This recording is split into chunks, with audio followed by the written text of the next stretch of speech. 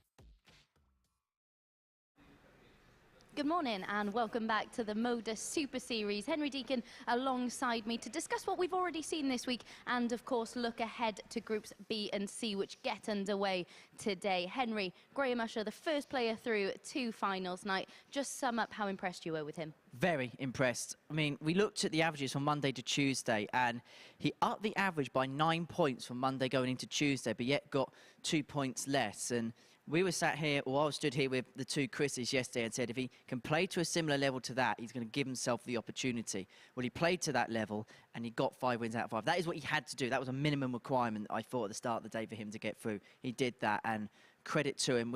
I've been saying for weeks, I think he's the man to beat in this Champions Week field, and so far he's proving that to be the case. And Graham Hall is the other player who many people have favoured coming into Champions Week. It was such a tight group, wasn't it? Nobody able to really pull away. Were you impressed with him as well? Yeah, very much so. I mean, it'd be interesting to see now how he reacts tonight, because obviously he would have been disappointed. You know, the next 36 hours from that are going to be really crucial. What I would have done is I would have maybe spent a little bit of time away from the ball, maybe have a little bit of a practice in the evening, go to bed early, maybe do just something this afternoon, maybe go around the city, something like that, just relax, and then get your game face on ready for tonight, just to take a little bit of a break and a sting from things. And Robert Owen is someone who's been in the headlines this week. He's got his tour card back. He's looking forward to that next year. He's back in action this morning. Do you think, I was just speaking to him outside and he was saying, you know, it's quite ruthless, it's quite relentless for these players. Do you think he's someone who can thrive playing 5 mornings in a row? He's going to have to find a way, isn't he? But, I mean, it's interesting to see how good this field is when a player who's going to win a tour card, or has a tour card for next year, is finishing in the bottom 3 places of Group A. I mean, that was how incredible Group A was, by the way, that a player on 16 points had to go through the ringer this morning and tomorrow, which says everything about the quality of field we got. But for Robert, yeah, it's going to be a tough slog, but we've seen players come from the bottom end of Group A through Group C and win the week. And just a word on Josh Payne as well, because he's someone who this year is starting to recapture some of that form. It's kind of, you know, he's finding himself on the dartboard after some difficult times away from darts. You've spoken to him this morning. What sort of mood was he in? Very jovial. I mean, he's a very relaxed character anyway, but there's some players where you think, well, when they're focused, they're switched on and they play their best. I think with Josh, when he's relaxed, he's enjoying himself, he's having a bit of fun, that is when he plays his best stuff. And yeah, I mean, he's in a good mood. I think the other thing as well is he's the only player who hasn't won a week who's here. He's the best runner-up in the process. So even though he hasn't said it's a free roll, it will instinctively feel like one, because he's come in on the back of Scott Williams not being here. So he can just relax, enjoy it, and then see if he goes and wins a thing, because he has got every chance. Do you see him getting through Group C? Yes. Along with? Robert Owen, but hopefully the players didn't hear that. My predictions have been wrong all week, by the way, so... So he's just given the other players in the field a helping hand. I've just done it to Robert Owen again, because I said he'd get through yesterday, so...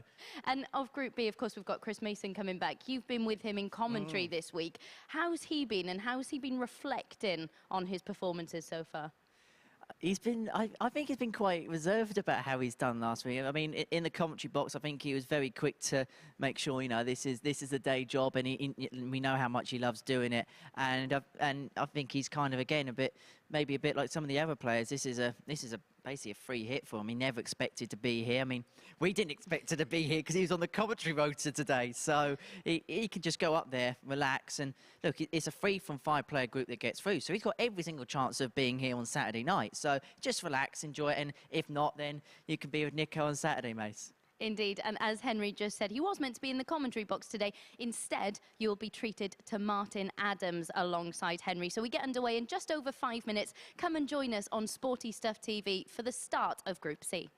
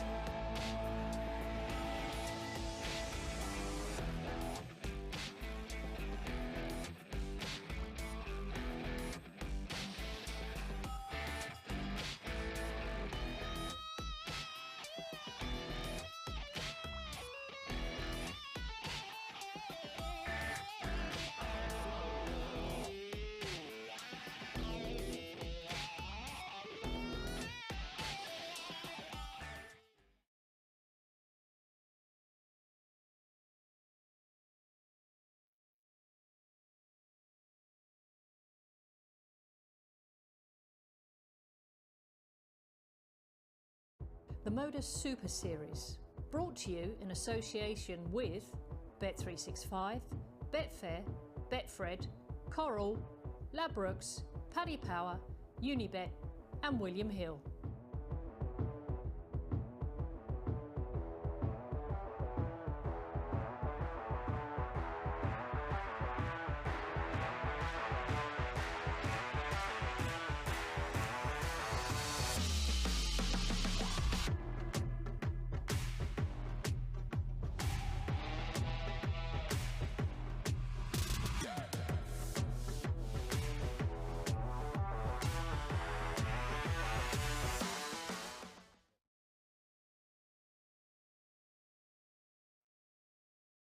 Welcome back to the MODUS Super Series for the start this morning of Group C. I'm delighted to be joined by Martin Adams this morning. Martin, you've got the role of commentator today. Would you prefer to be out there playing? I'd much prefer to be out there playing, yeah, to be honest. I mean, this is sort of new ground. I've done a little bit before, but I've never thought I'm any good at it, but somebody thinks I am. And reflecting on your last performance, of course, on finals night, how do you look back at that weekend now? I don't really, to be honest. It is what it is. What happens, happens. I played some good stuff, played some bad stuff, but at 66 years old, I was quite feeling it near the end. Yeah, absolutely. Someone else who's played some very good stuff this week is Graham Usher. Of course, he's the player who is already through 2 finals nights, having come through Group A yesterday. Let's remind ourselves of the highlights from Wednesday's action. Here's Henry Deacon with the highlights. Barstow will be looking to bounce back in Group C. He picked up 8 points from his opening campaign. Lee Evans will be looking to do likewise. About to win on Wednesday. What will Thursday bring for Evs?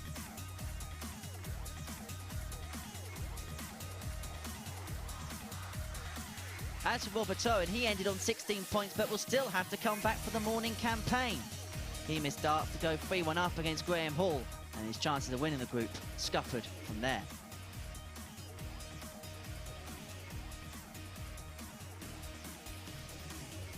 As for Conan Whitehead, he made a run for the line, but it was too little, too late for the Barbarian, as he finished on 20 points and will return tonight. Graham Hall was so close to qualification, it was into his hands. Going into the final game, this 1-4-6 against Lee Evans helped him on his way towards getting towards first place, but couldn't get there in the end. Because Graham Usher was the man to beat in the end. This 1-3-6 seeing a 4-0 win against Graham Hall, which ultimately sealed his place through. Yeah, thank you very much, Henry. Martin, Group A was such an incredibly close-run group, wasn't it? Aside from Graham Usher, who stood out for you? Well, I thought Robert Owen was playing really well, as Conan. But then at the end there, Robert seemed to fade a little bit. But, yeah, I mean, fantastic. I mean, Graham Hall was absolutely brilliant most of the day. I mean, from the start of the week, he seemed to be the man that was going to go through. But then right at the end, you know, it changes. And you mentioned Robert Owen there. He finished 4th in the table on 16 points, as you can see on the screen. He's someone who, of course, has just got his tour card. For him, how important is this experience before a full season playing on the Pro Tour and whatever else comes with it?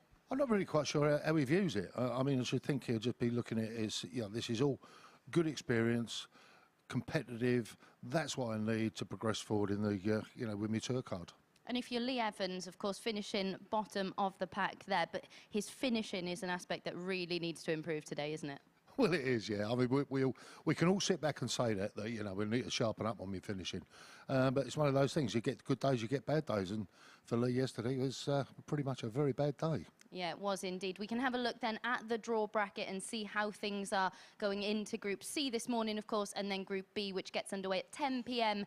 this evening. Chris Mason, of course, comes into action in Group B.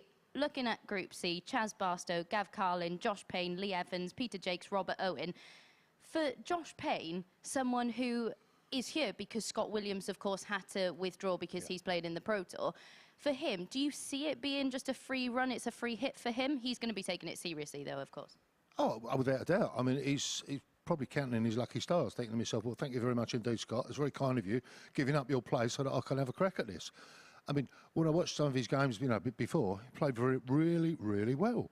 And there's no reason why this guy can't get in the top 2 of this table.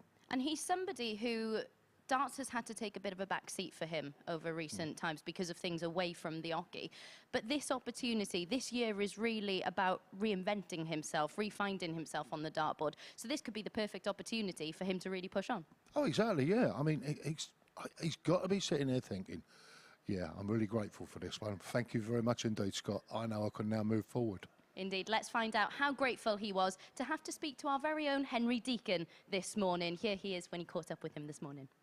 Josh, welcome to Champions Week. You got in via the best runners-up spot, so how do you feel this week's going to go for you? Yeah, I got through the back door, and I'm going to treat it as any other week. I feel like I deserve to be here. I feel like I probably should have won 2 of the weeks, but it's my own doing, really. But no, new week, and I'm looking forward to it. Do you feel as if you're on a bit of a free roll this week because you came in via the best runners-up route as opposed to winning a week here? No, I don't really. Like I said, I feel like I should have been here, but I'm good enough to win these, and I'm going to treat it exactly the same. I see what you should say. I mean, it looks as if the expectation is to go and win. It's not as if you're here to, free roll and have some fun, just going to go out and see if you win the 20k. Yeah, I'm not that sort of player. I don't just turn up to just make numbers or, plod about and do my best. I want to win, so... I'll be trying my hardest. Where would winning Champions Week rank in terms of things that you've won in your career? It'll be up there because it's, it's a very new thing. It's a big thing now as well, very big thing. It'll be up there with some other big wins like Pro Tours and, Josh, wish you well. Thank you very much. Cheers. Yeah, it would certainly be a significant achievement if he were to go on and win Champions Week. First up then, it is Josh Payne against Rob Owen. Who do you see coming out on top in this one? Well, I haven't seen Josh play an awful lot, so I'll put my money on Robert. There we go. Let's get into it then and see if this man is correct with our first match of Group C. Henry, over to you. Good morning, Abby. Good morning, everyone, and welcome along to Tungsten Thursday here and the MODUS Super Series as Group C and B get underway, and we will get one step closer to knowing who will make up the fabulous final 6 going into Saturday night's finals, which is worth £20,000 to the winner. Josh Payne is seen by the bookmakers as one of the favourites to go on and lift the top prize. He is in as the best place runner-up following the 12 weeks worth of action due to Scott Williams' withdrawal, but he doesn't see this as a free roll. He is here expectant to pick up the big check. Another man who is also expecting to do big things this week is Robert Owen, Stack Attack. He's going to be a PDC tour card holder come the start of 2023. First leg, it's Robert it to could throw sum up first. possibly the week Game of on. his darting life if he can pick up the £20,000 check and pick up the MODUS Super Series trophy. Charlie Corsafine is your referee for the rest of the week, and he'll be hoping to be calling out lots of maximums just like that. And alongside me in the commentary box today, I'm really happy to say it's an absolute legend of the game. It's Wolfie. Hello, Martin Adams. 82. How are we doing, Henry? I'm fine, thanks. Fine. Looking forward to a great day's worth of darts here at the Super Series. It could be starting in perfect fashion. 180. There's only 141 to go. Easy said, quick, isn't it? You may have completed commentary in the first leg, Martin. 140. Well, you Robert, never know. Wouldn't it be a great start? 141. Go on, Robert. Oh, that's the trouble with 9 darters. You miss more than you ever hit. 60. Only it was that easy, eh? If only. Yeah, but he's got a nice leave here, 81. How many times do you throw at 81? Hundreds and hundreds. 180. Robert, you require 81. That puts a little bit of pressure on it. 62 left. Double 13. Game shot on the first leg. Cracking. Robert Owen. So Robert Owen opens up a 1-0 lead here Second leg, it's against Josh Josh to throw Payne. first. Game Excellent on. opening leg, and how will Payne respond?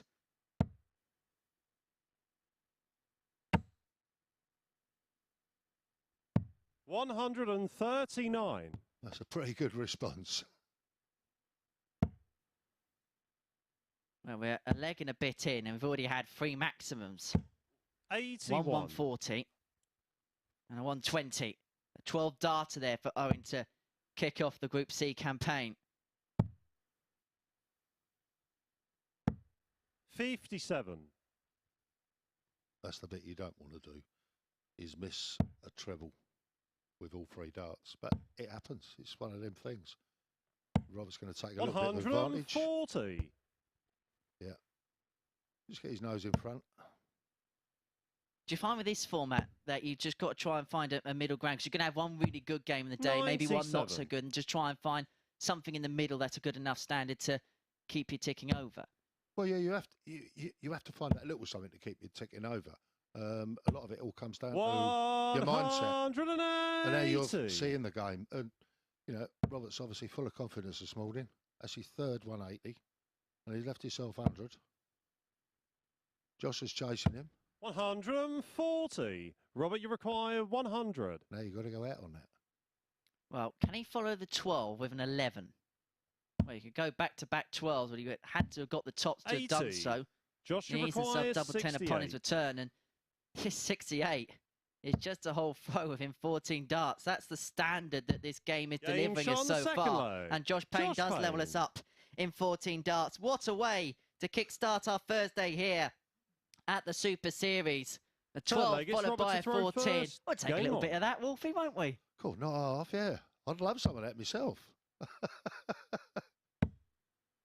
No, sometimes your scoring doesn't go to plan. 41. And then your opponent does the same thing and you're sort of following. And it's really weird. And you're trying your hard. I think sometimes you try too hard just to get that little nose in front. 97. Can't show the averages on the screen at this particular second, but the averages at the minute are 113.67 Robert Owen, 113.16 for Josh Payne. 100. That's not too shabby. That's all right, isn't it? I'd be happy with it. We'd prefer it was 114, wouldn't you? Yeah, beggars can't be choosers. 96.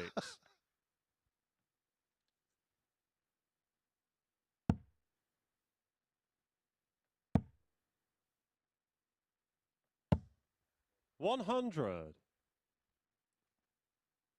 Time for Owen.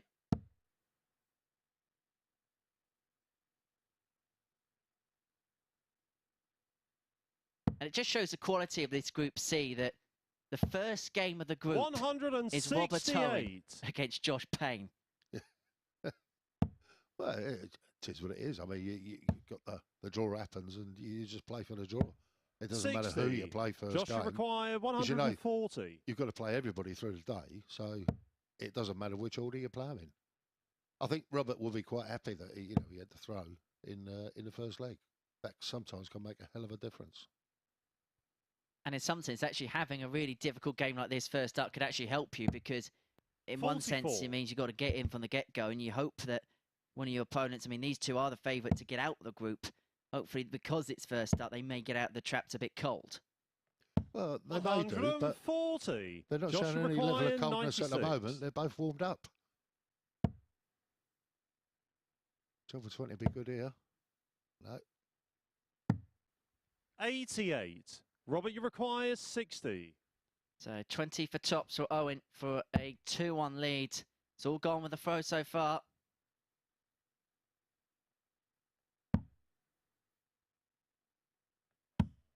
$20. But the trend may not continue. Josh, you require 8. But double fort for Josh. Just outside. Oh, inside. The baby double. Terrible No twos. score. Robert, you require 40. The terrible twos. Oh, that's a terrible first start. Double 16 to recover the visit. Game shot on the third A recovery leg. shot for sure for Robert Owen. He leads 2-1 and keeps hold of his throw, but a shake of the head as he went back to retrieve the darts from the board. Josh Payne also knows that he has missed an opportunity. He has missed an opening there. Well, at the end of the day, I mean, they both know that could have been a whole different story. When you do pull 100. a dart, and when you're on tops and you're going in a one, I mean, that's a killer. You think, how on earth did that get in there? But it did. Could be nerves. 140. Could be a number of things, you know. Maybe you're a little bit overconfident, too relaxed. And on the other end, maybe you're too tense. It's hard to say. You just got to play through it. It's as simple as that. Well, we've got the averages on the screen. They're spectacular as they are, but ironically, it's probably as low as the averages of penal game. That's been the standard we've got. Yeah. Oh, it's a fantastic start. You know, from both players. 42. I don't think Robert was happy with that one.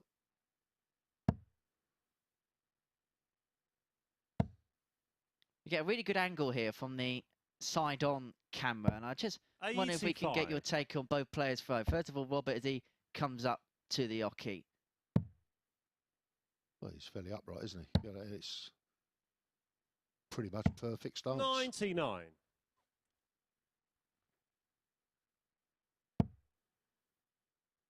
Yeah, Josh is pretty much the same, to be honest. There's not a great deal to choose between them. 81. It's a very relaxed throw, isn't it, that Josh has got? I think they're both pretty relaxed throw, but I always question when you get the player and his wrist snaps down. 140. Josh, you require 140. You see a lot of that in players, and I wonder how much that will impact in the future. Tops. 94. Just under. Robert, you require 80. And so this is the break chance for Robert Owen to make it 3-1. 2 10s. Game shot on the fourth leg. Beautifully done for Robert Owen, and now he's a leg away. Yeah, one leg away, yeah. You just see it as another leg of darts. Fifth leg, it's Robert to throw first. He knows he's got the darts, so he should just build on that position. You know, I'm 3-1 up. I've got the throw. Move forward. 60. I'm actually looking forward to the next couple of days in the commentary box, Wolfie. Well, yeah. It's a little bit new ground for me, all this. Yeah. I mean, 140. You guys that do the commentary all the time, you know exactly where to look for stats, and you're comparing stats here, stats there. It all goes over my head, I'm afraid. Yeah. For me, it's just a game of winners 100. and losers. Averages don't come into it. Get the winning double or don't get the winning double. That's all that matters. Yeah, exactly. Yeah. 121. Was it that good friend of mine said? What was his name again? Oh, that was it. Bobby George, yeah. Scores are for show, the doubles for dough. Thanks, 60. Bobby. And it is so true. It is, yeah.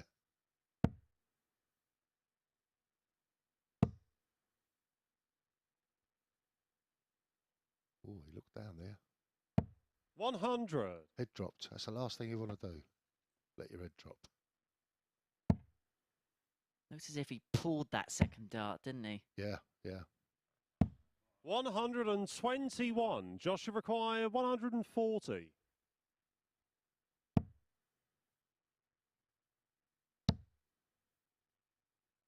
Go high, Josh. Go high.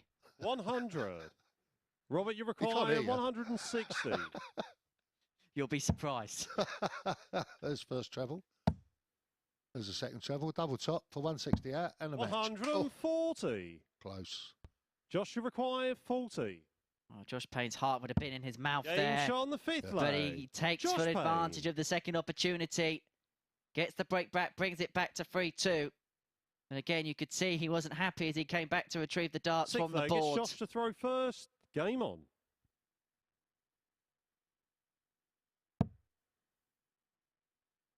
Well, Robert's got to take this one off him, hasn't he? He's got to hope that Josh... 59. Yeah, he hasn't got off to a flying start, so... You know what you got to do, Robert? And it's not in the 5. That's a bit better. 125. Much better. We'll take that. Yeah, definitely. That's a funny thing, you know, when you're throwing. 43. If you can get into the next street, as a lot of people say, you know, you start off at 501. If you can get down to the 300s and something, makes you feel more comfortable than say ending up 441 or something like that. So if you can get in the next street each time, you should be on for a 15 darter at the end. Working through the different departments within the leg. Yeah. Yeah, without a doubt. 140.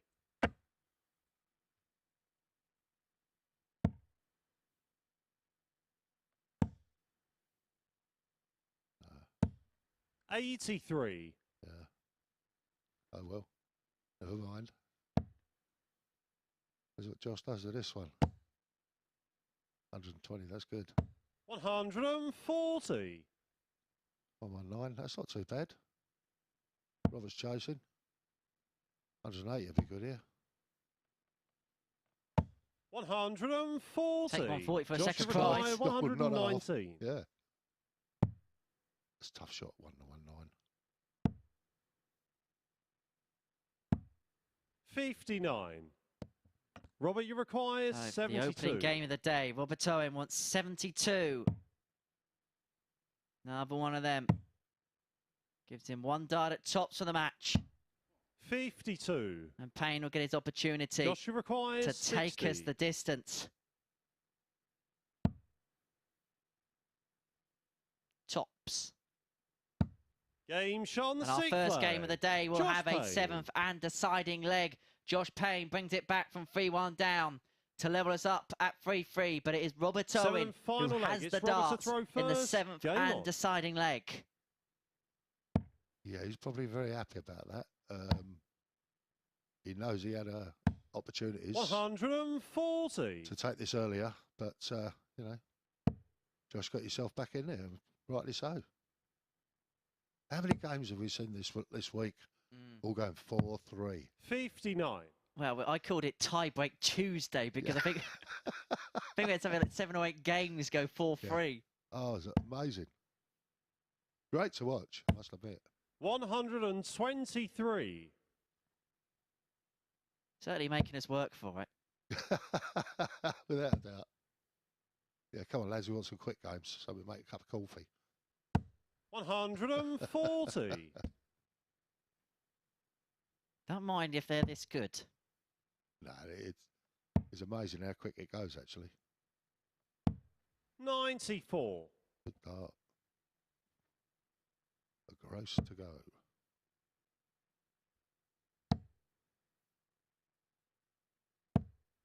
$98. Robert, you require So 144. Robert Owen has 6 on 144 to claim the opening win of the day. Another one of them.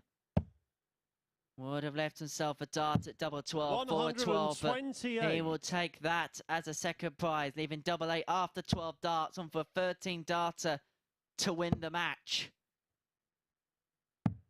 78. Robert, you He won require the first 16. leg with a 12. Will he bookend the match with a 13? No. Double 4. Terrible twos.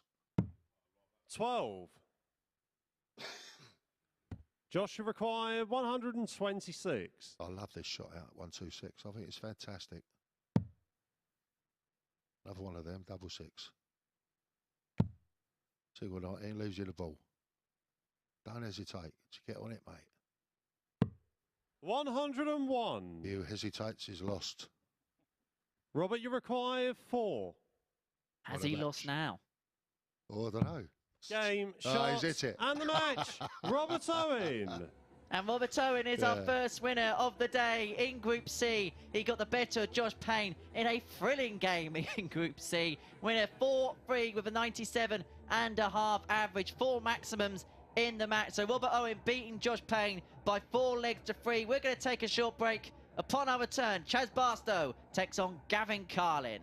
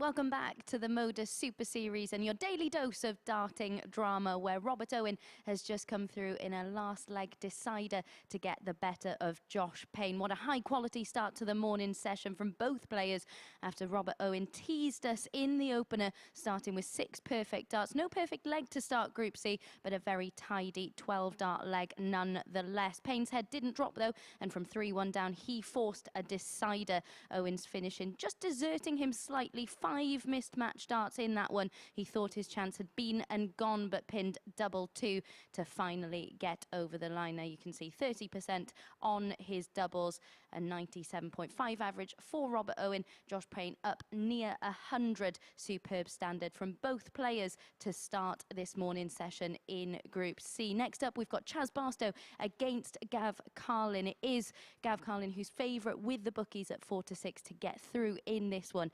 And Henry Deacon caught up with him before this morning's action got underway.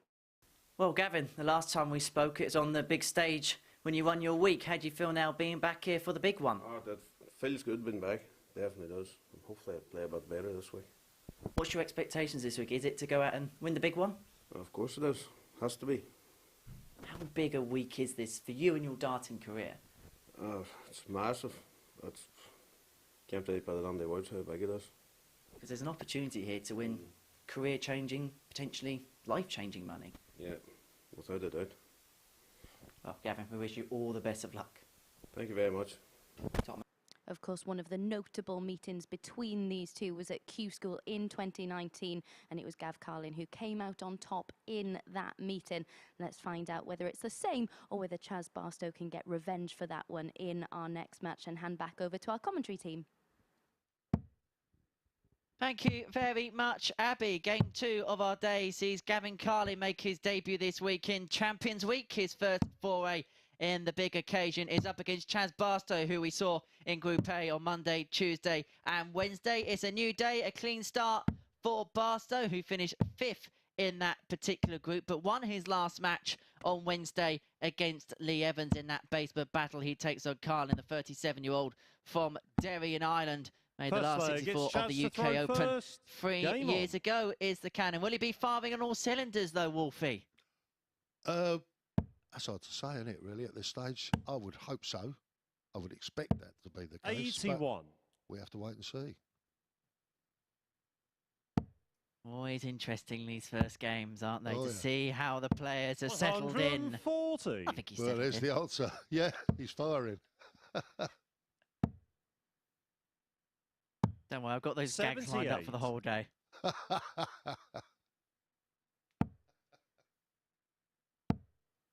Oh, no.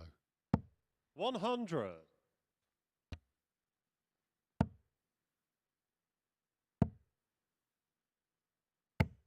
55. Don't know about you, Wolfie, but you look at the action of Gavin Carlin. One word to describe it would be fluid, I'd say. Yeah, very fluid. 180. Very relaxed as well. Well, he seems to be anyway, that's for sure. There doesn't seem to be jerkiness in the action at all. 45. Lot of Gavin, you players, require 81. The shoulders doing things, but it's just all, Gavin, it's all in the arm. 41. Rolls Royce like, isn't it? And when you've got an action like that, you don't break down very often, do you? You can repeat that often, you know, with 8 hours a day, something like that. 81. 8 Gavin, you hours a require day. 40. Oh, I've never thrown for that long. Not without a lot of breaks in it, you know. I mean, we do things like, you know, years ago, the British Open was always an all-day Game event. shot on the first leg. Gavin Carlin. But you had tremendous long breaks in between your games, so that was very much a bit like... Second leg, it's Gavin to throw first. Game on. Throwing your first leg and your first game every time you went up to play, even though it might be the third call, you know, your third match. But because of the distance and the time 140. in between the games, it's a bit like playing your first game again.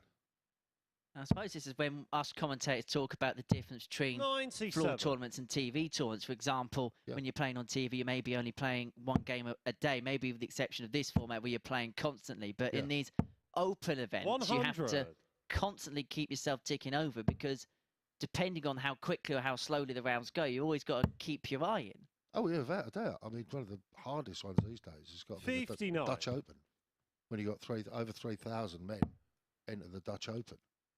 So, and there are a field 28. of dartboards. There's hundreds of them. But, it's still long waits in between your first game and your second and your third. Can it sometimes be as much a test of stamina as it is ability, those events? Oh, without a doubt, yeah.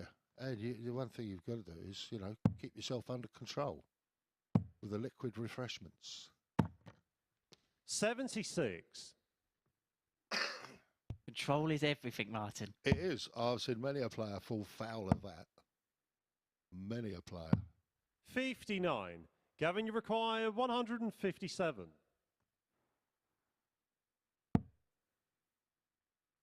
No, not the start he wanted, but he's got rid of the odd one.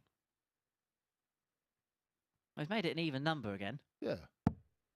81. And a great dart. Jacques, you require 146. Been a really good start this from Carlin. And Barstow can't take out the 146, and it looks as if the woes that he suffered on Tuesday and Wednesday may be beginning to continue into 90. Thursday. Carlin then Gavin, you require 76 to open up a 2-0 lead here, averaging 92.6, double 8.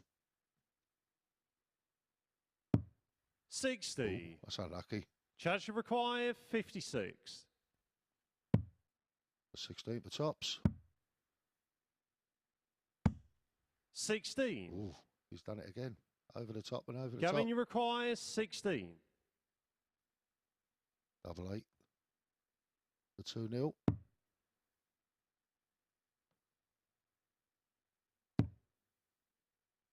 Ooh. 8. Ooh. Jacques, you You require can see from that 40. last angle, he had virtually no route there towards the double. That is the thing, unfortunately. It's where the dark Game lies. shot on the second leg. Yeah. Chaz Barstow. The Chaz evens it up 1-1.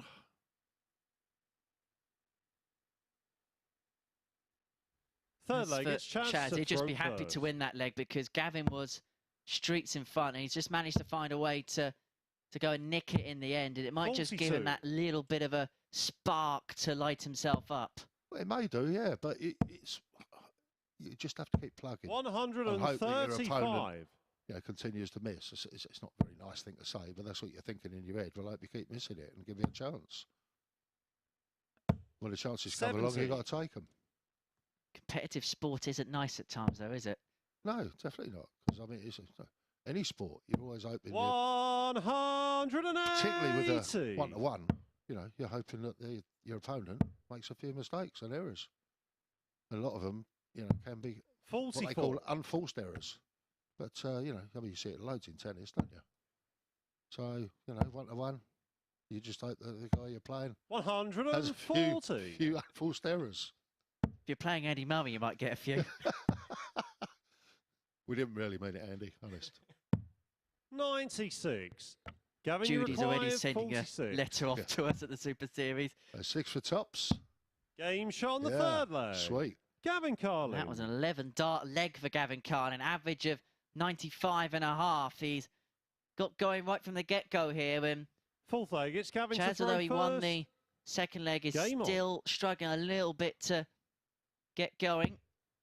No, he had a couple of troubles getting in this morning. Traffic on the roads and delays on the trains and things like that.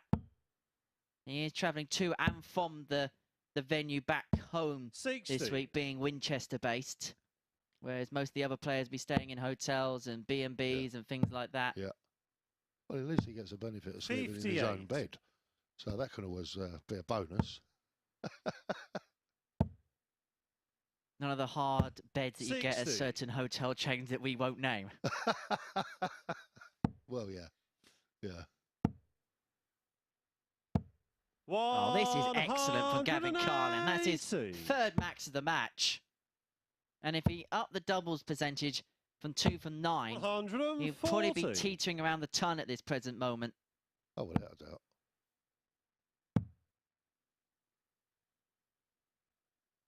I don't think the 3 was in the plan. 42. Had to go downstairs to leave a finish. Yeah.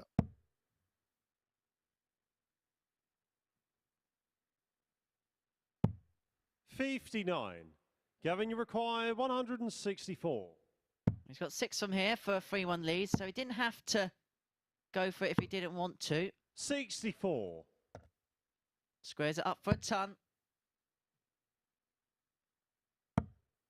He's just in full command, and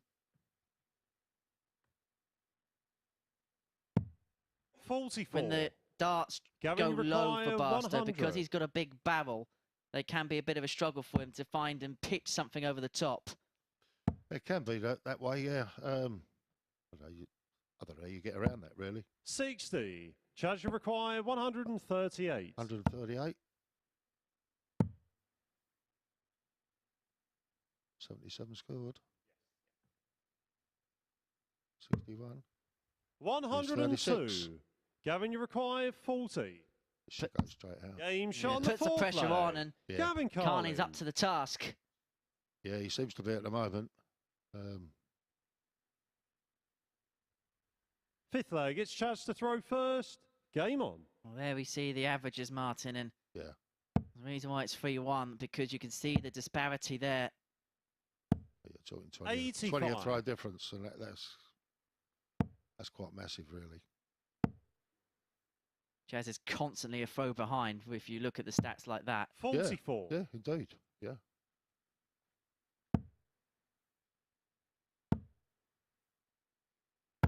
It's a bit more like it, though. Yeah, that's the darts I would expect from him, but will it be consistent? 100. And how much of the first game's about laying down a marker to the rest of the field, especially in a 85. week like this, when it's Champions Week and there's a lot at stake? That's a good question. Probably years ago, yeah, it would probably be very important to me, but these days I just go out and play and hope I can win. That's the thing. Some days it comes good, some days it doesn't. I mean, it's one of those things, you know, that if the body won't play, then there's not a lot you can do about it. 60. Chaz, you require 150. Still winning a fair few, though, still, Martin. Yeah, but that's when the body's behaving itself. My leg's not giving me jip, but my shoulders, you know, 42. feels like it's in one piece, not about four. It's like a jigsaw puzzle. Yeah, without a doubt. There's 73 for Barstow to bring it back to 3-2 and give himself a glimmer of hope.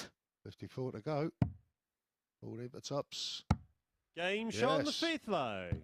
Chaz Barstow. And when you consider the predicament that Barstow's in, that took a lot of bottle. Oh, without a doubt, yeah. Sixth leg, it's Gavin to throw first. Game on. It's hitting that tops when you've got the opportunity with one dot in your hand. You just got to go for it. Do you remember what you were saying in the first game about 4 threes? 121. Yeah. It could shape up that way. 45. But that's not good.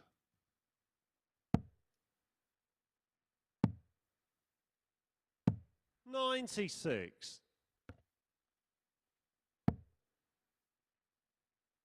Of course, now we can add you to the 134. list of greats that have been in this commentary box over the years and over the last few weeks here at the Super Series. Yeah, 60. Yeah. I'm not sure whether that's good or bad, though.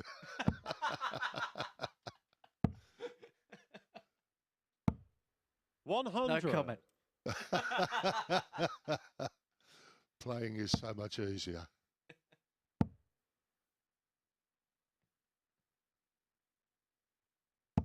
$60. I remember doing just the punditry thing for Eurosport a few years ago, and it's amazing how 44. How much you have to concentrate on Gavin, the games, even though you're not playing on them. 164. But you've got to see what's going on and follow the game through. Otherwise, you can't comment on it, really. That's the thing. So, yeah, it takes amazing concentration. 86. And interestingly as well, we may touch upon it in the next game because Carlin's got an opportunity for the match. So we'll touch upon that in just a second because Carlin now wants 78 to seal the second game of the day and to get his Champions Week campaign off to a perfect start. Do what Josh Payne couldn't, and that is 38. to open up Require with 83. a win. But Barstow to take us the distance for the second consecutive game. Double 9. Game shot on the 6th leg. What were you saying about 4-3? Amazing. Forget tiebreak Tuesday, it's tiebreak Thursday. Final leg, it's tiebreak Tungsten Thursday here at the Super Series.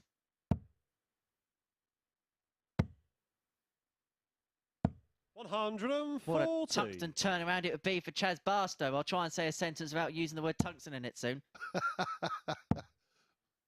Well, he's found his mojo, that's 100. For sure.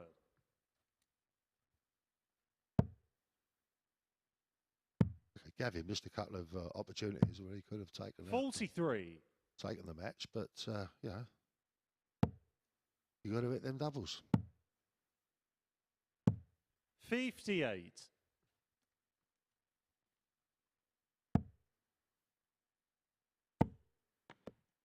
Oh, that's unlucky. 79. And that's the size of the barrel that's not helped him on that particular occasion. Yeah, it's a unfortunate thing. Sometimes 140. You hit the flight, barrel, it just takes all the pace out of it, and it just touches the board and falls down. 41.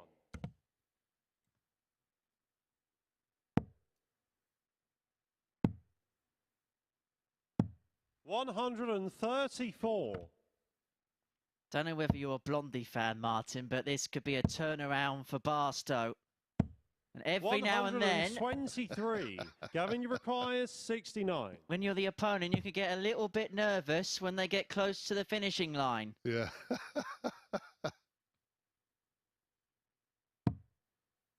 One dart at tops for the match for Gavin Carlin. 29. And it doesn't go. And so Barstow has the opportunity 75. on 75 to turn this game around. Oh, that was a slip. So double 11 for Barstow to secure the 4-3 win. To turn this game around. 53. And get on the board, but he can't. Gavin, you require 40. So Carlin wants tops. He has been the dominant force in this match. Double 10. Ooh. The cricket umpire would have just signalled a wide on that one. 35. Chaz, you require Pulled that 22. last dart as Carlin, and Barstow will get another opportunity. Double 4.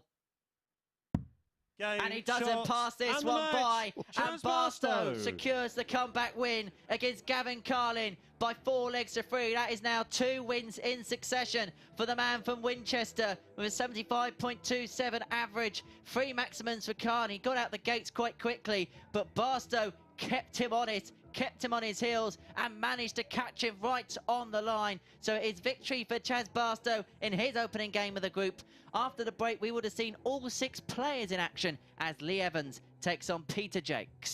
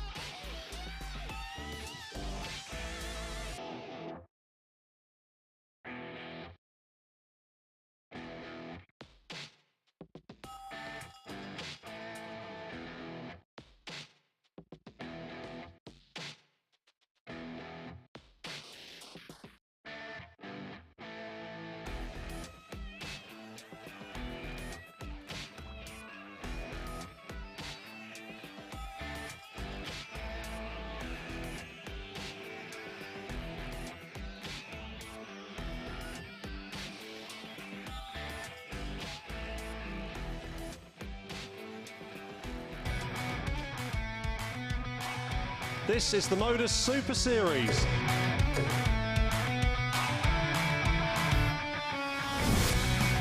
$180.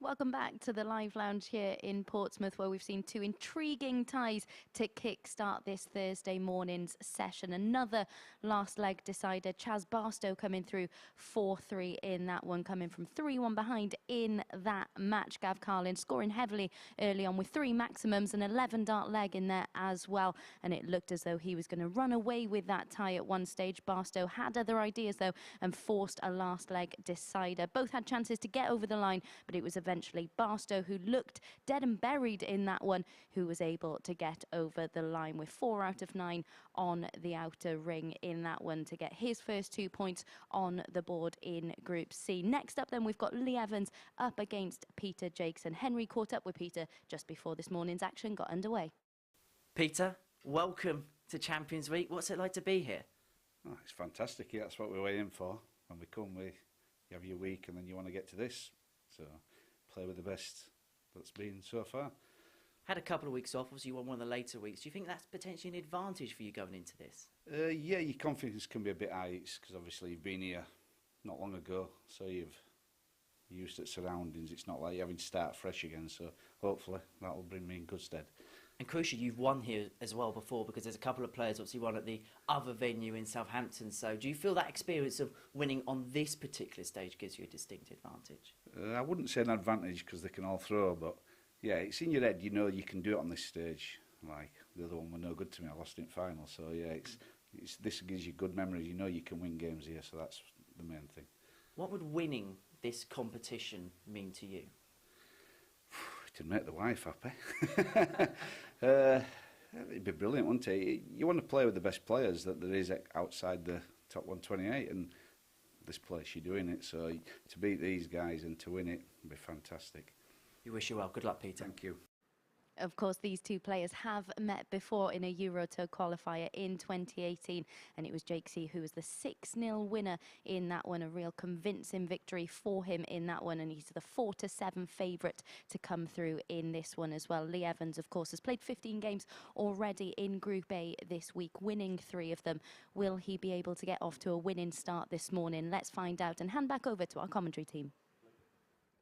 Thank you very much, Abby. And so, following the end of this game, we would have seen every single player in action once in Group C. It's a first appearance of the week for Peter Jacques, the Terrier, age 49, a 2-time PDC Challenge Tour event winner from Denby Dale in Yorkshire, up against Lee Evans, the 34-year-old from Kempsford, throwing a 22-gram data dart. He is also a Challenge Tour event winner with the nickname Evs. I wonder where he got that one from, Wolfie. Hard to say that one, isn't it? Hard to work out that one. Yeah. First leg, it's now, Lee Peter to throw Jacques won first. week 11 a couple of weeks ago here. It was a week you were involved in, wasn't it? Yeah, yes, it right, was, yeah. Yeah, it was, yeah. Yeah, I lost out to him in the semi-final. But there you go. Sorry to bring those memories back. Nah, it's all right. I don't worry about it. 180. Peter Jacques might be a little bit worried about that. That's a fantastic start for Lee Evans, who, a bit like Barstow, can just refresh himself today following 60. The end of Group A, which ended quite tumultuously for him.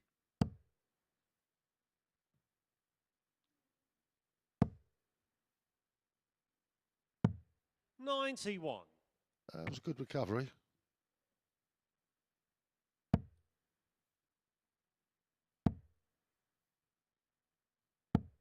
$45. Peter's not found his rhythm yet.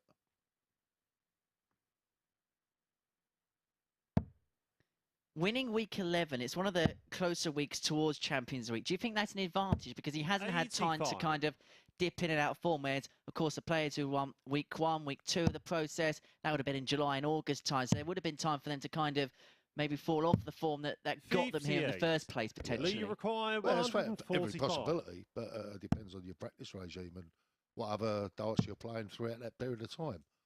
I don't think it's necessarily a great advantage going from, you know, so like 56. The last week of getting here, and then, you know, straight into this week. Well, it's just one of them things. That's the way it goes. But I don't think it's a great advantage. 100. Because it can be Lee, you require quite 89. tiring, to be perfectly honest. Well, I find it that way anyway.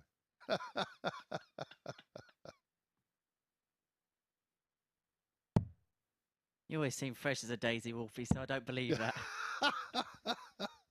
2-8 to the opening leg for Evans, and Jacques is all the way back on 2-3-8.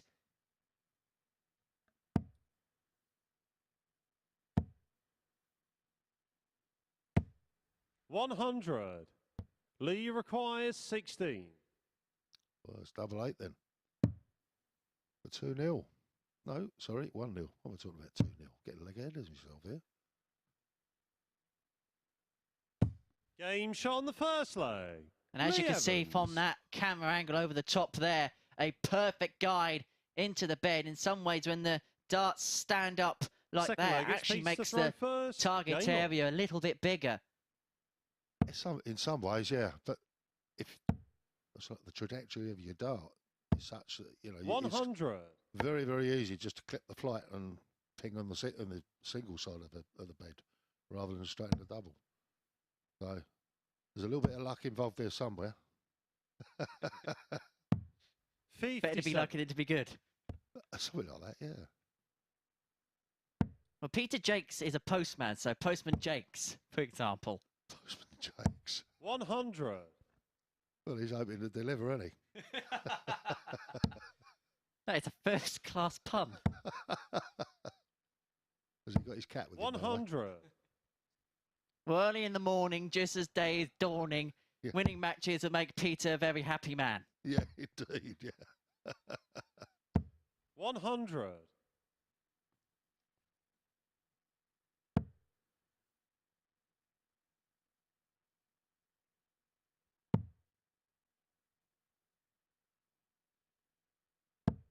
$80.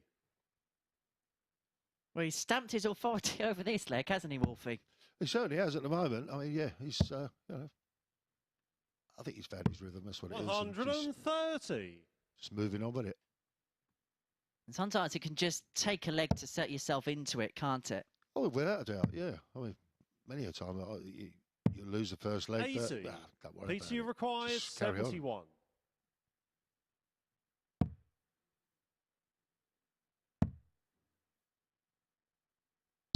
Game shot on the second leg. Peter Jacques. A 15 dart leg, and it just felt like bish, bash, bosh, didn't it, for Peter Jacques? Yeah, without a doubt. Third leg, it's Lee to throw first. Straight tons. Game on. I mean, yeah, everybody likes to see the 140s and the 180s and that, but straight tons are just as good as we've seen there. 93. It's a bit like a golfer, isn't it? As much as we like to see the extravagant birdies and albatrosses and things like that, but if you keep holding par, then you're going to put yourself up the leaderboard by the end of the tournament. 180. He's definitely found his rhythm now. Will he back it up with another one, though? Now you are teasing us. Oh, yeah. Got to be done. 60. That's unlucky.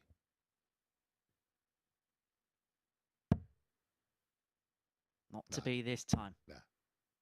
Have you had a 9 on commentary yet, Wolfie? 54. No, not at all. Let's hope we can change those fortunes this week. You never know. We've got the field for it. 96. I think we have, yeah. Without a doubt. Well, we've seen the back-to-back 180s this morning. 60. Young Robert, so Robert Owen. Did it in the first leg. I know. Amazing. 60. In some ways, I'm glad he didn't get the 9 in the first leg. Otherwise, we just would have peaked and it could have only gone downhill from there.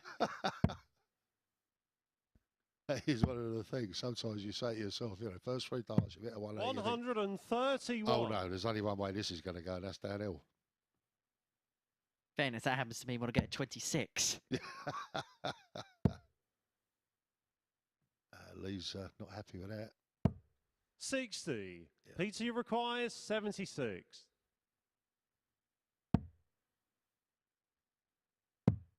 One dart at tops for a breaker throw. 56. Lee, you require 132. Ball, double 16, the route for Lee Evans on the 132. I love the shot out. Brilliant when it goes in. 57. Unlucky, 88 left. 60. Peter, you require 20. Double 10. Game shot on the 3rd leg. Easy, Peter does it for Jacques. Peter Jacques, and he gets the breaker throw and leads Lee Evans by 2 legs to 1. Evans, who got out the blocks firing, got out the 4th leg, traps it's Peter to throw first. quite quickly, has just regressed a little bit over the last couple of legs, and it's opened up the opportunity for Jacques, who's averaging 89.02 after 3 legs play here, to take full advantage, to take command, to stamp his authority on the game. 57. Well, he seems to be doing that at the moment.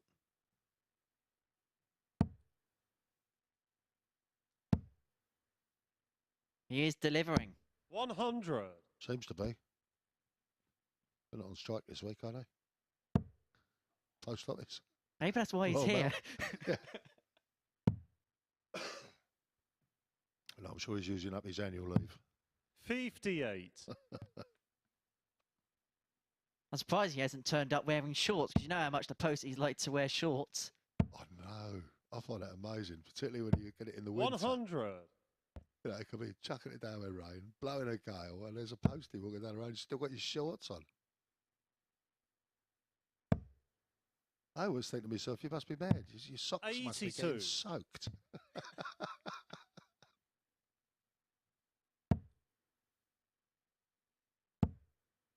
But yeah, they wear about 5 coats on top. That's 60. the weirdest thing about it. That's it, yeah.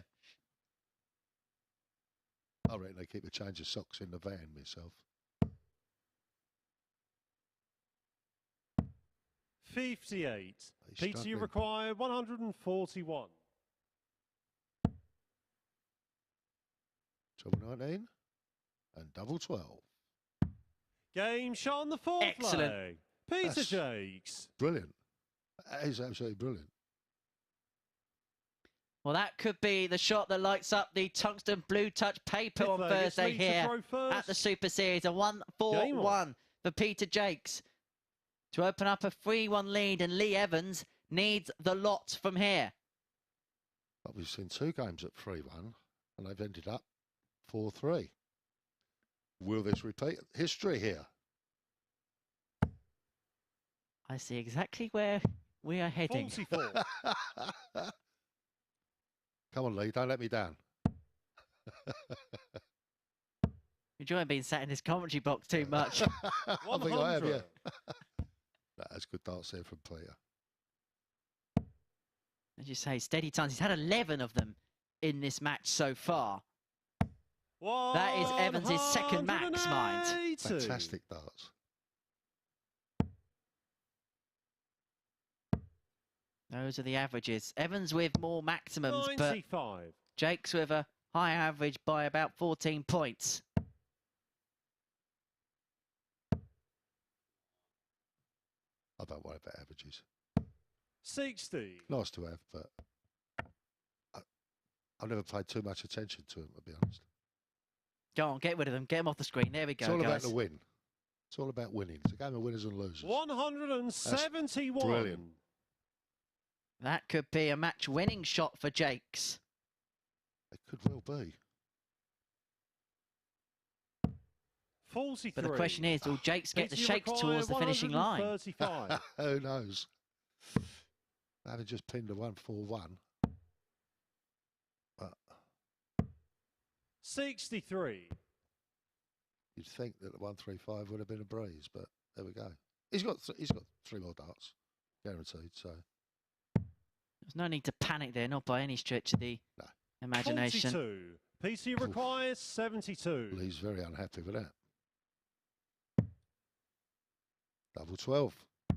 Game, shots, There we and have the it. match. To Peter secure Jacques. a brilliant victory for Peter Jacques, and the players are bringing out their best for the start of Group C. The players that come into the group are playing well. A 94.68 average of Peter Jacques in a 4-1 success against Lee Evans. Evans got more maximums in that match, but when it came to the doubles department, 4 from 5 for the Terrier, including that magnificent 141 checkout, which means his campaign for Champions Week is off to the perfect start. That's the end of the first round of fixtures for Tungsten Thursday. And after the break, we're going to see Josh Payne back in action. He lost 4-3 to Robert Owen up against Chaz Barstow, who's going to go 2 wins from 2.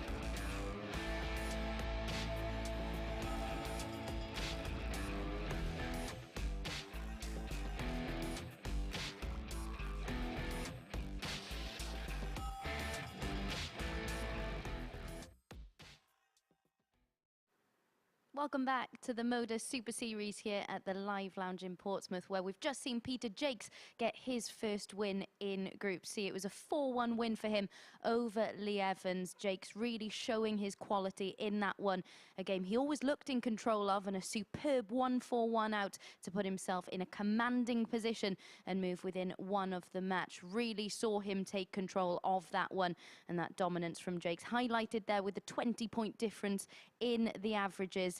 Just shy of 95 from Jacques in that one. 80% checkout success for him. It was a superb start to Group C for Jacques in that match. Next up then, we've got Josh Payne against Chaz Barstow. Now, as we've already mentioned, Josh Payne coming through into Champions Week because Scott Williams has had to withdraw. But as we can see, this was in the semi-final of the finals night that he played, and he came so close to qualifying by his own right in that one, of course. Now then, these two players had very different fortunes in last leg deciders in their opening games of the morning session. And it's all three have been very close matches, haven't they? Except for that last one, of course, where Peter Jacques coming through 4-1. It meant to say that the first two games were very close encounters. Who will come out on top in this one? Let's find out and hand back over to our commentary team. Thank you very much, Abby. And so round two begins here at the Super Series. It's Josh Payne up against Chaz Barstow for the man they call the maximum. He'll be looking to respond to that 4-3 defeat to Robert Owen in the opener, up against Chaz Barstow, who got the better of Gavin Carlin 4-3 in a really intriguing battle. Carlin was 3-1 in front. Barstow brought it back. And it looked as if the cannon was going to secure victory in that one, but Barstow just found another gear towards the end and carved the victory out. He's going to have to do something likewise against Payne, who, despite losing that first game against Robert Owen, averaged 99.65. So game on. He plays like that for the rest of the day. He is most definitely going to win more than he's going to lose. Oh, without a doubt, yeah. But I think Robert, you know, he had, in some ways, you know, the little bit of luck around the doubles. So, yeah, Josh just missed out. But he's clearly playing well. 100. You know, 99 average. It shows he's playing well. Well, even the doubling stats in that first game for Payne, 3 from 8, and that was what ultimately cost him the game 89. In the end. But even then, we've seen double stats much worse than that with matches here, so... Yeah, that's true. 140. Probably some of mine.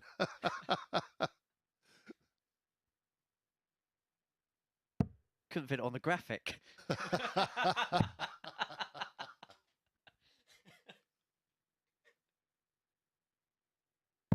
96. Good job we ain't got the old chalkboards, isn't it? These days, he'd have been right down by the skirting board. 60. We have someone called a scalper, a guy by the name of Taylor, who logs every single dart into the board, and basically he watches every single dart off a big screen. He has a full board view, and every single 60. dart that goes in, he'll click a button. It's done brilliantly by a system specific to this tournament, and that is how all the scores are inputted, and the players will, and you can testify being here. Players will then look at a screen to the left as they throw, and that is how they get the scores, as opposed to a marker as you'd see in some other events. All right, I've learnt something new there. 100. Charge you require 141. My word, that sounds very complicated. But there you go.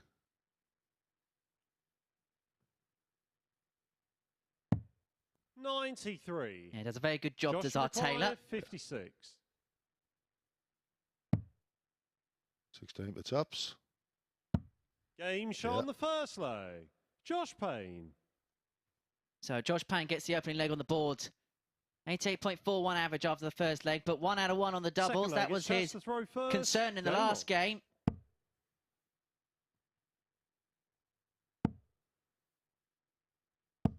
$100.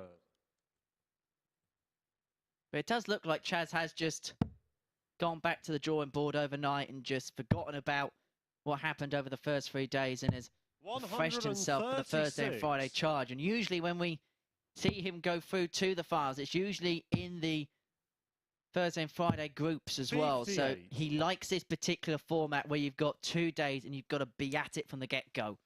Well, yeah, indeed. But you know what you've got to do, that's the thing. You know, you've got no wiggle room, should we say. Yeah, you've got to be up there challenging for the 2 spots to go through. If you're not, then you relax too much then, and you think, oh, well, that's it, I'm done. I can try and be a spoiler, and that's about it. 100.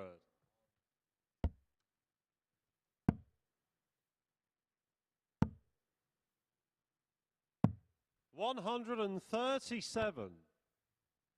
When you read the players' faces and they come up to the board, you wouldn't know what Chaz has hit at all, would you? No, not at all, no. He could hit 180 or he could hit 3. There wouldn't be any reaction, whereas sometimes with Josh, he can just let his head drop once or twice. 39. Josh require 147. Which is interesting because off the hockey, he's the most jovial character you'll ever meet.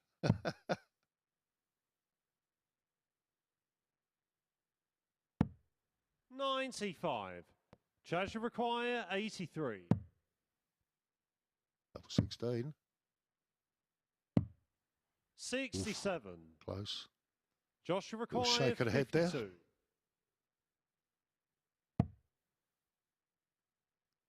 Tops. Game shot on the second leg. It'll be another one of them Josh now because Payne. Josh Payne has broken Barstow and opens up a 2-0 lead here. Next Third to leg, no it's Josh time to at throw all. First. Game on. 2 out of 2 on the doubles. Chaz Barstow's missed 2 at double. And that is the difference in this game because if you look at the other metrics involved, there is not much between 100. them.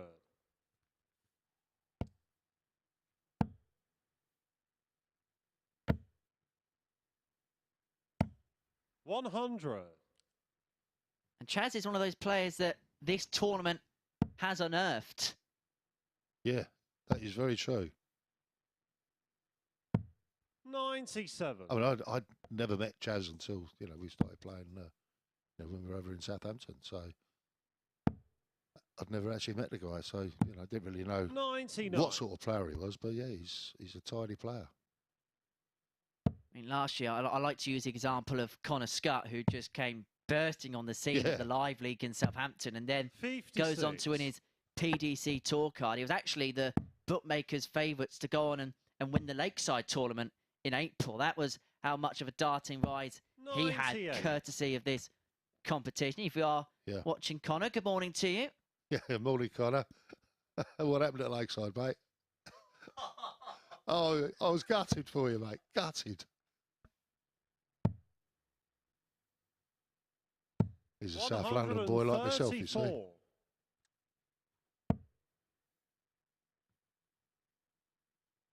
Yeah, Sean Burt, his opponent in that game. And he had matched darts to beat Thibaut Tricot. The whole French story that week at Lakeside could have been so different.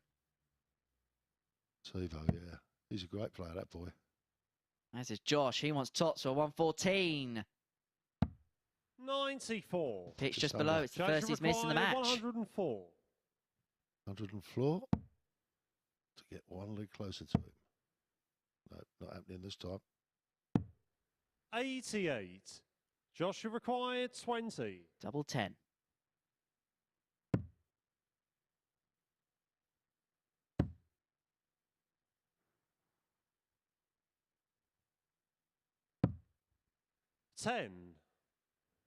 Big miss, big moments. Is Barstow up to the task? Yes, is the emphatic answer. And he brings it back to 2-1. That is the break back for Barstow. And he's back in this match. And Josh Payne has had 4 opportunities to open up a 3-0 lead. They have come and gone. And will that be a crucial moment in this match? Will this be something we'll be noting down on the notepad in a few minutes' time? Those are the averages on your screen now. 86 and 88 respectively. 99.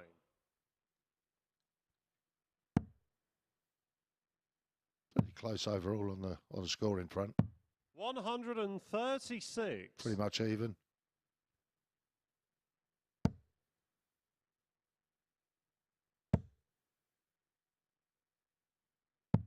99.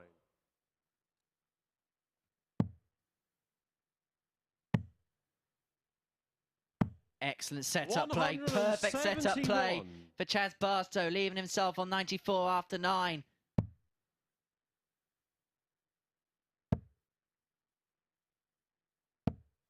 $59. Chaz required 94. And suddenly, the direction of travel here is changing significantly. Tops. Lovely marker. 74. But too far down. But he is going to return for double 10 for 2-2.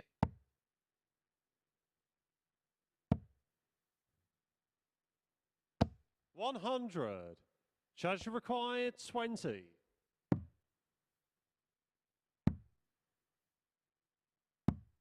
Game shot on the 4th leg.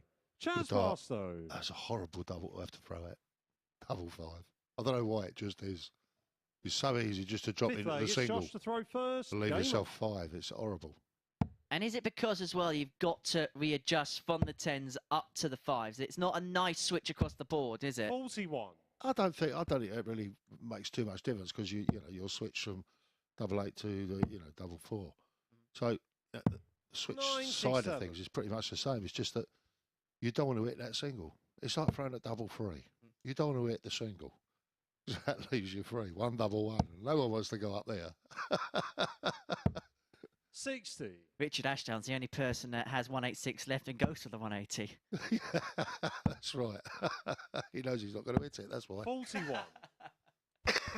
No offence, Richard. It's a long way up there for you, mate. He likes double three, though. And 171s. Yeah. Look at this. Great odds. 140. Brilliant. And after missing those 4 darts for 3-0, and Barstow pegging him back level, there's going to be a huge test upcoming for Josh Payne. Because Barstow's already won once today from behind. Josh Payne is looking to get on the board for the first time in Group C. The man who was quoted 140. as one of the bookmakers' favourites for the week. He is the favourite to win Group C. He is 5-2 with the bookmakers. Robert Owen 7-2, along with Peter Jacques as play got underway. 9-2 Barstow, 6s for Carlin, 10s for Evans. What's the Shanghai on the 20s? Oh, just under. 40. Charge require 50. Double 10. 30. Oof. Could have got his nose in front there. Josh require 80. To stem the charge. Tops. He works his way up the ladder. 60. But he cannot find the pot of gold at the end of the darting rainbow. 20.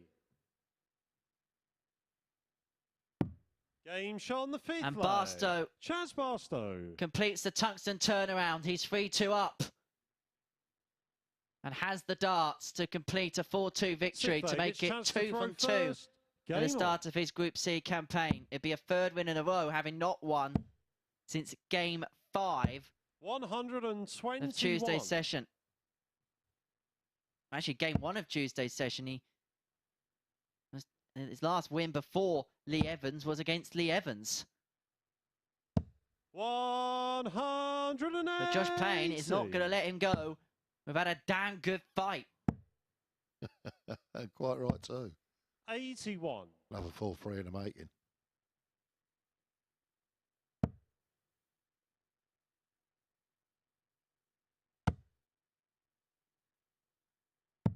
97. Carry on with the 4 threes. We'll have to get a lunch reservation. Oh, too right. 81.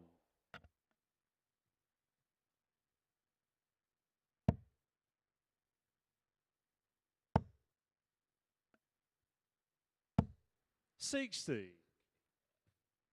He's himself on a finish, but Barstow should have a more makeable out when the players return to the hockey. 58. Well, Joshua requires I say he's on 160 himself. He's going to go down the 2 jumper 19s route. Won't go this time. I find that really bizarre myself, but there you go. 57. I would never even think about that. Joshua require 160. No.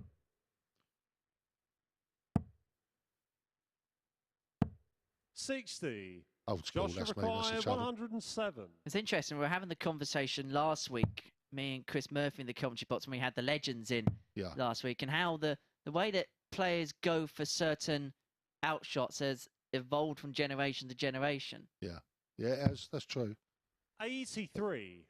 Joshua require 100. Some of the shots that these guys go for, these days just amazes me, but double 10. 90. Oof. Joshua required 24. Double 12. Game shot on the 6th leg. Josh Payne. Do you know where we're heading, Wolfie? Told you it'd be 4-3, didn't I? 7th and final I leg. reckon what we'll do is we'll put all the other results. We'll get Wolfie to know all the other results on pen and paper. He'll get them right.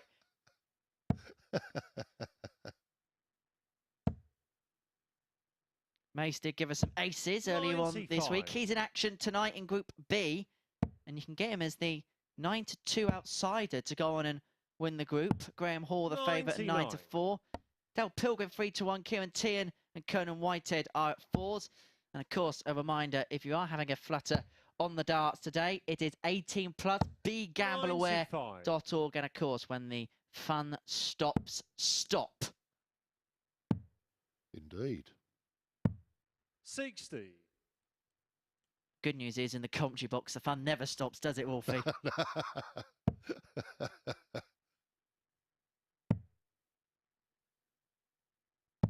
96.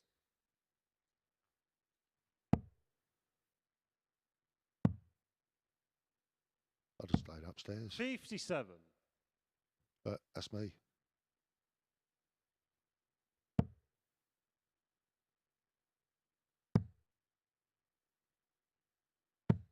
58.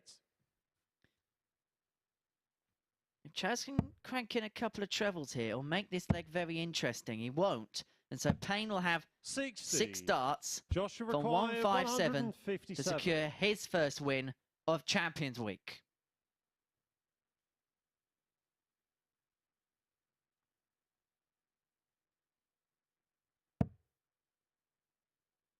That's the luxury of time. 91. Leaves 66 upon his return, but under what pressure? 140. Joshua requires 66. Which way will he go? 51 15, 36, double 18.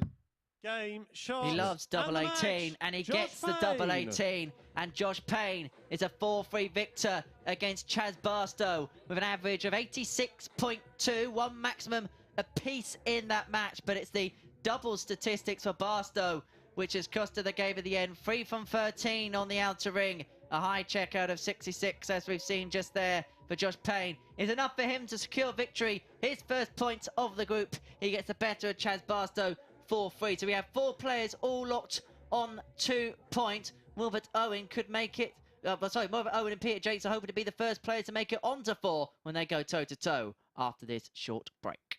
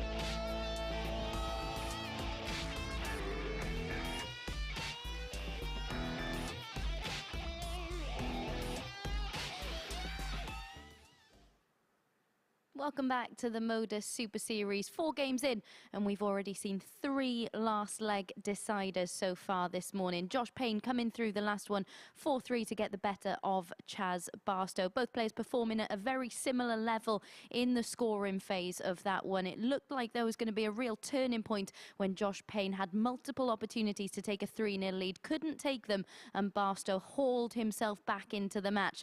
But in a match with plenty of ebbs and flows, it was Payne who finally got over the line. As you can see there, 3 out of 13 on the outer ring for Barstow. That was really telling for him in that match. He did have the higher average, but just 23% checkout success is what cost him in that match. Next up then, we've got Peter Jacques against Robert Owen. Of course, both of these players winning their opening matches of the morning session. Here we can see Owen getting over the line in that match against Josh Payne after Josh missed that match dart in a last leg decider in that one. In terms of Jacques against Robert Owen, well, their significant previous meetings, they are 1 apiece. It was Jacques who won their most recent meeting in 2017. That was in a Euro Tour qualifier, but the bookies do make Owen 8-11 favourite to get over the line in this one. As I said, both of them put in really impressive performances in their opening matches of this session. Let's see who comes out on top in this one and rejoin our commentary team. Thank you very much, Abby. It was the 2 standout performers in the first round of fixtures going toe-to-toe in Game 5 of our morning session here at the MODUS Super Series. Robert Owen, who averaged 97.5 in a 4-3 success against Josh Payne, going up against Peter Jacques, who averaged 94.68, 4 out of 5 in the doubles in his 4-1 success against Lee Evans. So for this pair, Martin, they'll be hoping to have started as a means to go on. Well, exactly, yeah. I think they both played well in their first games, without a doubt. This one could be another really close game. Dare I say it? I dare. 4-3. 2? I don't know. I wouldn't want to pick the actual winner, to First be perfectly honest. I think they're very even. Even in ability, even in the scoring. Not quite sure about the checkouts, but they're either in or out in on the doubles. Come colour coordinated as well, haven't 60. they? Colour coordinated, yeah. Well, Robert Owen will be quick to remind me that this is a battle of England against Wales. 100. Oh, of course he will, yeah, yeah.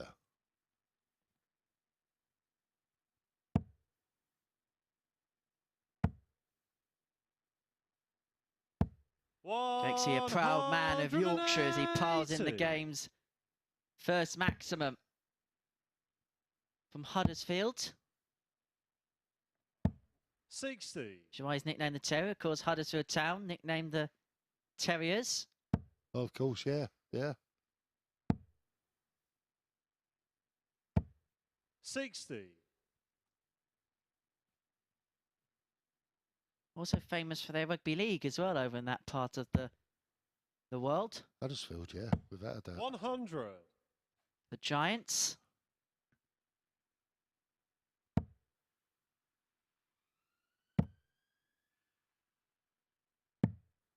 $129. It was a shame, but could have been better. But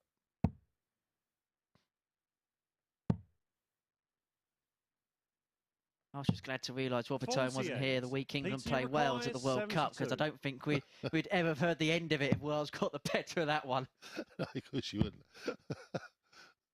Robert does like a chat. Game shot on the first leg. Peter Jacques. Yeah, one of the friendliest characters on tour is Stack Attack. Second leg, it's Robert to throw first. Game on.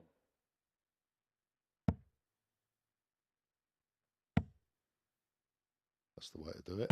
140. Yeah. At the minute, he's letting his darts do the talking. Well, exactly, yeah. That's what you got to do. 41. Oh. Bit of a slip there from Peter. We know Robert's going to be playing on the tour, the PDC tour, as of next year. Congratulations 35. to him on winning his tour card, courtesy of the Challenge Tour. And how do you think he'll get on over those 2 years in the PDC? I'm sure he'll do quite well. 59. Yeah, I can't see why not. You know, he's been around the game, you know, enough, and he's got the experience. There's no reason why he shouldn't do well. You know, if he keeps scoring like he scores here, 100. get his checkouts, good checkouts as well, then there's every chance he'll make a raging success of it. Got every single component, hasn't he? Yeah. 100. It's the only thing will be the travelling that might wear him down. From what I understand, there is a lot of travelling involved. So 40. that can wear you down. And being away from home, away from the wife and kids, that can make a big difference as well. Because I suppose you just feel as if your life is constantly 100. revolving around darts and you just never get 5 minutes peace. Well, that's right, yeah. Yeah, I sort of worked it out years ago. You know, I was away from home roughly 6 months of the year. 43. Yeah, by the time you had in your county games, your Super League games, you know, all the different events you went to, plus your exhibitions and so forth. You're away from home. 81. Roughly Robert, 6 months of the you year. require 143. Frightening. I suppose that's why we're seeing players now manage the schedule a bit more. Well, yeah, I suppose so, yeah. 45. Peter, you require 120. But you wondered what home was during lockdown, weren't you? Yeah, I quite enjoyed it, actually. Yeah. 60. Owen wants 98 here Robert, you to require 98. level this game up at 1 apiece. Double 19 down the bottom of the board.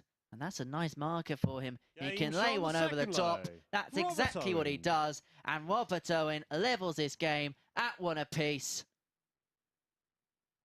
I would expect Third no leg, less. it's Pete's to throw first. Game on.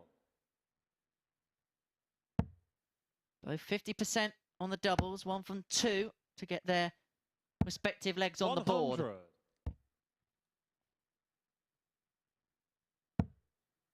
Mind it, you can join us on Saturday night at the finals of the MODUS Super 100. Series. My recommendation is to get in quick because we are getting close to a sellout on Saturday night. It is dartshop.tv, the place to go to get your tickets for Saturday night's 100. finals. And if you like darts and you like Portsmouth, why don't I try and give you a nice little early Christmas present, a night at the darts, courtesy of the Untouchables. That's on Friday the 9th of 85. December. That's at the Portsmouth Guildhall. You see the likes of Michael van Gerwen, Fallon Sherrock, Simon Whitlock, Raymond van Barneveld, Vincent van der Voort in action. It's at the Portsmouth Guildhall, 9th of December. 41. And you can get that also via dartshop.tv. Plenty coming up darts-wise and plenty of things you can go and see, courtesy of Modus Darts on dartshop.tv. It's a busy time of year for you darts players. Yeah, very, yeah. Yeah, there's always lots of exhibition work going on. You know, you tie that in with a few events, just playing here. 180. I'm sure the Challenge Tour's got quite a few on between now and Christmas. So yeah, it is a busy time of year. Yeah, and leading up to the PDC's World Championships, 140. which, as Peter, I you understand it, require starts 80. around the 17th of December. Is it? And about that week, it's the last week of Yeah. the World Cup. Yeah, there we go. Yeah, so all busy, 60. busy. Robert, you require 53. The more the better. That's a slip. Ooh. So 47 left now for Owen. Tops for 2-1. Break of throw opportunity 13. has come and gone. Peter, you require 20. Frustration. A look of frustration there. Game shot on the third leg. Peter Jacques. That's what you would expect from Peter, straight in. It wasn't exactly a look of elation, though, from PT. He feels it Fourth leg, maybe it's he's Robert to throw got away first. one he shouldn't. It was a Game on. 16-dart leg, but it's interesting how the psychology of the game can be read at times. Well, yeah, I suppose so, but 41. he's just happy with getting a win there. He doesn't show a great deal of emotion at all. They must be the hardest players to play because you 55. if you can't read them, then you can't see when they're up and when they're down. And when they're down, that's when you look to pounce. It depends on what they do when they're down. I mean, I've had players that... 99. There was one specific player. If you got him kicking the hockey before he threw, you knew you got into him. You were in his head. Yeah. 48.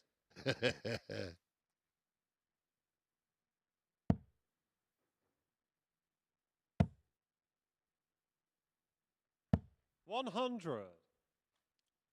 Yeah, missed doubles builds a lot of frustration for a lot of players. You know, you think, oh, they should have gone in, you know, how did I pull that one over there? And then if that carries on throughout the game, then that frustration just builds and builds. Because it moves into the scoring game as well, doesn't it? Yeah, without a doubt. No doubt about that. You think it's quite simple, 100. Just throwing that dart straight. And then they go over there, up there. You think, what's going on? You guys make it look so easy. I suppose it's a bit like Tiger Woods, the way he tees off at the 18th at Augusta. It makes it look so effortless, but yeah, the mere mortals will just shank it somewhere, probably in the bunker or in the water. 90.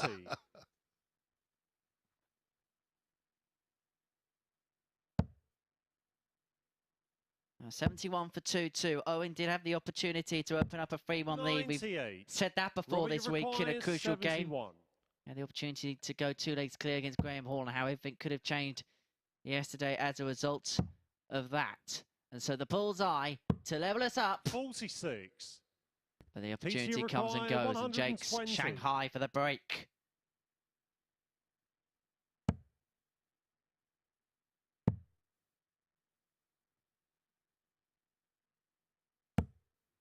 $21. Robert, you require 25. That was different. Don't think he intended to do that.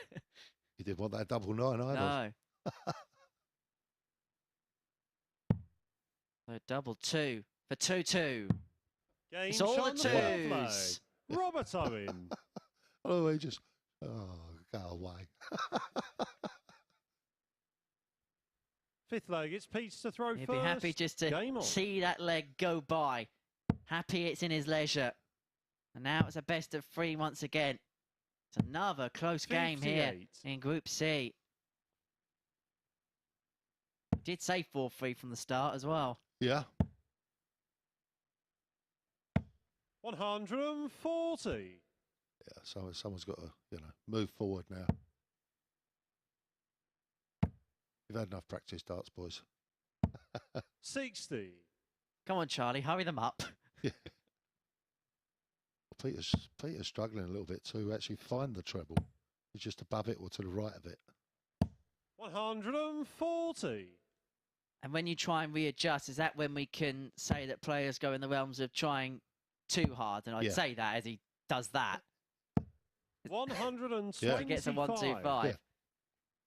But even say, we would have much preferred that last dart to be nice and straight, albeit where it goes into the single 20 or the treble, you know. But it's just that one just 32. Pings off to the left. Even still after that visit, he's the player chasing in this leg, and 83. Jake's had the darts in the 5th.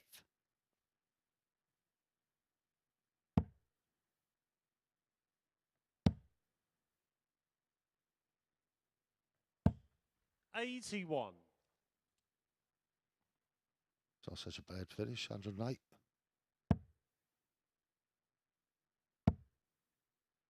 May have to go. 100. Probably will have to go now. Robert, you require 108.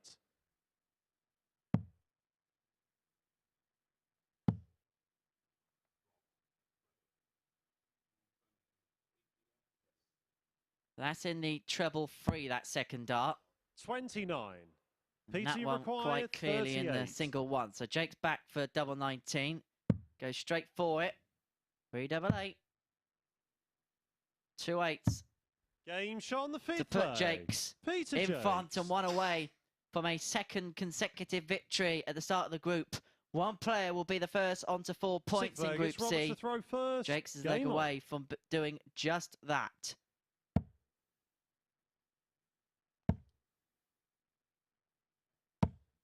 $100. I think Robert's getting a little frustrated at the moment.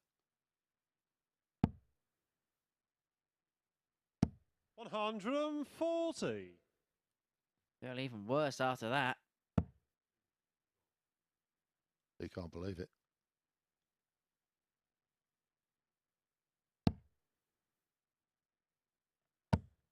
$121. Great readjustment there. Well, those are the stats in this game. 84 average for Jacques, 80.47 for Owen. The Yorkshireman with the game's only 2 maximums thus far. 140. Excellent last start to leave himself on a finish after 9. And a leg he has to win to stay in the match.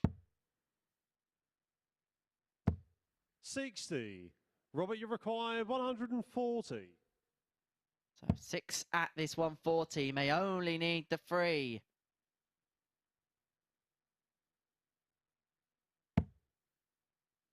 Unlucky. We'll go high. 100. We'll go big to square up the tops after 12.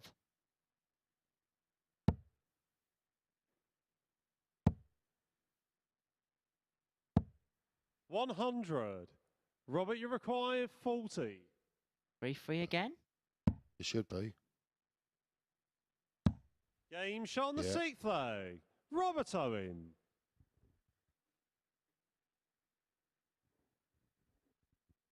You said we were going to go all the way, Wolfie. We are Piece going to all the three. way. First game on. It just had the makings of it before they started. Yeah. We've played 5 games 60. today. 4 of them have gone the distance. I think, as it's Champions Week, I don't think you should expect any less than that, really, because it's... 125. Well, the table over the last, well, particularly yesterday, at the back end of yesterday, I mean, the table was just that tight at the top. 4 players are all in with a shout of getting through. So 140. unreal. Robert Owen will feel hard done by. He's got 16 points and yet he's playing in Group C. Yeah. 100. Be heading up on the balcony, have a little chat with Abby after this one. I think you've got a little bit to dissect. I'll get a big knife out then if I'm dissecting. 180. Reminds me of science lessons at school. I was going to say, dissecting the frog or something like that. 41. Peter, you require 121.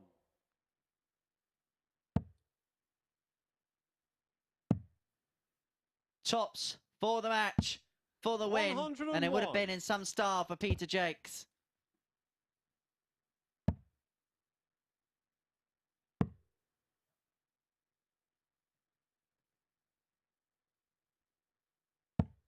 $105. Peter, you require 20. 2 10s for the match for a 13 dart leg. Double 5. 15. Doesn't go, and so Owen gets the opportunity at 130. There you go, yeah. Treble 20, no, still treble 20 and a ball. No, 90 left. 94. Peter, you require 5. Squared it up nicely, and this 5 is not a gimme. Double 2. Madhouse. Game for the match for Peter Jacques, and he's the first player onto 4 points here in Group C as he gets the better of Robert Owen by 4 legs to 3 with an average of 84.70. 3 maximums to his name. 4 out of 12 on the doubles, 33%, a high check out of 72. As for Robert Owen, an 83.87 average, 3 from 7 on the outer ring. Peter Jacques is the first player to win 2 matches from 2 here in Group C. We're going to take a short break. It's going to be Gavin Carlin up against Lee Evans. Both of them are looking to get their first wins of Group C. Join us for that after this short break.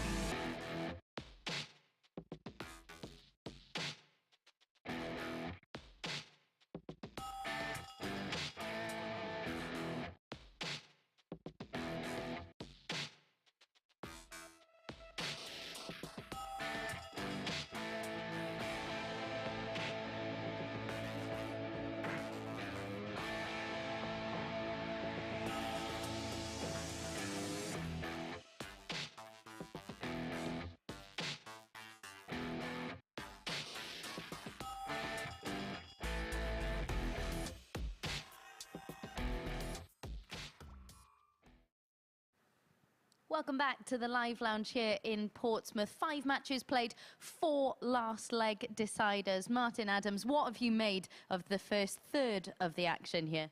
I think it's been absolutely brilliant. I mean, you can't expect anything sort of like different than 4-3, 4-3, 4-3. I mean, you're going to get 1 or 2 that go a different way, but you know, these Champions Week, so they all know what it's all about, and you are always going to get close games. And we mentioned that Group A was incredibly close. Group C seems to be following in that same pattern. Do you see anyone pulling away, or do you think it'll be incredibly tight for the 2 days of action? I think it's going to be tight for the 2 days action, without a doubt. I can't see anybody sort of pulling away and getting sort of head and shoulders above the rest of the field, you know. And Peter Jacques, of course, the first player on to 4 points. He and Robert Owen have probably delivered the standout performances so far, haven't they? Yeah, I think so, yeah. I mean, Peter seems to, I mean, despite his very first leg, where he just didn't seem to find anything, I thought he's not found his rhythm. But once he found his rhythm, he's straight in there scoring well. And Lee Evans is somebody who hasn't quite found his rhythm so far, I think it's fair to say. When you've ended Group A, bottom of the table, and then you lose your first match with an average in the 70s, how hard is it to keep going and pick yourself back up? Well, it is hard to keep going. There's times where you want to go, I'm just fed up with darts today, I'm going home. But no, you have to keep going. I mean, that's what it's all about. And you want to be competitive. You don't want to get, you know, you're fighting for that win. I think, well, if he can get a win underneath his belt, I think he'll play a lot better. But it is that relentless nature of the Super Series, isn't it? Not half. He's very relentless.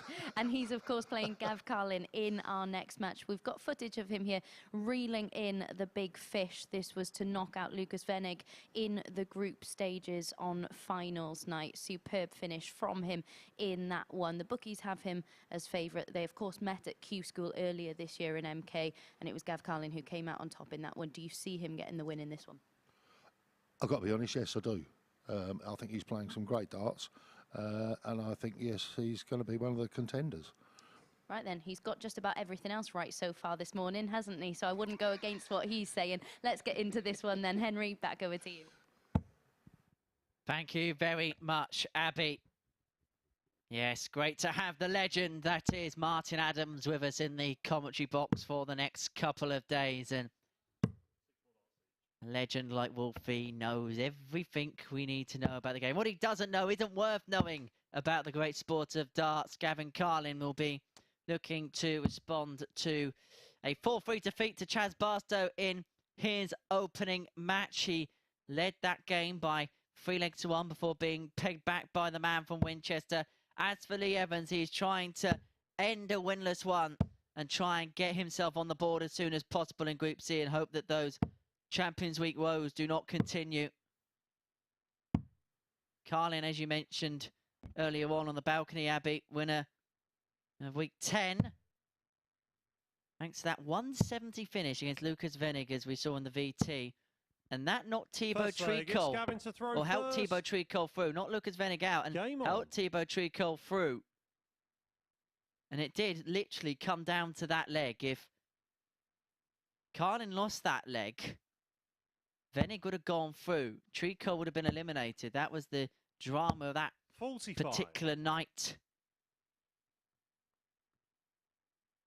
And Carlin got the better that week of Josh Payne. That battle will take place later on today, and we look forward to that one a great deal. But all focus here is on the battle of the Northern Irishman 42. And the Englishman.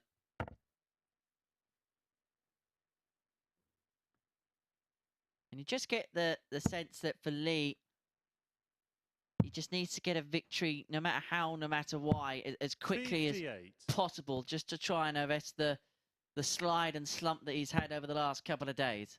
Well, that's right, yeah. Without a doubt, he's 78. in some ways desperate for a win, but he wants to get a win under his belt, you know, so that he can move forward from that and build on it. Can you end up being too desperate to try and carve a win out? Oh, without a doubt, yeah. Yeah, that's when you end up trying too hard. 90. And then nothing seems to want to go right. Yeah, and that's when you start making silly mistakes. Even when you get down to a finish and you throw out the wrong treble. And 123. And you stand there and you think, why did I do that? Mm-hmm. And you don't know the answer. It just happens. Pressure, I guess. Plays mind games, doesn't it? 180. Right darts. Can the real Lee Evans please stand up? 58. Lee require 82.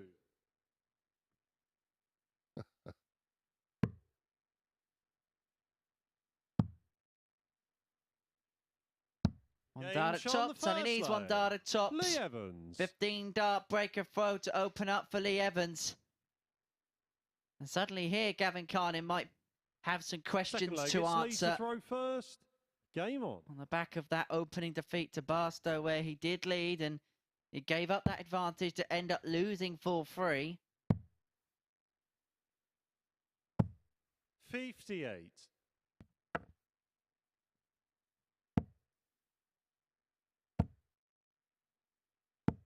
$60. Gavin's not settled into this game yet, has he?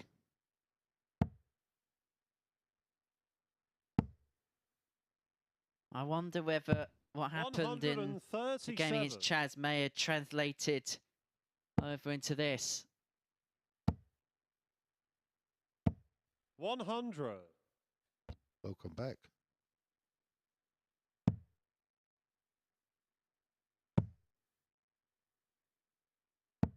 $96.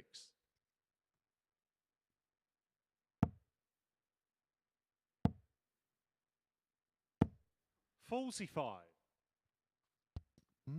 Interesting.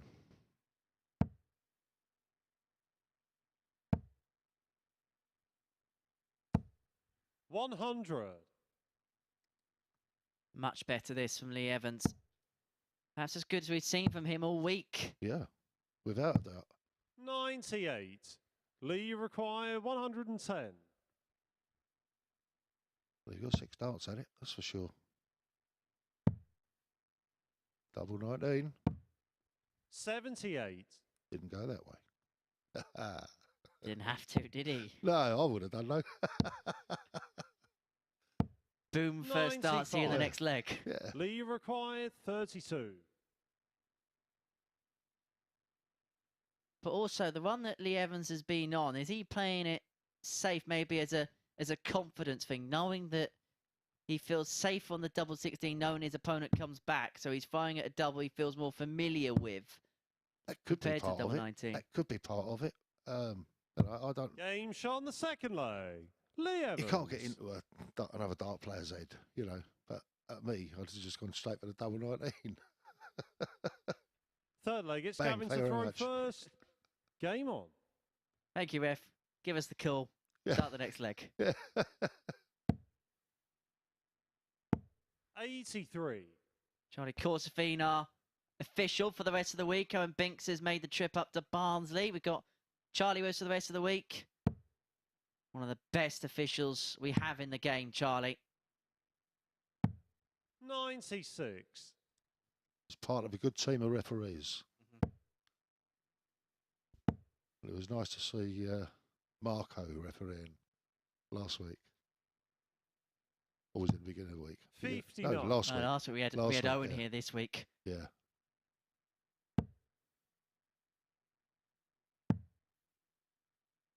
So that'd be Mr. Big and Mr. Small, wouldn't it, comparing Marco and Owen? 134. Absolutely, yeah. And of course, there's the man from Scotland, Anthony Dundas, another great 100. referee. Hello, pup, if you're watching. How you doing? Sure he is. 95. But it is our big stage ref, Charlie, with us today. Refereed at the UK Open, of course, earlier this year. 137. Yeah, indeed.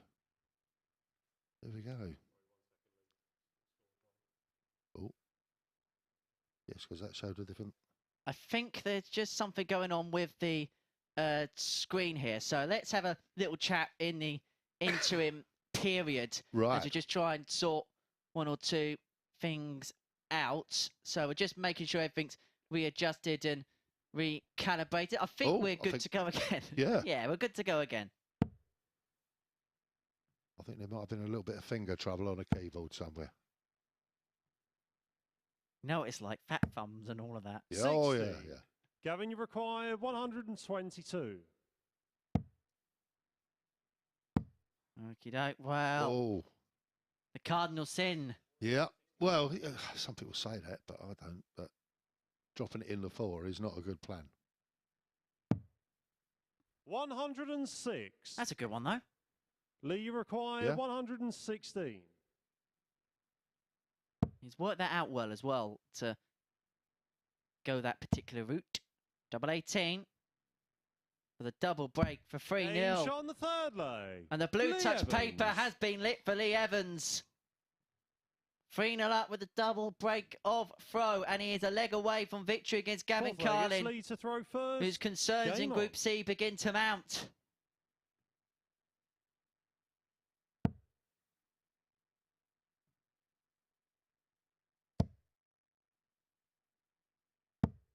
$45.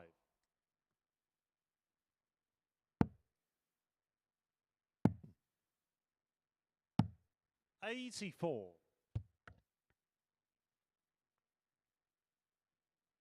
Well, those are the averages, and that is much more like it for Lee Evans. It's much more like the numbers we saw from him in qualification for Champions Week. He was one of the highest average players in 47. the process to get through to the first ever Champions Week here at the MODUS Super Series. Average was around about 87 in qualification for this event. Overall, in Series 1, his average is 84.46, but that is been brought down by the last couple of days. It's around 88 in qualifying for 77. Champions Week. So this is much more like the Evans level we've come to expect. Amazing statistics, aren't they? 45. They're not bad, are they? No, they're all right. No, it shows the level you're throwing at and playing at. So, and it's good stuff for people watching and listening and so forth. 100. Get an appreciation of the, how the players played to get here for Champions Week. 140.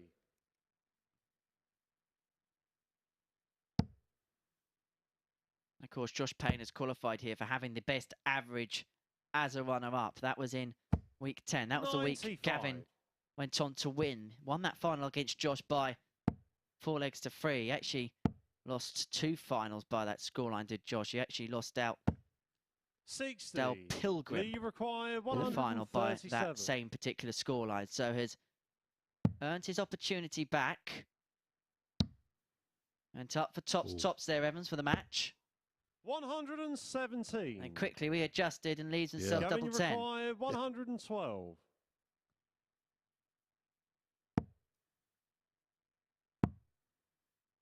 Tops again. Game shot on the 4th leg. Gavin Carlin.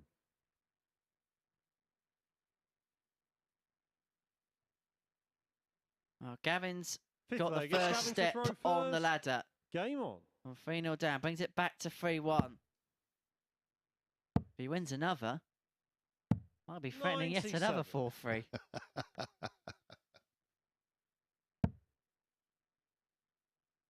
We'll have to call you 4-3 Wolfie. 131.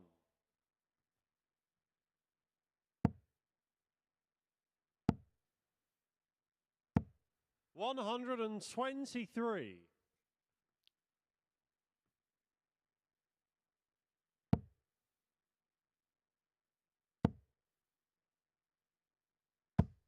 60.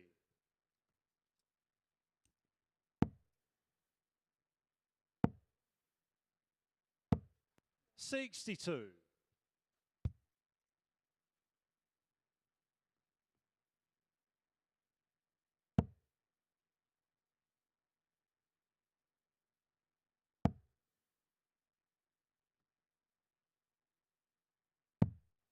59. No, he's just off the mark at the moment, isn't he? But there's not a lot of difference in the score. 99.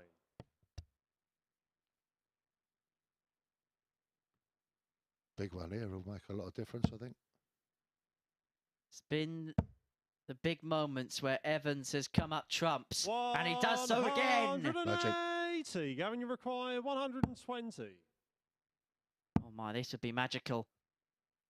Tops. 80. And so Evans now has 71 Lee requires to win the match. 71. To get his first win on the board since Tuesday.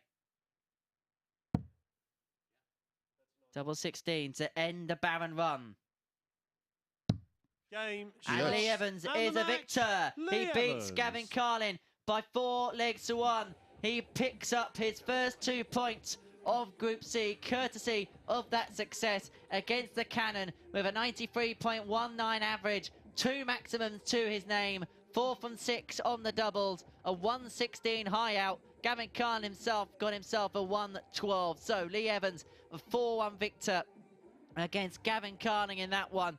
That is the end of round 2. It's going to be seconds out, round 3 after this short break. It's Josh Payne against Peter Jacques after this short break.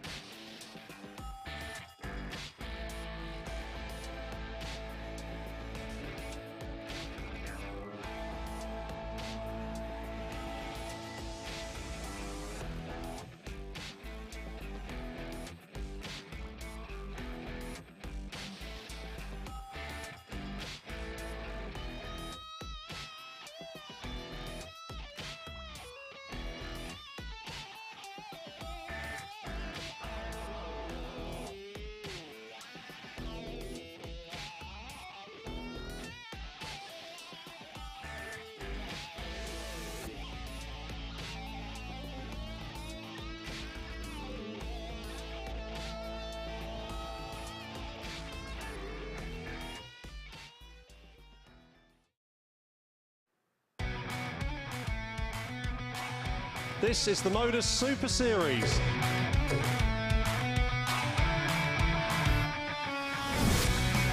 $180.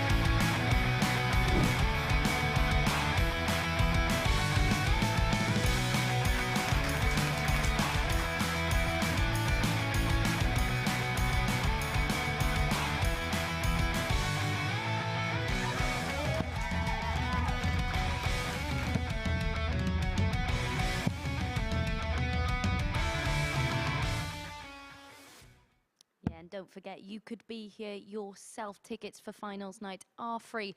Just visit dartshop.tv to book your place here for finals night. Why would you want to be anywhere else? We've just seen Lee Evans get his first 2 points on the board in Group C, a 4-1 win for him. Gav Carlin maybe feeling the side effects of that narrow defeat to Barstow in his opening match. Of course, he had been in a commanding position in that one, but as Carlin struggled to settle, Evans started to produce some of the best darts we've seen from him this week at the Super Series. Some sucker punch scoring from Evans to get his first win since Tuesday at the Super Series.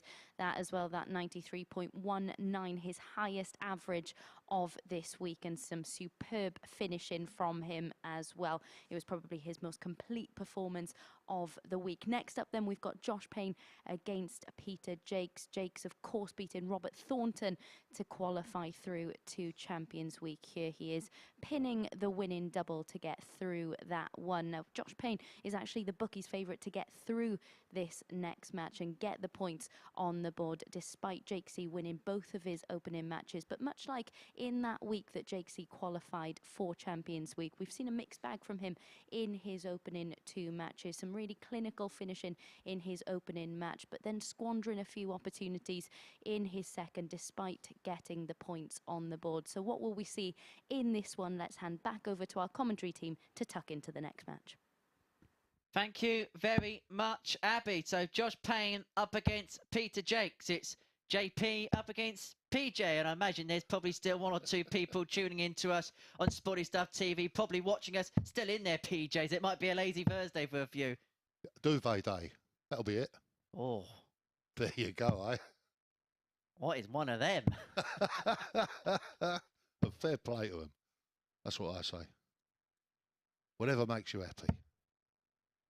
So Peter Jacques, the 49-year-old from Denby Dale, the Terrier, up against the 28-year-old Josh Payne. He's only 28, but it feels like he's been in the game for years now. Remember when he burst onto the scene about 10 years ago now. 140. Well, he's just starting to mature as a player then. Just coming up to 30. I mean, they always used to say you won't ever win the World Championship until you're 30 something. 60. Yeah, and there seems to be a lot of truth in that. Although, you know, sometimes you question it because there's a lot of young talent out there. Some of the young talent we've seen here, like to Nathan Gervin, Jared Cole, to name but a few. Yeah, I know. I mean, when Jared first started coming down at the league in Southampton, he seemed like he was very much out of his comfort zone, and things didn't go well.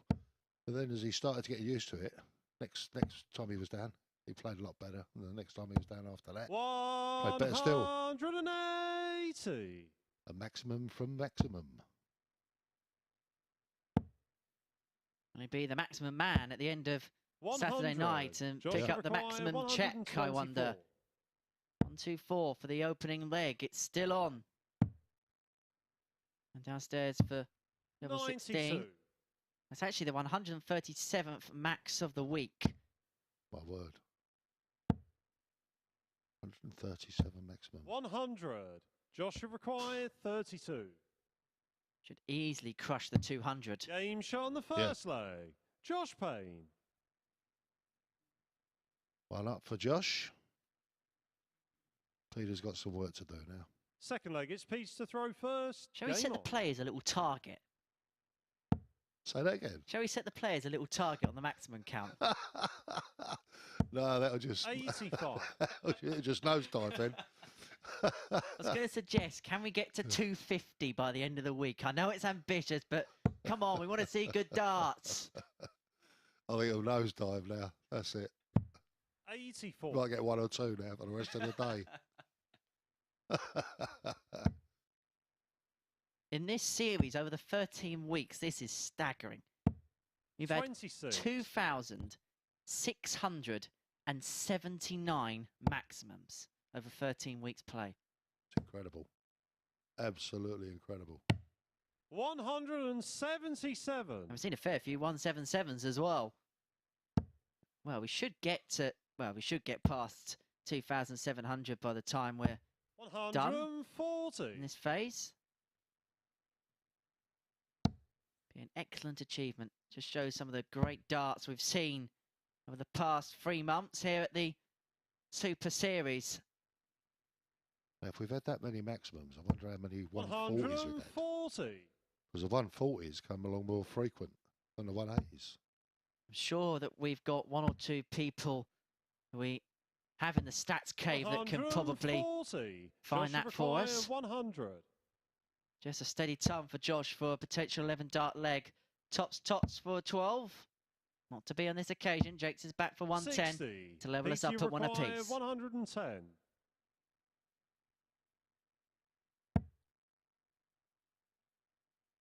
Bad little lie there. 29. Joshua require 40.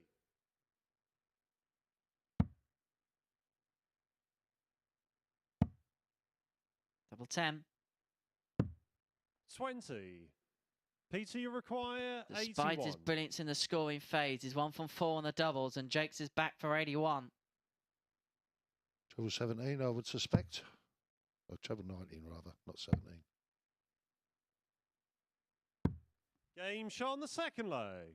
Peter Jacques. And so Jacques, he levels us up, and Josh Payne, who had the opportunity to win the leg in 12, Third doesn't leg, win the it's leg Josh to altogether. throw first. Game on. And it's plummeted his average down to 105.2. That's what he's playing. It's plummeted to 105.2. Sounds terrible. Plummeted. 59. I think most dart players will be quite happy with 105. I would, I know that. 45. It's funny how the stats change in the opening few legs, isn't it? Oh, I know, yeah. But I think when I was down here last time, I think I had one match I had 107 apparently. 59. Didn't seem like it, but there you go.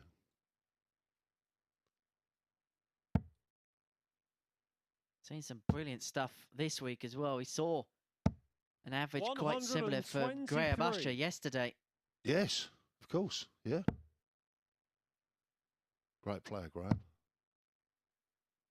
Dangerous. 93. Tipping him for a couple of weeks now to do something here. Yeah, average 107.36 yesterday. Did the gamble and a 4-0 win against Graham Hall. 100.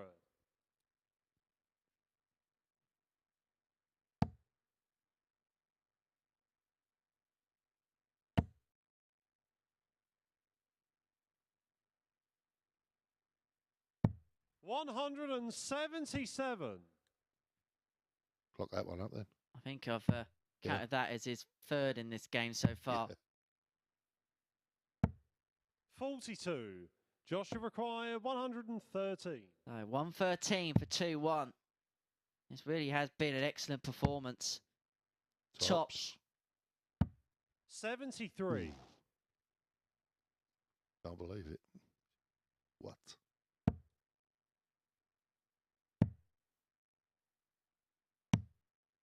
80. Only concern to his game so far, he has missed 4 at the outer ring. Game he will not make it 5. And Josh Payne. yes, Josh, that's where the double is. You found it, my friend. He leads 2-1, and fourth leg, it's Pete's to throw first. He can banish the doubling demons.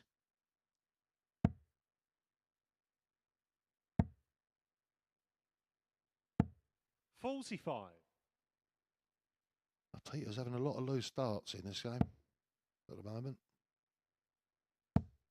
1s and 5s. 45. Just like that, Josh. You've got it. There's no need to follow him, was there? See, the good thing about great punditry is you get to describe it as it happens, and Josh is just helping you out in that path. Yeah, without a doubt. Yeah, that's very good of him. 83. Next time you're down, we'll get you on one of those analytical iPads. Oh, no. Oh, no. 134. That'd do me head in, that would.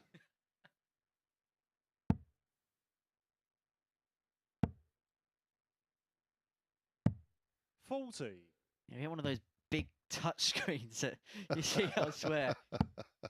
You know, when they got all like the different pens and like shapes and everything like that. 60. Yeah, I know. It's an built-in algorithm. Yeah, I know. Yeah. The algorithms.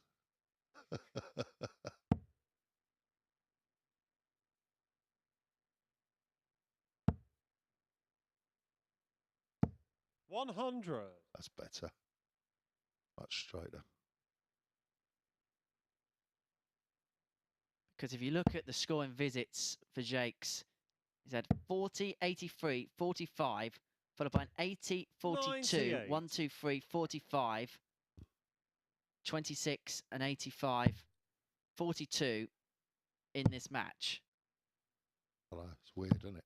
133. Joshua require 164. You know, when you see them throw so solid and then you get a game like that, it's odd. But there's no explanation for it. It's just one of them things that happens in darts. 42. I think that's why we keep coming back to it. Because we always feel there's room for improvement. You never know how it's going to go. This is very true. 60. Joshua require 122. There's that 4 again. 42. PT require 40. Despite a 14-point disparity in the averages, No score. Peter Jacques has had 3 darts to level us up, and so this Joshua is the require opportunity 80. for Payne to take full advantage.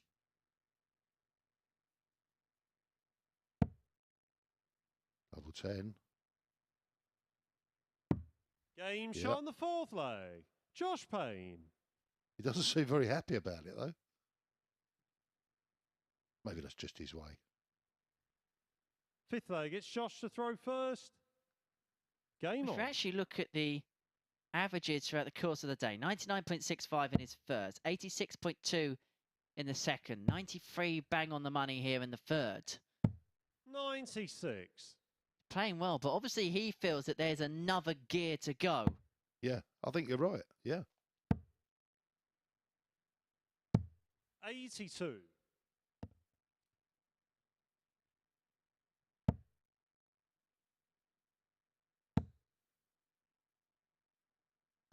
100.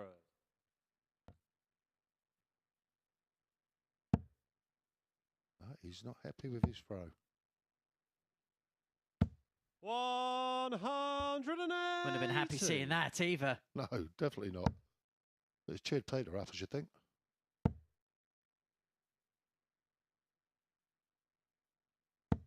140.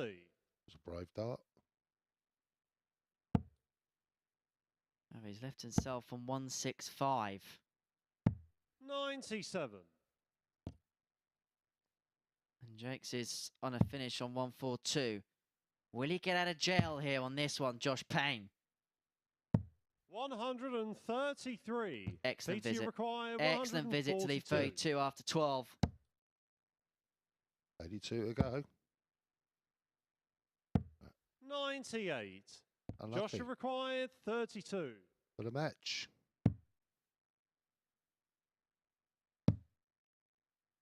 Double 8. 24. Now, his PT darts stand up to required attention. I 44. think those first 2 darts, then going up for the double 8. I think the bed was blocked. So this is for 3-2. Game shot on the 5th. And on the other hand, that was Peter probably as good a Jacques. marker as it could have possibly be for Peter Jacques there. So brings it back to 3-2. Has the throw. 6th 4. leg, it's Pete's to throw first. Game on. It could be.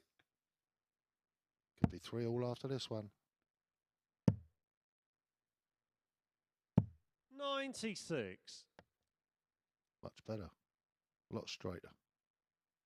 No loose ones.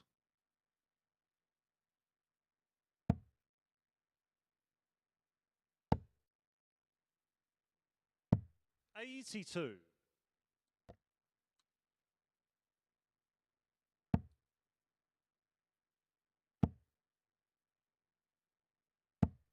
60. Shake of the head from Peter. Can't believe he didn't get 1 in the treble. 59. Perhaps a summary of his game so far. Yeah.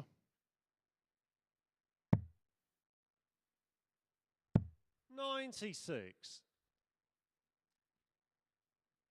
Of course, if Payne wins this, he will join Jacques on 4 points in the group.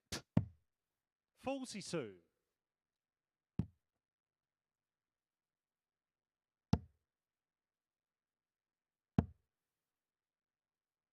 Table lies interestingly. I know only 2 rounds played, but Jake's on 4. Barstow, Owen, Payne, Evans, all on 2. Gavin Carlin, the only player without to win. 92. Peter, you require 112. Which is a little bit surprising that Gavin's not won one. Game shot. Tots to 3-3. Tots Peter we go Jacques. again to 3-3. That was a 15 darter for Jacques. 7th and final leg. It's Josh to throw first. Game on.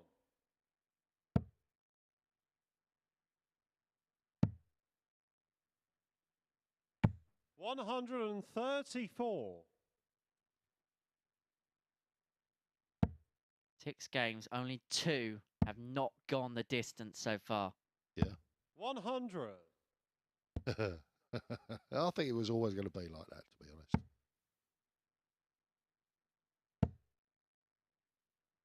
But I suppose for the players, they'll now think, after this second round of games, everyone's cancelling each other out. Can I be the one that sends a statement to the field? Can I be the one now that tries to pull clear when it's all so congested and bunched up? Well, that's the thing. You're going to try and do that, but will it work? I don't know. 100.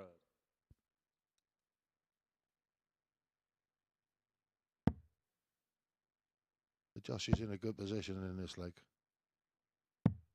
59. 127. Josh require 127. Doesn't have to go for the ball. And so 87. 10 there, leaving himself tops after 12 for the match. A brilliant last leg to round off what would be a brilliant victory for Josh Payne to make it 2 wins in succession. 81. Josh require 40. And it would put him tied at the top with Jacques. Double 10.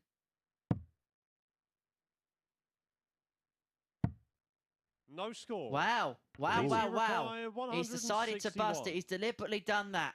He trusts Peter Jacques will not take out the 161 for the match. It could be the wrong decision because it's bullseye for Jacques. 136.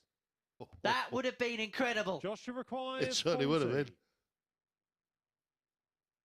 There's a grimace on Payne's face.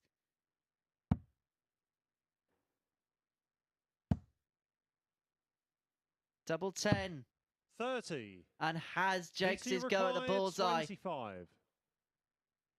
Ooh. Forced the issue. Do you remember Sid Waddell back in 83? Bristow played the percentages, Della did the business. Well, it could be something likewise here. Yeah, Keith's not let us forget it. 17. Bless you, Keith. But Jacques hasn't taken advantage of the opportunity and Payne returns. Josh required 10. And now he's up for double 5, which he decided not to take out a couple of visits ago. Double 2. To end a strange game of darts. But Josh Payne is the victor in the end by 4 legs to 3. But Josh Payne decided to bust the double 5 with his opponent on 161. Jacques missed the bullseye for that finish. Then it got a little bit scrappy. But Josh Payne gets himself over the line by 4 legs to 3 with an average of 87.13. Realistically, because of those missed doubles at the end, it was around about a 92. 4 from 17 on the outer ring. A high checkout for him of 80. Peter Jacques, 3 from 10 on the doubles. 112 being his high out. And so we have 2 players tied on 4 points at the top of the table. Jacques and Payne following that win. We're going to take a short break. Upon our return, it's the second game of round 3. It's Chaz Barstow up against Lee Evans.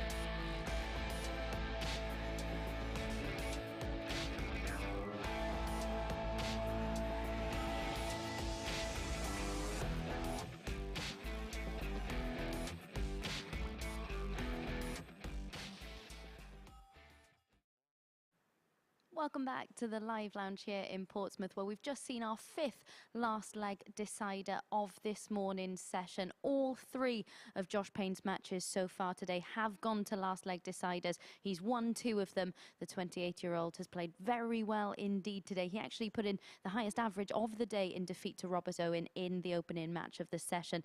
And in that last match, his scoring was certainly a high point for him. His finishing leaving much to be desired early on, but having been pegged back and taken to a decider, we saw something quite remarkable in that one, didn't we? Payne busting his score on purpose. Jacques had a dart at bull for the 161, missed it, and Payne finally mopped up on double 2 to get the points on the board in that one. So he moves level with Peter Jacques on 4 points in the league standings at this very early stage. Next up, we've got Chaz Barstow up against Lee Evans. These two, of course, have already met 3 times this week. When they met yesterday, Lee Evans took out this 103 checkout, but it was in vain because Chaz Barstow went on to win the match. Barstow has won 2 of the 3 meetings this week, but we did see this wonderful 103 from Lee, as well as the 114 checkout in the previous meeting on Tuesday. Who will come out on top in this one? The bookies have got Chaz Barstow down as favourite, but given Lee Evans' performance in his last match,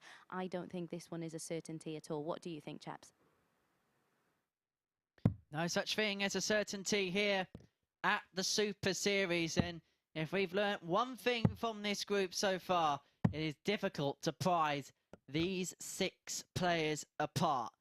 These two met in the last round of fixtures in Group A yesterday. Both players were looking for a win to springboard themselves into life going into Group B and C respectively. And in the battle yesterday, it was Chaz Barstow who got over the line by 4 legs to 3 over Evans. As the 43-year-old from Winchester, nicknamed the Prince, played at the PDC World Championship, gave Michael Van Gerwen a scare back in December, takes on Lee Evans, who we've seen on our TV screens before at the UK Open a few years ago. First leg, it's Chaz to throw first. Into Champions Week, and now looking Game to on. kick on after getting that win against Gavin Carlin last time out. So both players will now feel more confident than they did the last time they met each other. I would think so, yeah, without a doubt. But it'd be an interesting game, I think. You would expect it to be close. 43. But, you know, it all depends on how things go. It's a crazy game, darts.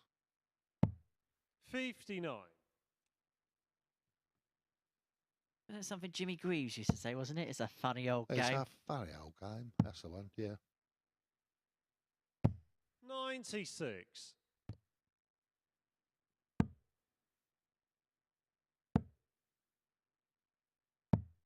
42.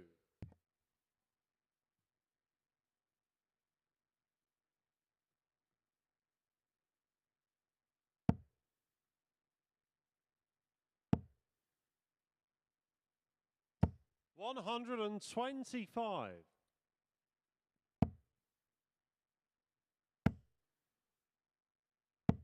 60.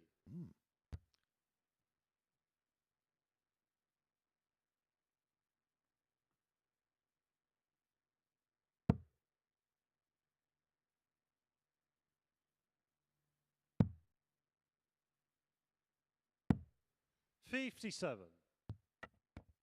Both players just struggling to get out the traps at the minute, aren't they? They seem to be, yeah. There's no 125. overall consistency per se. 10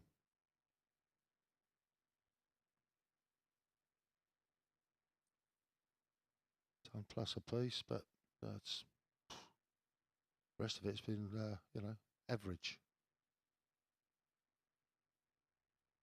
Some match legs go like that. Not anyone's fault. It's just the way sometimes it goes. 50. Yeah, that's right.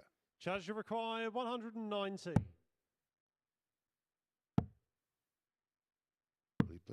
94. Lee, you require 130. You all like a little bit of bully. Absolutely. Lee Evans won't 65. See it in this leg. At least a Judge finish required anyway. 25. 25 for Barstow. Double 10. He likes this route. Up for double 5. 20. But that drags just underneath. And Lee so Evans requires returns for the 65 to break the throw in the opening leg. And it will be back down to the ball. He wants the 25 for tops. Game shot on the first leg. 1-0 lead. Lee Break Evans. a throw for Lee Evans. You sense it was a leg that someone just wanted to win. It didn't matter how, just get it won. Second leg, it's Lee to throw first. Game on. I mean, they're both in the averages in the 70s there, so I mean, they know they're not, you know, cooking on all cylinders. So hopefully this leg will liven up.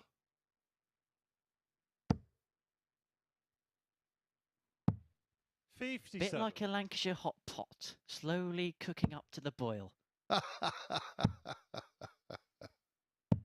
96. You're at that time of year we will have those types of meals on a daily basis. Yeah, that's true. Yeah.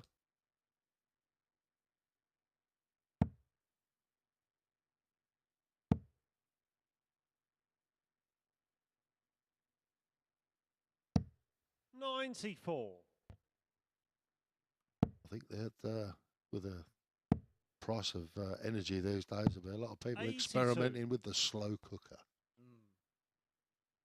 Do like the slow cooker. Oh yeah. I'm not the world's greatest cook, I'll be honest, but spag bowl, chili con carne, that's my kind of remit. Put it in the, you know, fry off the mince, put it in the slow cooker, let it just do its thing.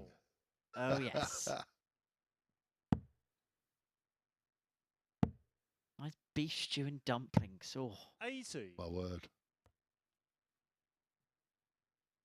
Go to the butcher's, get it all cut up into nice little bits, put it in the slow cooker, away we go. So right. Let it simmer for the day. Oh yeah.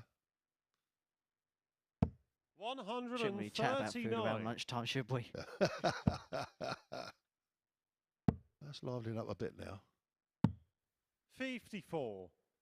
Lee required 167.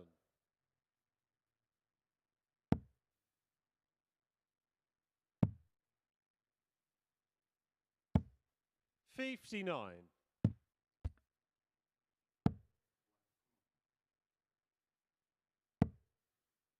Well, they get 3 more at the 108, that's for sure.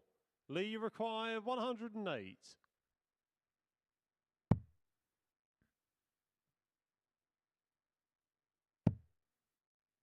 Is that Trevelyan? I think so.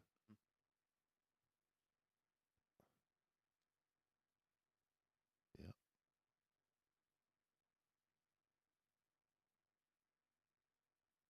Level 16. 76. Thought about it for a long Charge time, didn't required 145. Did ponder. Yeah. He's going to get a second crack. 90. But it's going to be under Lee pressure. So, required 32. double 16 for a 2-0 lead for Lee Evans. Game shot on the second leg. Not much to think Lee about there. Evans. Straight in, first up. Didn't have to worry about too much there. Third leg, it's Chaz to throw first. Game on.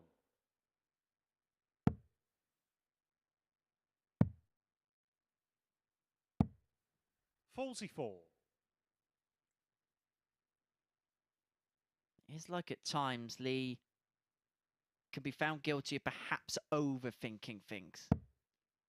Yeah, that's. Oh, he's not the only one. I mean, there's lots of players do that. 96. But I always think when you're on an out shot, you know which way you're going to go. 100. You shouldn't need to think about it. It should be just there and do it.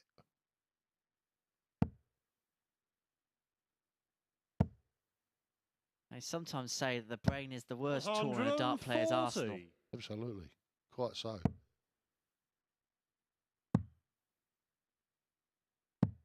$80. I mean, if you've got the talent where you can sort of close your mind off to everything apart from what you're doing, what's in front of you, you're going to be a tremendous dart player. I remember Ray Barneveld saying that years ago. You know, saying, I just block everything 58. out. Just the dartboard in front of me, and that's it. Tunnel vision almost. Yeah, very much so. Yeah, yeah. That goes back some years when he said that. 100. Oh, yes. I had dark hair then.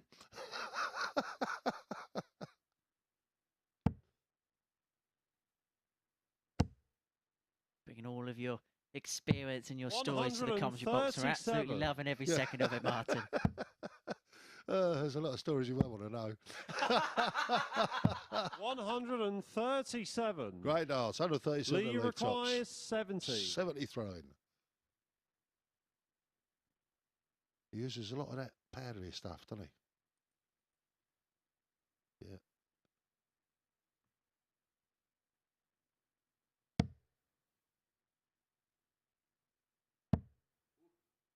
Double 16. He's a bit like that tennis player, isn't he? 38. Who, Rafa Nadal? Rafa, Judge yeah. He's always required like, 40. rub the brow, rub this, rub the ear, rub that, then we'll go. Weird. But if it works for you, 30. can't fault it, can you? Lee required 32. And it may work here because he may open up a 3-0 lead. Yeah. Game shot on the And third there's the leg. double break. Lee Evans. He's happy with that. I think Lee Evans would actually take the compliment of being called Rafa Nadal. Fourth I don't leg, think it's a bad it's Lee thing to to be throw known as, first. is it? No, it's just the way. Game on. It was the way he was, you know, with the, and he was a blush in the hand and blush in the hand again. Just reminded me of Rafa. 96. If it's a routine you get into and it works, you stick with it. 60. Simple.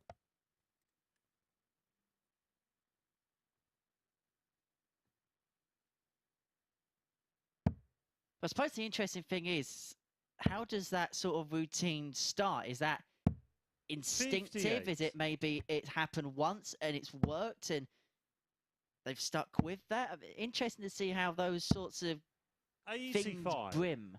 I think a lot of players don't realise they're doing it. And I think it just happens because they, like you say, I did it once, but then you think that's going to help, you know, just brushing the old 140. powdery stuff and of course before you throw. And I think a lot of players do it because they don't realise they're doing it. 100. Just instinct. Yeah. Yeah, very much so. Well, instinctively, Evans is on the cusp of a 4-0 win. It'd actually be our first of the day. 140. A day that has seen most of our games go long. 85. Lee requires 67. Well, he's got 6 darts at it.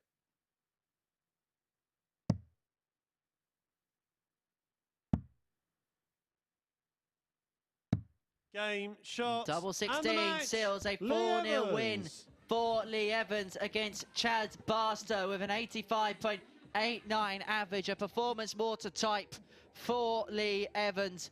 And there we go. Those are the match stats for that particular game. 85.89 for Lee Evans. No maximums in the match. 4 from 7 on the doubles for Evans. Barstow gnawed out to 6 on the outer ring and a high checkout there of 67. So Lee Evans is now the player at the top of Group C, having won 4 points and +4 on the legs difference from Peter Jacques and Josh Payne. We're going to take a short break. When we return, we are going to complete round 3's worth of fixtures. It's Robert Owen looking to make it 2 wins from 3 of his Gavin Carlin, the last player looking to get himself on the board.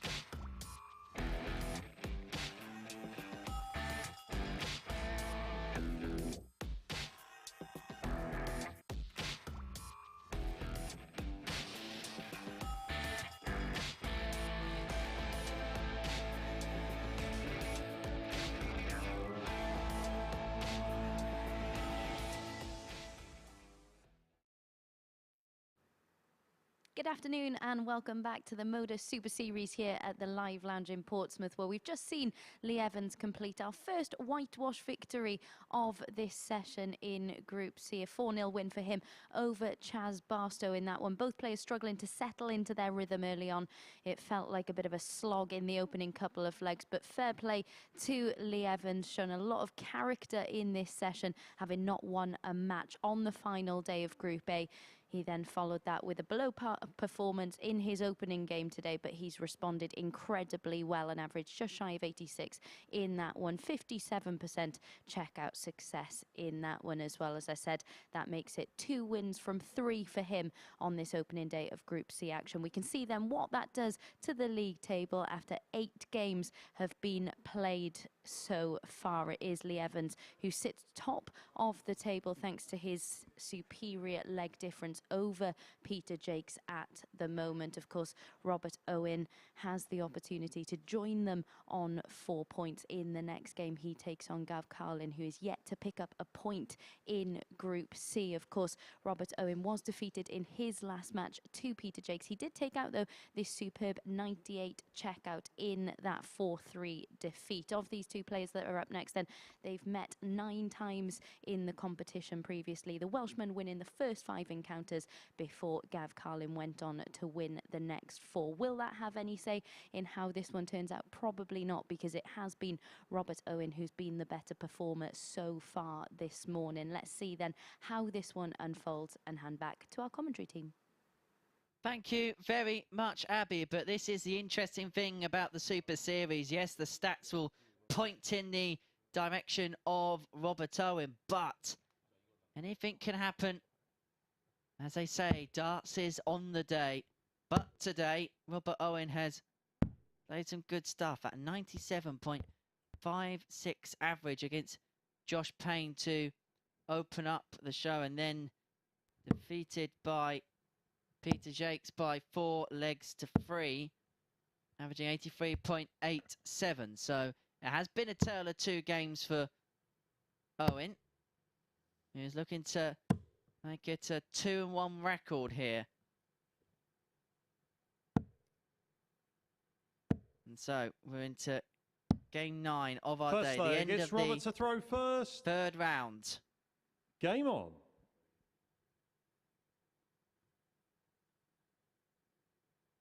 And if you're in the FA Cup, the 3rd round usually signifies the big guns strutting their stuff. 55. Well put. I like it.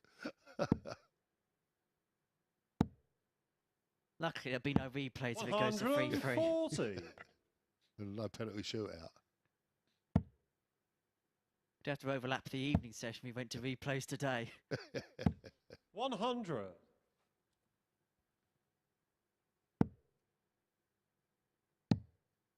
What do you think Gavin Carlin would have done 96. in the break that he's had between games to get himself ready for this one? Because he has had a couple of struggles to begin his Group C campaign. 140. Well, it's like any time that you feel there's something not quite right, that you get on that practice board and try and work it out what's going wrong. 38. Sometimes you don't know what's going wrong. You can't work it out. But, you get on the practice board and try and put things how you want them.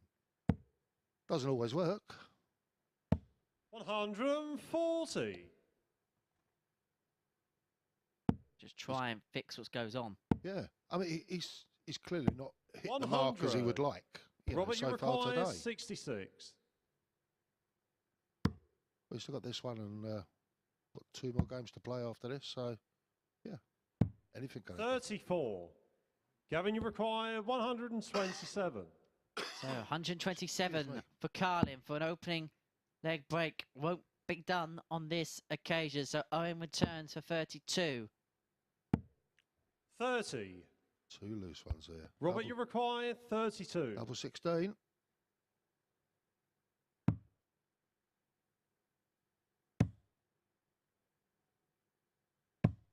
No score. Oh. No, 3 well thrown darts. Gavin, you as well. require 97. They don't go much closer without going in. 21. 76 left. That's one of the weirdest things, is when your mind goes blank. 57. Robert, you require 32. I just don't know what to do. 32, here we go. Double 8. 24.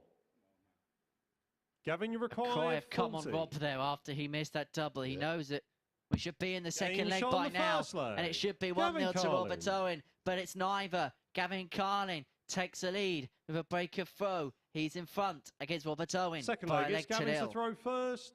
Game on.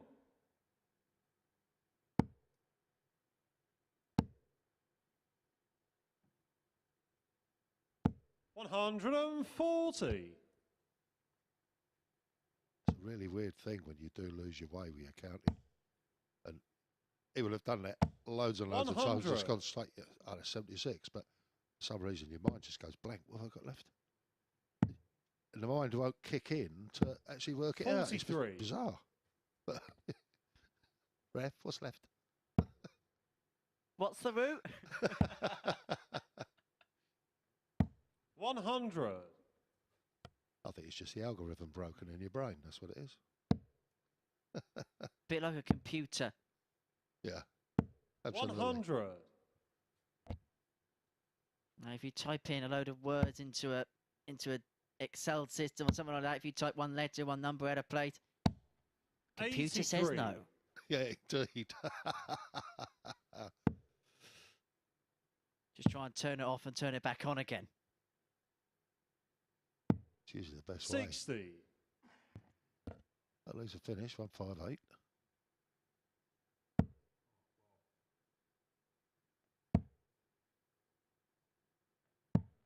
$40. Gavin, you require 158. One of them. Oh, underneath. 78, my friend. 98.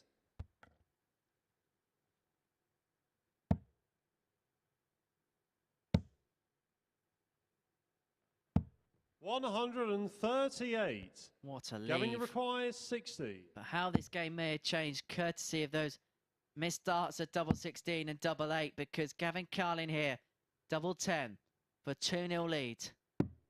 40. Doesn't go, and maybe Robert, you that's require another 40. game-changing moment.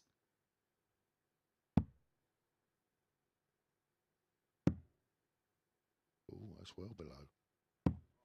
30. Oh, he's not happy. Gavin, you require 20. That's 10 darts missed at the doubles in this match. Game shot on And the Gavin second Carlin leg. makes him Gavin pay Carlin. and opens up a 2-0 lead in this game. Robert Owen can't say he hasn't had opportunities in this match, because Third he has leg, it's had Robert to throw them in first. double Game figures on. so far, but he couldn't convert any of them, and that is why he now finds his back against the wall. 100. Yeah, when you've had 10 darts at double and not hit any of them, it's 140. hard to live with sometimes, but you have to.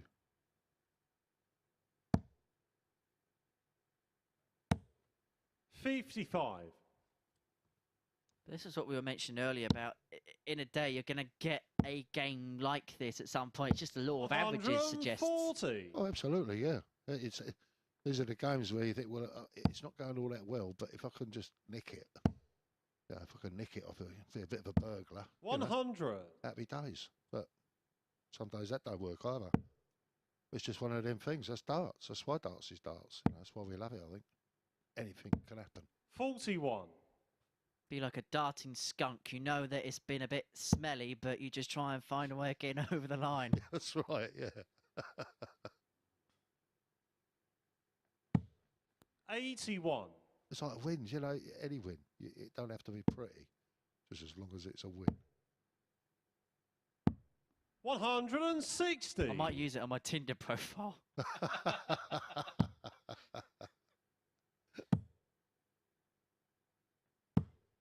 $133. Good darts. Gavin, you require 20. Double 5. 15. Robert, you require Now, we've 32. been here before, haven't we, Robert? Game shot But on it's the a third different leg. answer this time. Robert And Owen. he's had a good old chat with that double 16. At last, I think he said. Fourth leg, it's Gavin to throw first. Game on.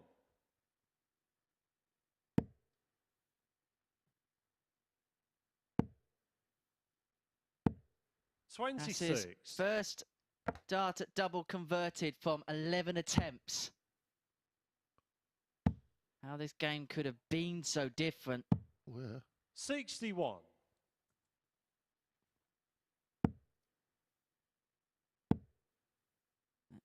Carlin, of course, had his 99. opportunities to open up the double break and a 3-0 lead.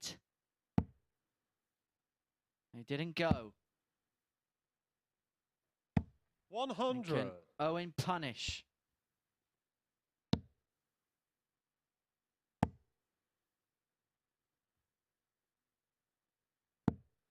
55.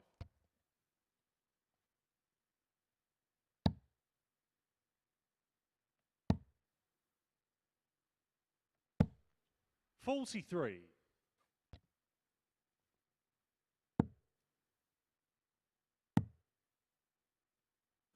134. Just ended a little bit of a stalemate there.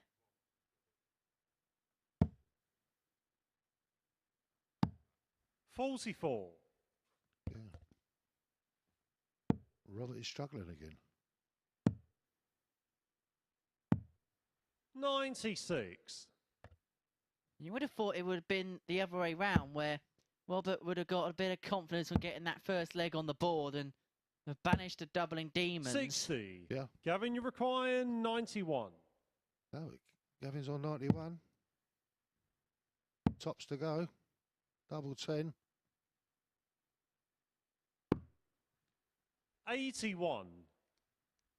Now this could get dangerous because Owen's back at 193 and Carlin's left double 5.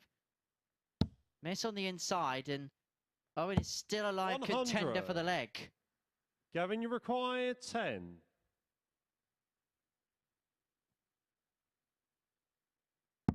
Game shot on the fourth leg. But that's academic. Gavin Carlin. Yeah. No messing with that one. Straight in.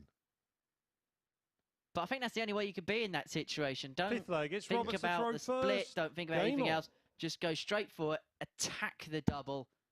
No messing about. And there we go. Gavin Carlin, a leg away from victory 60. here against Robert Owen, who, after that sensational win against Josh Payne, 97.5 average, 3 maximums in the match, as Gavin Carlin gets our first of this. We thought, well, he is playing at the standard that we're kind of expecting here in this 90. Group C, and he could become the man to beat. Well, he's regressed from that point. Yeah.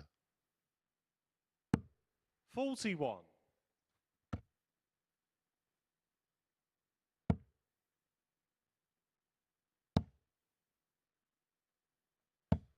85.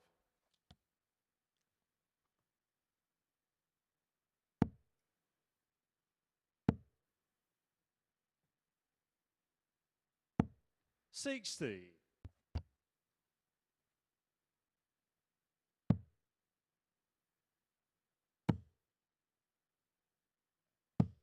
133.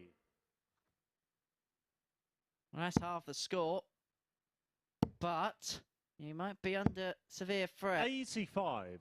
Robert, you Would have felt require he should have got more out of that visit 133. after the first treble. Well, yeah. Double 8. 125. Gavin, you require 135.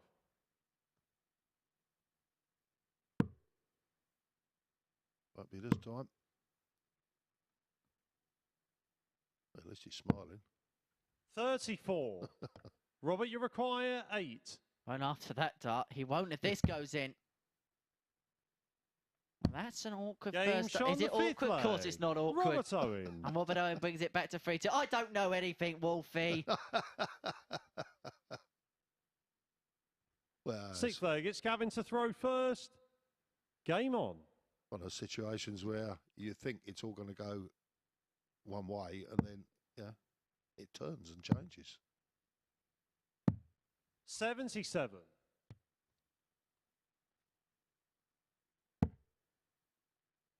I'm just having one of our spotters in my ear saying basically they've got obviously a couple of angles in the production gallery, and the way the first start stood up on one of the angles that they got, it laid quite awkward. There wasn't much of the bed that they could see on the overhead cameras, which is not too dissimilar to what the players can see on the stage. Yeah, yeah, yeah. 180. His first max of the match. Those are the averages, 81 and 82 respectively. 85. Not been too much in this match between the pair. 2 from 14 on the doubles for Owen, 3 for 11 for Carlin. 100.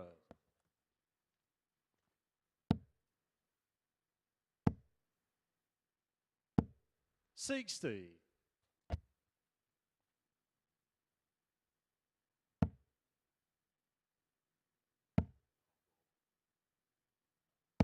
121. 59 to take us the distance again.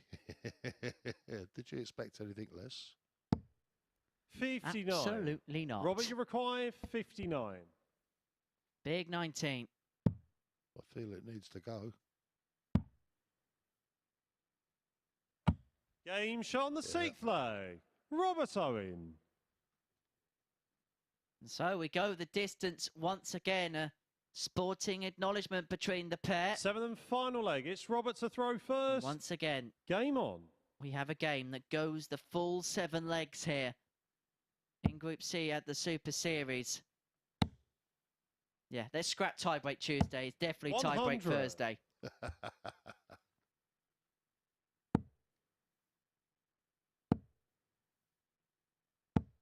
43.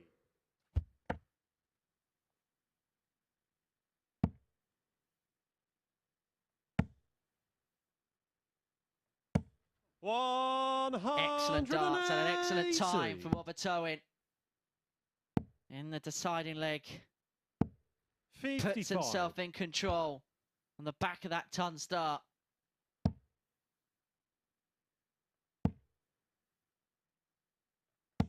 $140. Even better.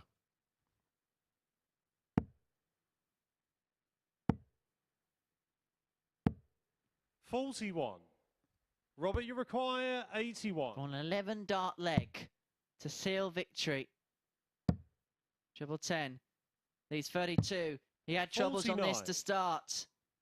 And at the minute, he won't finish on it, but he is going to return. He's got the luxury of time. Even if Carlin piles in a max, he can't even finish. 180. Robert, you require 32. Double 8. That's a nice guide. 16. But it still doesn't go. It's unbelievable. All the time in the world. And then it just doesn't go in for you. 100. How cruel is Robert, that? you require 16. It's a cruel game, this starts. Double 8. Double 4. Game, shot, and the match. Over the line. Robert Owen. He gets over the line. It's yet another tie-break victory for Robert Owen. He gets over the line by 4 legs to 3 against Gavin Carlin, whose wait for a first win here at Champions Week continues. Robert Owen with an average of 82.83. 2 maximums apiece in that match, 1 apiece in that deciding leg. The double statistics is one that neither player would like to see. 4 out of 23 for Owen, 3 out of 11 for Carlin, but it is Stack Attack who gets over the line and secures victory, which means we have 4 players all on 4 points following the end of 3 matches played here in Group C. We're going to take a short break. We're going to kick off round 4 with Peter Jacques against Chaz Barstow. If he wins, we've got 5 players on 4 points.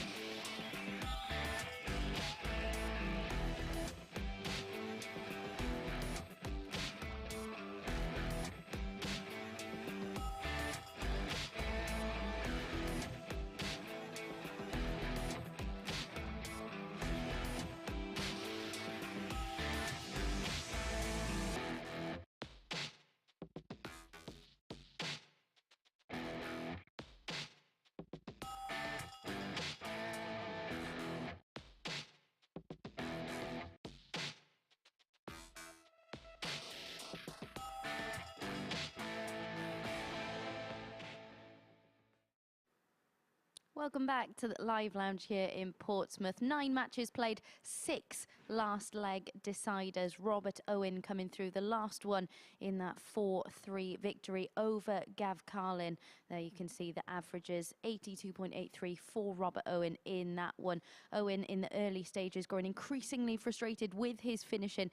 He was presented with glorious opportunities but just not firing at the back end of legs. With 10 darts at double missed in 2 legs, he pinned his first attempt at double 16 in leg 3 to halve the deficit, but that didn't really ignite a fire in the Welshman, who then struggled with too many trebleless visits. But despite Owen's level dropping off, he found enough to force a decider and limped over the line. As you can see, neither player will be overly pleased with their finishing stats in that one. Just 17% checkout success from Robert Owen in that one, but crucially he managed to get the 2 points on the board to move himself onto 4 in the table at this very early stage in Group C. Next up then, we've got Jacques against Barstow. Peter Jacques taking out the highest finish of the day so far. Here it is, the 1-4-1 in his win over Lee Evans earlier on. Jacques has won 2 of his 3 games so far in the group. We've seen a bit of everything from him so far today, haven't we? We've seen some good scoring, some bad scoring, some fantastic finishing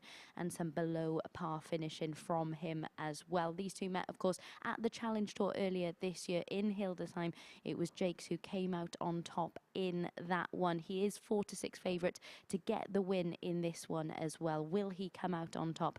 Let's find out in the company once again of our commentary team. Thank you very much, Abby. And so, Peter Jacques up against Chaz Barstow is the beginning of round 4 of 5 for Thursday here in Group C. And for Barstow, if he can claim victory in this one, he'll give us a 5-way tie at the top on 4 points. That sounds so weird, doesn't it? A 5-way tie at the top. Bit like golf scoring, you know. All in players, you know, all on the same points, as it were. First leg, it's Pete's to throw first. -1, -2. Game on. Whole bunch together. You wouldn't expect it, really, you know, in darts, in the Super Series. But it's just proof, living proof, that it can happen once you get the quality. 26. All playing each other. Then, you know, that's what you end up with. No one. Let's 140. put their head above the parapet and say, yeah, it's going to be me. We mentioned off air, didn't we, that this is what we expect. These are basically these are the champion 100. of champions. Yeah, exactly. Yeah, without a doubt. I just had a quick chat with Robert Owen out there, and 83. he said, "I'm just going to go be like playing in my living room now," because he really pleased with that first one he played. And then it's tailed off a little bit. He said, once I find the treble, 100. then I'm in. You know, but as we saw in that last match, start off, he wasn't finding the treble at all. 100. Funny how it goes. Yeah, indeed. It is the way it goes. But it's a great attitude. I'm just going to play like I'm playing in my living room. 85. Barstow on 178 after 9 in this opening leg against the darts. Jake's back on 190. And of course, you are tuning into us on the MODUS Super Series YouTube channel. First of all, very good afternoon to you. And don't forget to give us a subscribe, because alongside the live coverage, we'll be giving you extra bonus content behind the scenes. We'll be giving you the best highlights, of course, all the day's action, such as that double 6 from Chaz Barstow to break the throw and open up a 1-0 lead against Peter Jacques. But we'll be giving you the highlights from the day. All I'll say to our social media team is that's going to be a lot of video editing to do, considering the amount of darts we have seen so far in this session. Yeah, there's been a lot of them. 58. Yeah. Poor guys are working at the back with their iPads and Macs and everything else on, and they're probably going 2 to the dozen for all the great darts we've seen. Well, yeah, indeed. I mean, Robert pointed out, I've played 21 legs today already. You know, 85. That's how tight it is. Best of 3s. Oh, sorry, best of 7s. Best of 7s, yeah. 140. Played every leg possible today, Robert Owen. 140. Yeah, exactly. Yeah.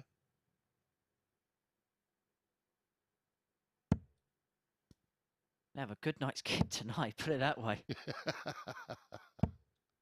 125. Better darts, Peter. 100. Good reply. PT required 136. But the break back. Not to go on this occasion, so Barstow back for 118 for a 2-0 lead to back the 41. break up. Judge required 118. Stay there, 98. Trevor would have given him a dart to double 19. 58. PT required 95. Which way will he go?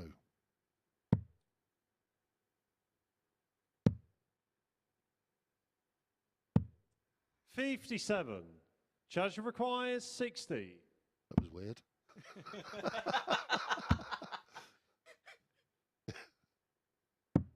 Game shot on the second leg. Chaz Barstow. Well, Barstow opens up a 2-0 lead. He knows where the right double is. He gets the right double and he leads 2-0. Third leg, it's Pete's to throw first. Game on. Yeah, we won't mention the spotter. Sorry, lads. 26.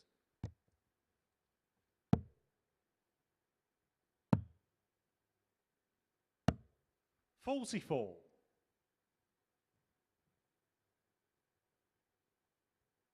Do a good job to our team behind the scenes. Got a fantastic production crew that make this all work. Indeed.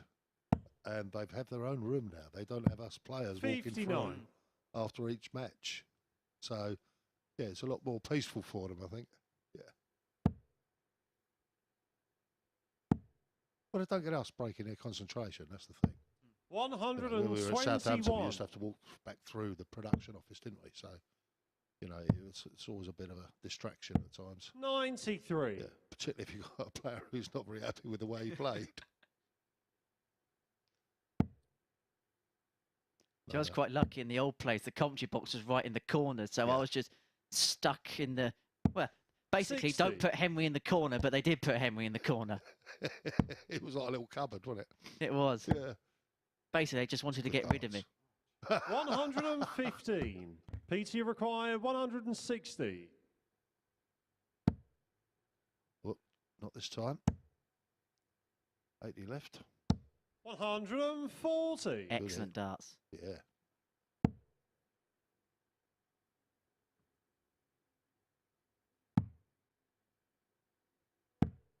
43.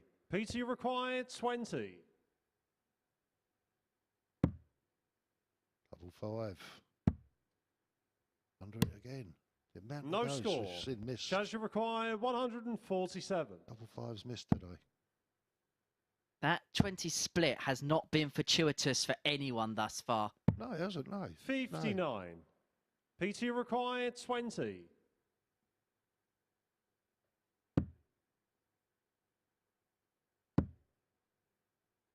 One left. No score. Doesn't go, and Barstow has the opportunity for the double Judge break and a 3-0 lead. 88.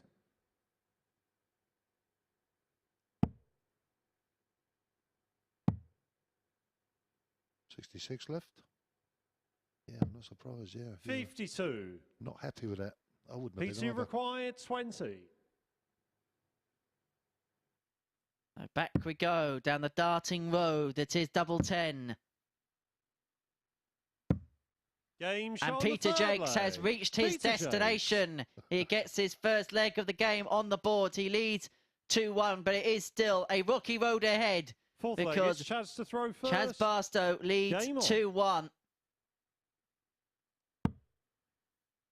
And he can see the finishing line ahead first. 177 start helps him on that quest.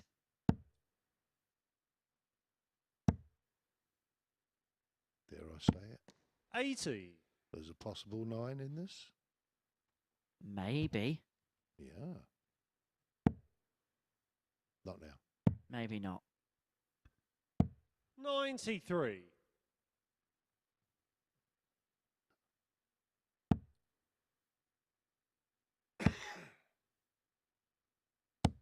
60.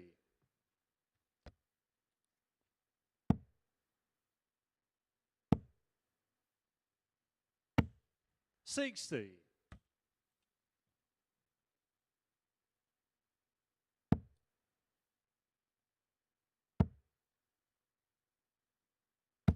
140. Well, I must say, we have got one or two minor problems here. Our television screen has just decided it wants to switch itself off. 131. Henry is trying to recover the situation at the moment. I can just make out the scores there. 43. Charge required 40. What a gentleman you are, sir. Thank you. Game shot on the fourth leg. Chaz Barstow. We can tell you, Chaz Barstow's opened up a 3-1 lead on Peter Jacques. Fifth leg, it's Pete's to throw first. Game on. Stepman's coming. Oh, that's good. It's got it switched itself off now. 140. Right over the scores as well, that was. So, good start from Peter there with a 140. 134. The joys of live TV. Yes, indeed. We love it, though.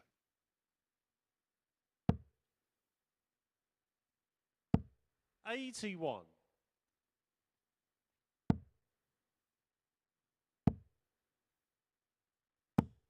135. Oh, excellent last start. Just dangles in the bottom of the treble's bed, but it was still in. It was touching. It counts. 100.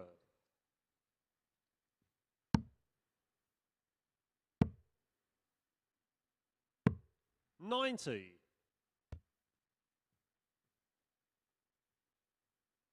Of course, following the conclusion of this game, you're going to be having a little chat with Abby up on the balcony. Okie dokie. 68. Charge required 142. Could be in a couple of darts time.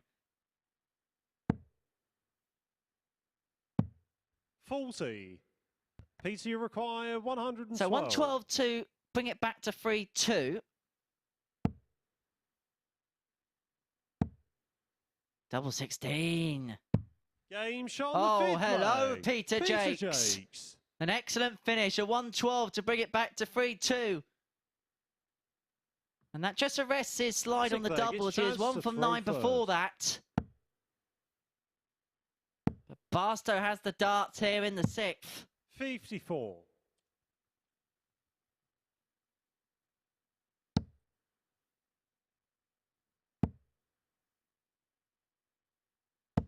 180. Excellent darts, showing true brinksmanship. 135. Great reply.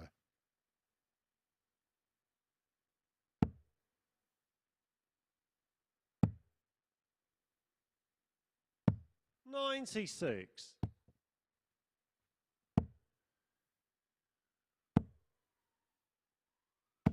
180. He sense he needed a couple of triples. Well, he's got every single triple on the board.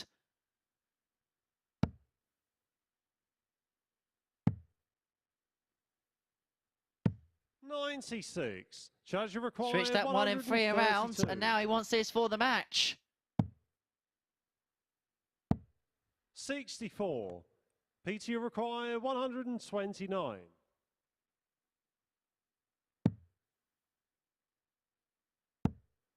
Bullseye. 104. Charge required 68. I was convinced it was going to go. Game 2 fours for Barstow for leg 4, and it means we have 5 players on 4 points in Group C, courtesy of that win by Chaz Barstow by 4 legs to 2 against Peter Jacques with an average of 91.5. This is more like it from Chaz Barstow. 1 maximum apiece in that match. 57% checkout ratio, 4 from 7. 2 from 11 on the outer ring was what came to cost Jacques in the end. And so it's a win for Chaz Barstow. We're going to take a short break. Martin Adams is going to give some analysis with Abby up on the balcony. And then we're going to see Gavin Carlin against Josh Payne.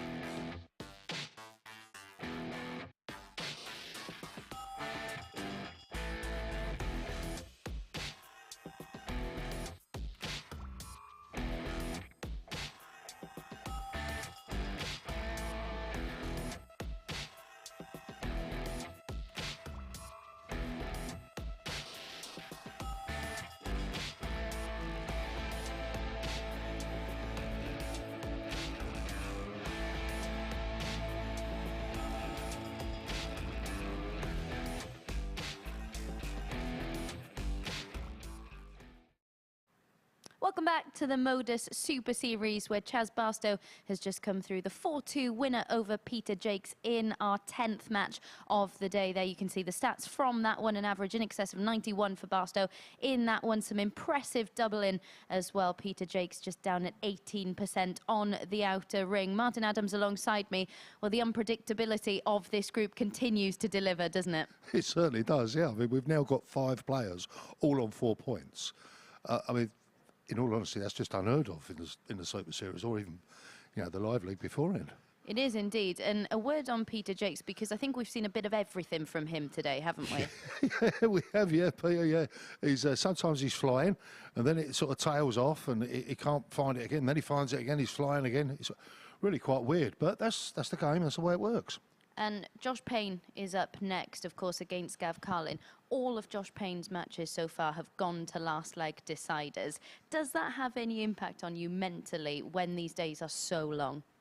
No, not really, no. I mean, we've all played, you know, long days and so forth, and yeah, we always have played lots of, you know, we get a tiebreaker at the end, you know, the last leg decider. Yeah, it's just something we get used to, and I don't think he'll worry about it at all.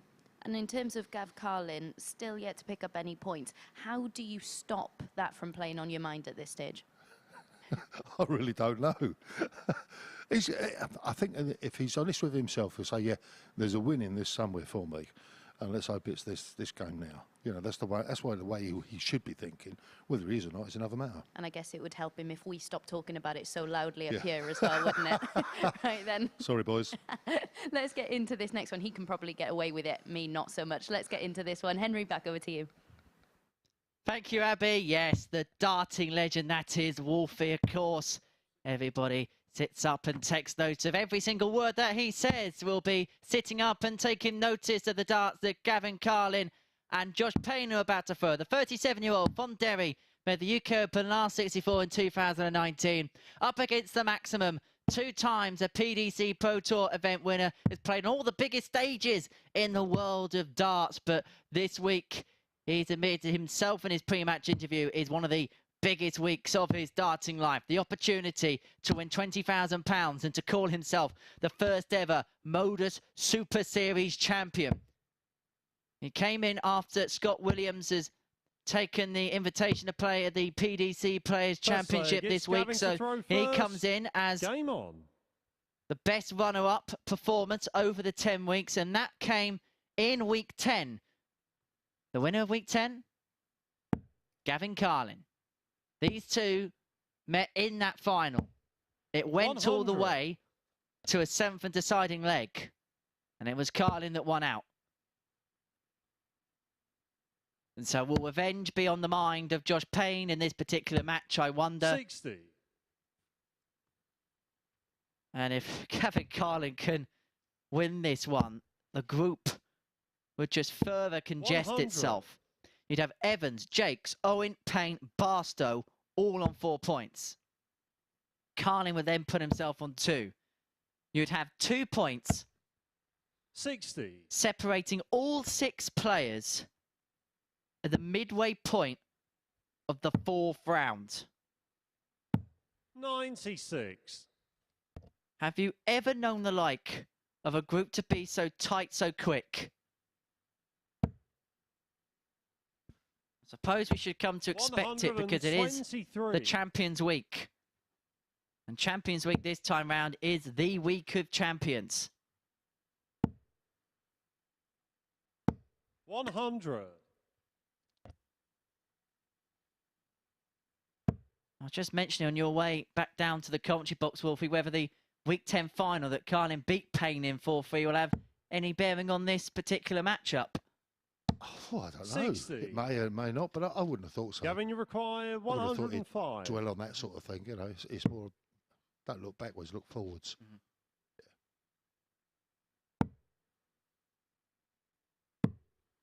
35.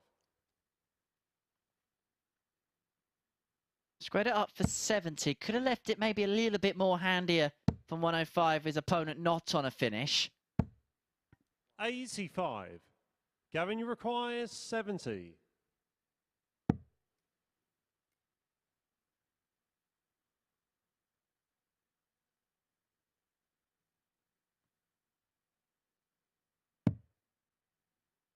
The bullseye for 1-0, and he wasn't too far away. And so Payne returns for 113 to break the throw in the opening leg, a leg that really hasn't been a major player in.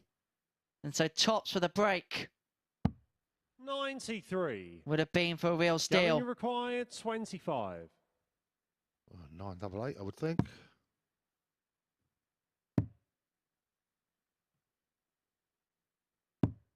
9. Joshua requires 20. He's presented Payne with the opportunity. Yeah.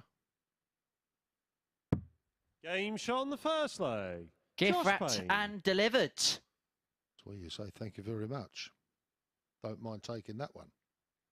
Second leg, it's Josh to throw first. Game on. I know the Christmas ads are on the telly earlier and earlier this year, but that really did feel like a Christmas present for Josh Payne.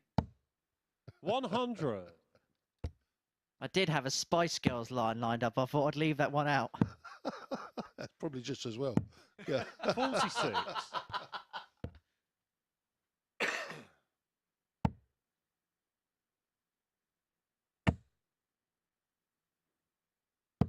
$140.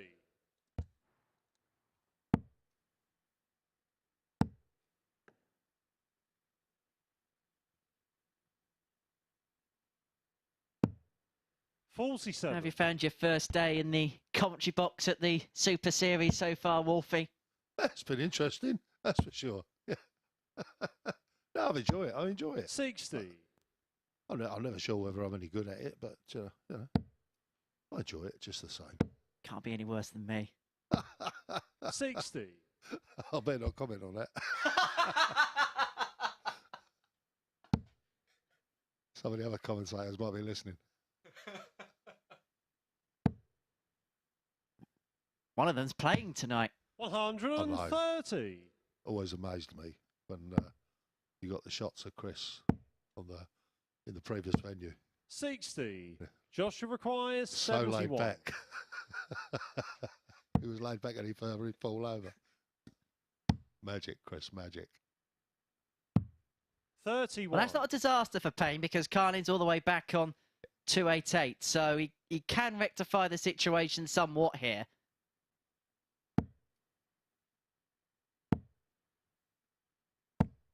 55. Joshua required 40. Tots for a 16 and a 2-0 lead, and to back the break up with a hold. Double 10. Game Nicely does it for Josh Payne, and as the old saying goes, a break ain't a break without a hold. And Josh Payne opens up that 2-0 lead, courtesy of that hold in the second. And Game on. Gavin Carlin has got a lot of work to do here. He could possibly play himself out of the race by the end of the first day if results carry on this way. Yeah, he hasn't sort of lived up to expectations, but he's not played that bad. 100. You know, he's played thrown some very good darts. I'm just amazed he's not had a win yet. And this is the thing with Championship, and I suppose we saw it with Lee Evans and Chaz Barstow in Group A. Because of the quality that you're coming up against, any sign of weakness gets found out and exemplified even more. 81. Oh, yeah, without a doubt, yeah.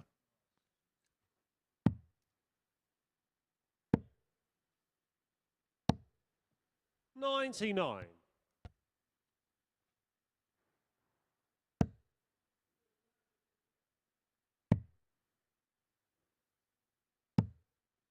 51.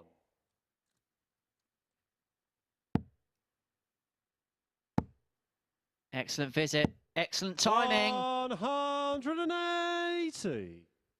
That'll pile the pressure on Payne. 54 after 12 for Carling. Maybe the cannon is beginning to fire. 99. Gavin, you require 54. Tops. Lovely marker. Game Lovely dart. And Gavin Carlin's on the board. He pulls one back to bring it back to 2-1, but Payne has the darts to keep that two-leg cushion intact. And if he can, he'll be a leg away from victory.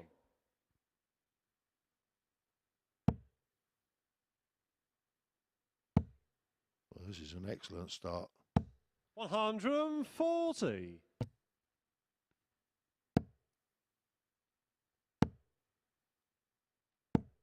100.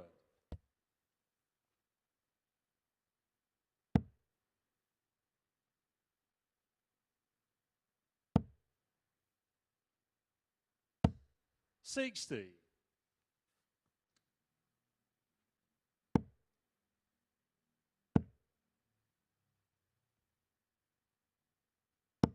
100.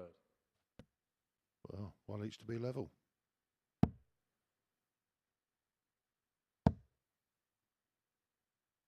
By and large, usually when that first start goes just above the treble bed, that's actually quite a nice lie for Josh. It wasn't on this occasion. Well, that's a lovely first dart for Carlin. 131. Goes downstairs, leaves himself on the big fish. May have to take it. May have to take it. 180. Gavin, you require 170. Not this time. Seen him get a big fish, didn't we, against Lucas Vainik at finals night. That actually knocked him out and put Thibaut Tricot through, but he couldn't convert on this occasion, and he won't get the chance to convert the 1-2-7 because Josh Payne is 3-1 up and is a leg away for becoming the first player to put themselves onto 6 points. And following the opening game defeat to Robert Owen, Josh Payne has been pretty much perfect from that juncture. 121.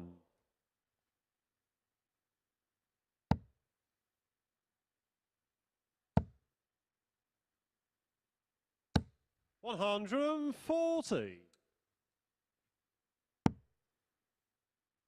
This is boiling up. 125. Quite nicely. Indeed. It was good to see Gavin throwing, throwing great darts again. 98.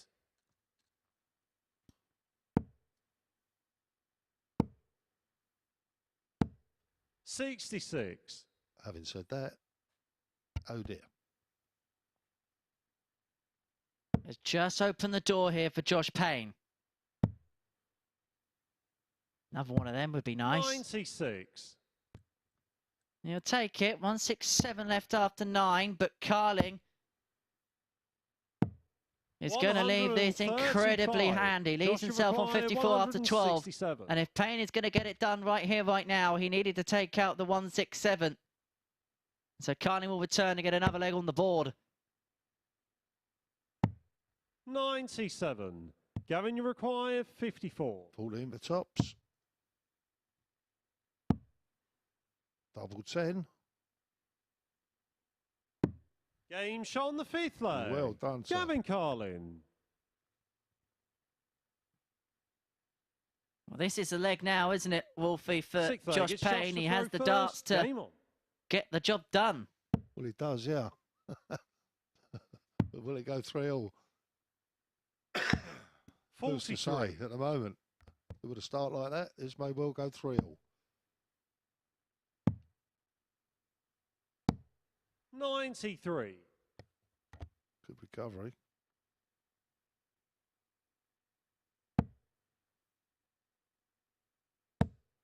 Oh, what timing. What timing. 180. To put himself in command. 140. That's not a bad riposte for Carling.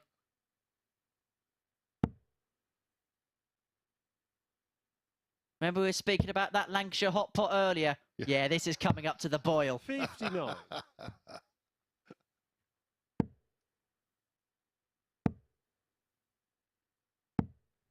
Can we check that treble for a magnet?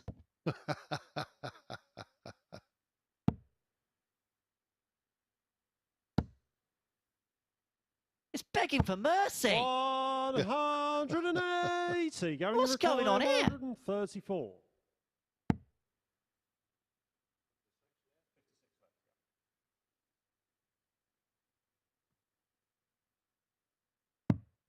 $94. Joshua required 39. So to become the first player to move on to 6 points in Group T. Double 10.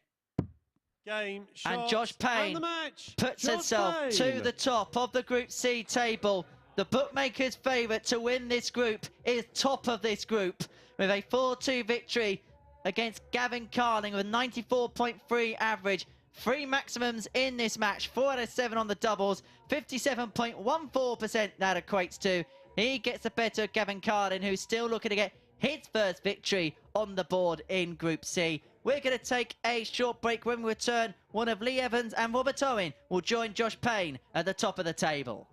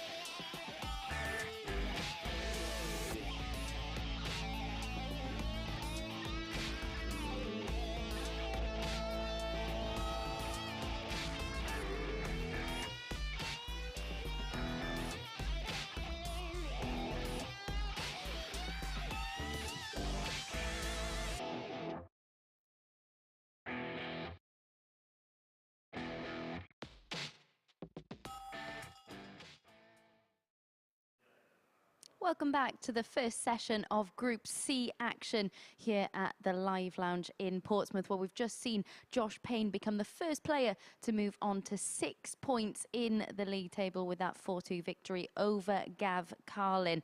It was a superb performance yet again, wasn't it, from Josh Payne? Very impressive display from him, applying superb pressure when needed and clinical on the outer ring to put himself in the driving seat in that one. Gav Carlin certainly didn't play too badly, but Josh Payne upping his level and going out in 14 darts to get over the line in that one. 57% checkout success in that match, with 3 180s helping him to get onto 6 points. As we can see in the league table, he is now top of the pile. He was favourite to qualify for finals night, and he is now the first player on to 6 points. Lee Evans could join him in this next match, as could his opponent Rob Owen, as you can see, both on 4 points at the moment. It is Lee Evans who's got the best leg difference so far, because he's the only player in this field who's yet to play in a last leg decider so far today. But Robert Owen got the better of Lee Evans when the two faced yesterday. Of course, they've played 3 times this week.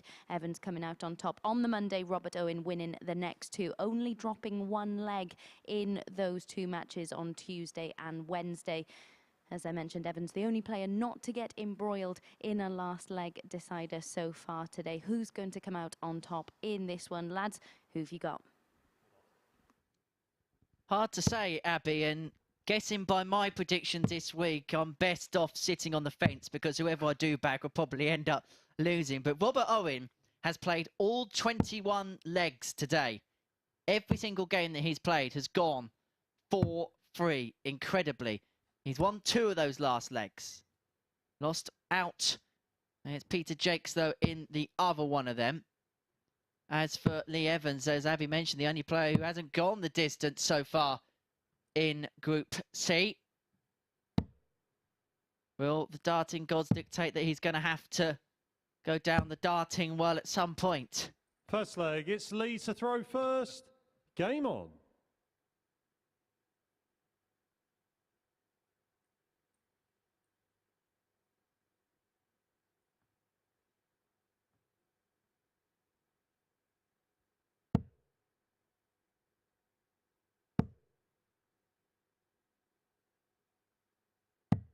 $131.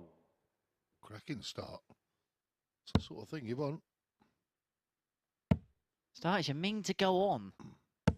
100. Yeah. And of course, the incentive for the players will be to get through to the final. We will 60. have a crowd here for it, and you've been here a couple of times. You sampled the atmosphere. What is the crowd like here at the Live Lounge in Portsmouth? And they're very good. 125. I've got to admit, the last one I played in, there wasn't so many people because of the train strike. People couldn't get here, and then they found out they asked for taxis. 100. Taxis were like extortionate on price, just. But there you go. So hopefully this time trains will be running, and everything will be good, and we'll have a good 100 crowd. Well, from what I've heard, it's nearly sold out. We are close. So if you do want to go to the Darty Party in Pompey on Saturday night, dartshot.tv, there 60. is not many left. So do get in quick if you want to be here for the finals on Saturday night. And of course, we also have a night at the darts courtesy 71. of the Untouchables in December, one of the big Modus exhibitions, featuring Michael Van Gerwen, Fallon Sherrock, Simon Whitlock, Raymond Van Barneveld, Vincent van der Voort. Friday the 9th of December at the Portsmouth Guildhall. You can also go to dartshot.tv for that. Meanwhile 98. here, Robert Owen left on 105 for a breaker throw in the opening leg.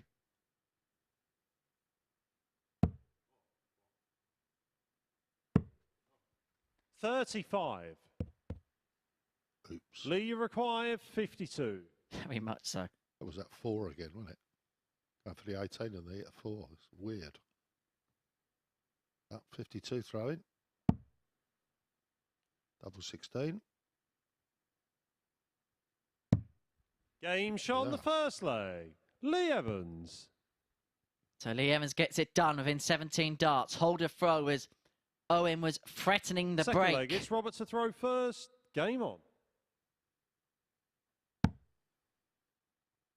And I wonder whether we get into the point of the day, or at what point with the group so tight, when legs difference could potentially come into play.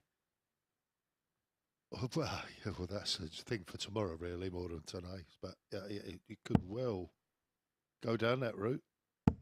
I've not seen it yet, personally, but yeah. 100. Could well do. Had that crazy scenario yesterday where Conan Whitehead, if he won 4-0 against Graham Hall, would have gone above Graham Hall 60 on legs won by 1 leg. And it would have been the leg to win 4-0. Mm. Yeah. Incredible. Oh, right. That's amazing, isn't it? 57. Of course, we've seen 9 dart shootouts. We saw one, didn't we, on Saturday night, didn't we? Which went to overtime. Yes, indeed, yeah. Trust Tony O'Shea to make it go all the way, make it go the distance. Good old boy, Tony.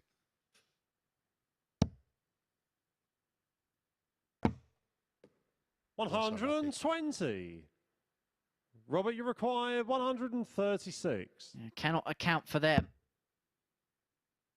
It's unlucky because I think that actually went in the 60 bed and it would have left him on a finish. 55. And as such, it's given Owen 6 on the 136, leaving 81 after 12.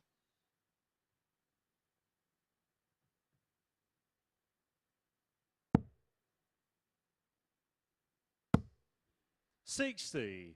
Robert, you require 81. Double 12. For Game 14, dart leg, it squeezes Robert its way into the bottom left-hand corner. And Robert Owen levels us up at 1 apiece, averaging 96.41. Game on. And 1 out of 1 on the outer ring. That was the problem for him in his previous encounter. Indeed, yeah. 10 darts thrown at double and none hit. 93. So he'll be very happy with it. Sounded like me at the local comp in Southampton on Tuesday night. 60. Did you? I was thankful I actually got 10 darts at double, to be honest.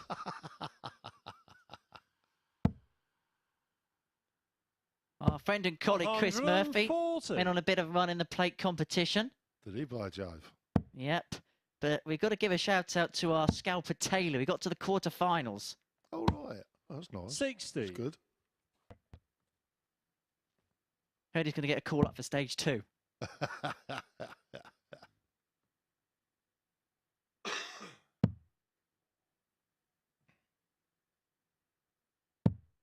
$58. To the serious business here. Looked at 1 apiece. Another crucial battle. They're all big ones from here on in. Considering the state of the group. If you have just joined us, first of all, a very good afternoon to you. Josh Payne leads the way. 6 points after 4 matches. And then we have 4 players all locked on 4 points. Lee Evans, Peter Jacques, Robert Owen, Chaz Barstow and Gavin Carlin yet to get off the board. 0 points from his first 4 matches.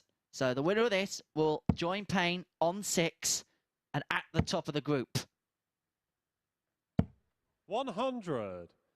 Lee, you require 120. Shanghai for Evans.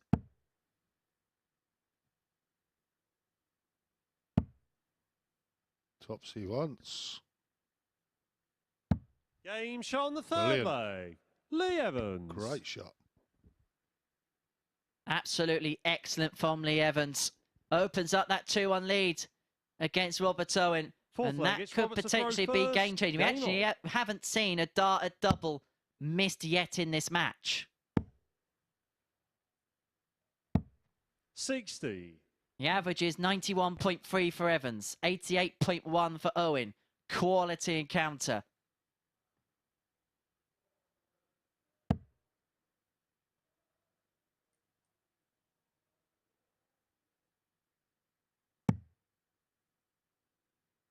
Just having a little look at the stats, Wolfie. Our next maximum will be our 150th of the week. My word. We are 9 away 60. from getting 2,700 for the phase. My word. That's unbelievable, isn't it? It may come here.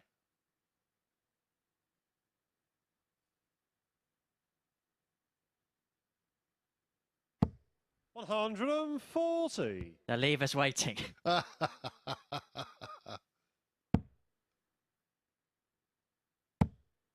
he thought about that one too long, I think. 100. It's those moments where you should kind of go with the flow a little bit more, I feel. Yeah. 96.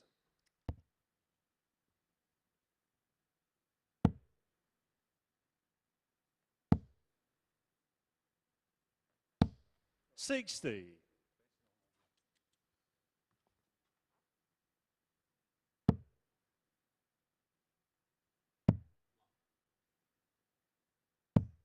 58. Well, he's on a finish now, Lee. 150. 43. Robert can't leave a finish. Lee require 150. So he's got 6 darts at this. Oh, the breaker throw.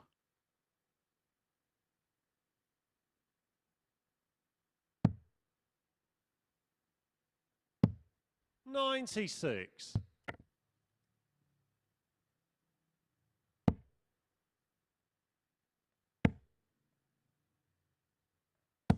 140. Yeah. Lee require 54. Pressure's on this 54. Certainly is. 14 for tops.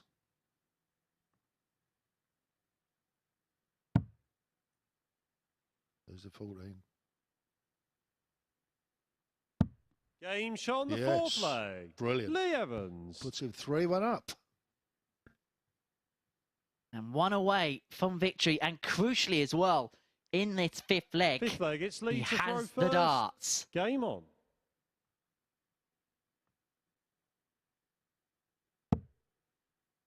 Those are the averages, 90.49 for Evans, 86.24 for Owen, who has the game's solitary maximum. 58. Still not seen a missed dart at double. 3 from 3 for Evans. 1 out of 1 for Owen. 60.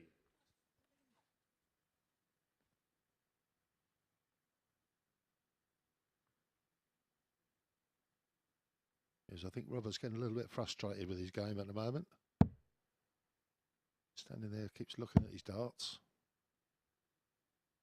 100. Must be feeling a case of here we go again, because he played well in Group A. Yeah. Probably didn't get out of it what he should have got out of it. And now in Group C, has played some really good 100. stuff. But again, it looks as if he's going to have to fight for everything he's going to get out of this group. But then it's tough at the top 100. at Champions Week. Well, that's the thing. The players ain't going to give it you. You've got to go out and take it.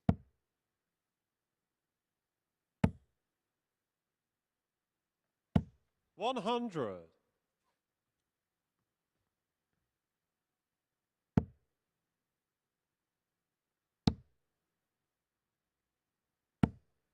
60. Owen has 6 on 2 for 1. The way that first dart is laid down, that was a really, really nice lie for him. 100.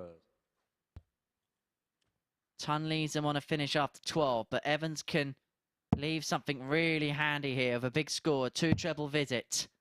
That's one of them.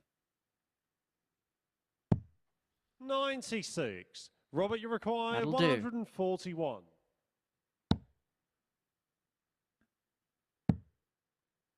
They're in. 129. Wasn't too far away either with a Lee, double you 12. require Definitely not. 87. 87 for Evans. 20 for Bull, I would guess. Game, shots, Cracking. and the match. Lee And Evans. that seals the victory in some style for Lee Evans. He gets the better of Robert Owen by 4 legs to 1. With an average of 88.9. Robert Owen getting the game's solitary maximum, but have a look at those doubling stats. 4 from 4 for Lee Evans, a high out of 120. And in fairness to Robert Owen, he was 1 from 2 on the doubles. He missed 1 dart at double 12. That was on the back of a 1-4-1 finish, but work for the Welshman to do. So Evans and Payne are both on 6 points. Evans goes top on legs difference. We're going to take a short break. When we return, Gavin Carlin is looking to light up a spark. If he can get the better of Peter Jacques, it'll be his first win of Group C.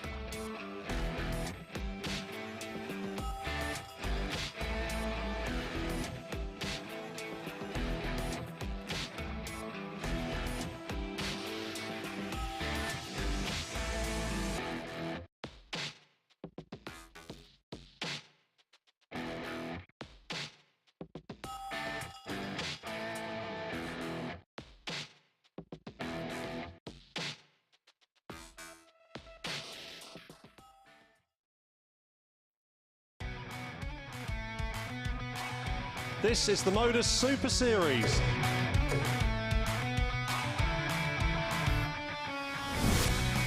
$180.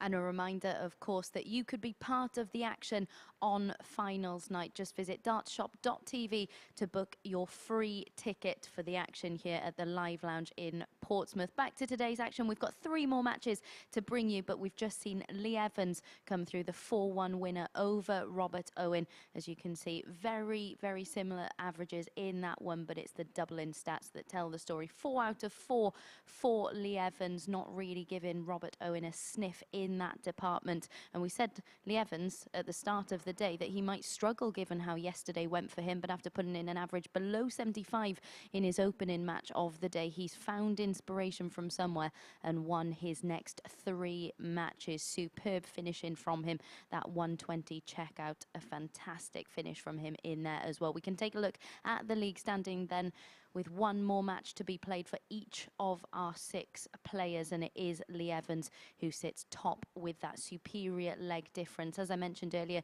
he's still the only player not to be embroiled in a last leg decider so far today. So next up then, Gav Carlin against Peter Jacques, these two playing in their last match of the day. For Gav Carlin, it's a chance to get his first victory in Group C. For Peter Jacques, here he is taking out that 1-1-2 in defeat to Josh Payne earlier this day. Jacques made a superb start to the day, didn't he? Winning his first 2 matches, but his level has just dipped off ever so slightly since then. Can he get back to winning ways and end his day on 6 points, or will it be Gav Carlin who gets his first victory of the session? The most notable meeting between these two coming on the Challenge Tour earlier this year, it was Jacques who came out on top in that one. Will he get the better of Gav Carlin again in this one? Let's find out. Lads, back over to you. Well, this group has been a little bit like 10 Downing Street, really, hasn't it? You don't know who's coming and who's going, but the only thing you can guarantee is the person at the top of it all probably isn't going to stay there for very long. Anyway, next up for us, it's Peter Jacques up against Lee Evans. It kicks off the final round of matches, and probably by the end of the final round of matches, we'll probably have another coming and going at Downing Street. But anyway, back to the darts. Gavin Carlin, the 37-year-old from Derry, throwing a 24-gram target dart, made the UK Open last 64 back in 2019. That was about 3 Prime Ministers ago. Peter Jacques, a 49-year-old from Denby Dale, 2-time PDC Challenge Tour event winner, is the Terrier. First. But let's focus on the darts. The revolving door that is Group C continues. Where do you think I'm up? Henry, you're doing me in here. 58. They know how Chris Murphy feels.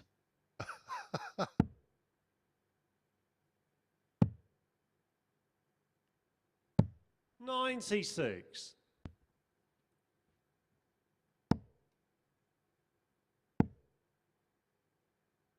125. Still awaiting that 150th maximum of the week. I think one of these two will put that in, I reckon. 100. Gavin seems to be the one that will pull them out of nowhere. 60.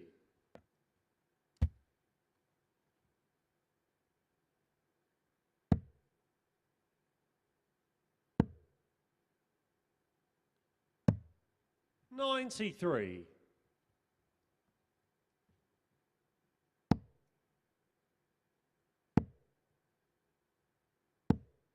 125.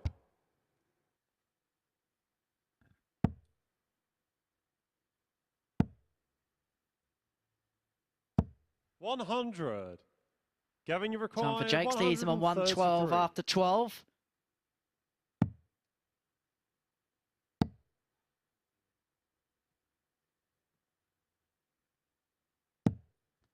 $53. Peter, you require 112. We'll break your throat.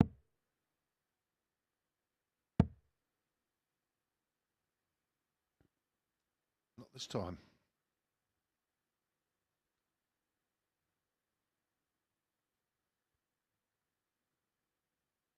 Trying to work out the best way to go. 54. Gavin, you require 80. Another one of them. Leaves himself on tops. 60. But it doesn't go. Peter, you require 58.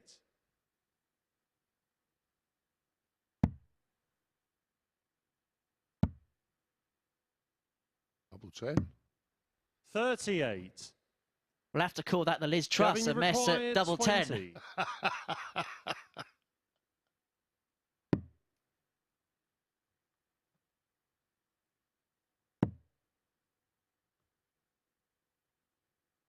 Game shot on the first leg. Double 5 is Gavin no problem Carlin. for Gavin Carlin. He leads by a leg to nil. Peter Jacques has had his opportunities to break through in the Second opener. leg, it's Peter to throw first. And it Game came on. and went. Carlin leads 1-0.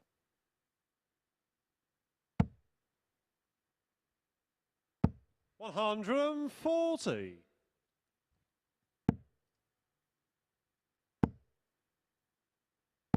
121. I could see you wishing that one in there. I was ready to go, Martin. Yeah, you were. 100. As commentators, we sit poised, ready to go for the big moment. This could be the big moment. No. Let down again. 140. Even so, there's some great scores coming here. There's no doubt about that. Been a quality match. Quality display. And there's the 150. 180. An incredible standard at Champions Week. Require A century and a half up. We shall raise our dart to the players. Double 13 to level us up. Game shot. There it is to Peter Jacques, and it is one apiece in this match. Courtesy of the milestone maximum and a superb 81 out. Third leg, it's Gavin to throw first. Game on. Now the next milestone is 8 more, and we'll get to 2,700 for the phase. Indeed. 60. Only 8 to go.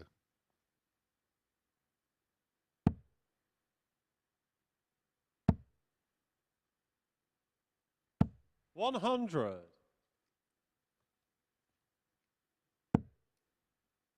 At this point, you feel we're in must-win territory if you're Gavin Carlin. 140. Well, exactly, yeah. I'm just amazed he's not won one today yet. It's quite surprising, you know, with the quality of the player. You know, but there's 500 quality players there. That's one of the issues. And if your luck's not with you, all you can do is just keep fighting it and just keep fighting, and hopefully something will come 100. good for you.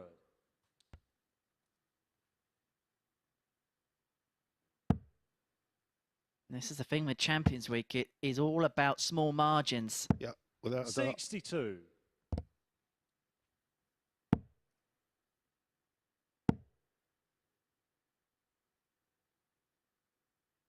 The loose darts are the ones you don't want. 41.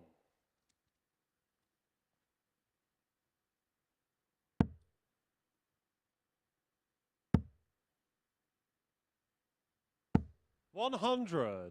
Gavin, you require 160.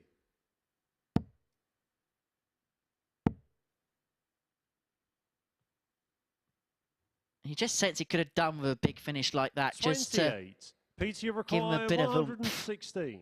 Well, exactly, yeah, yeah.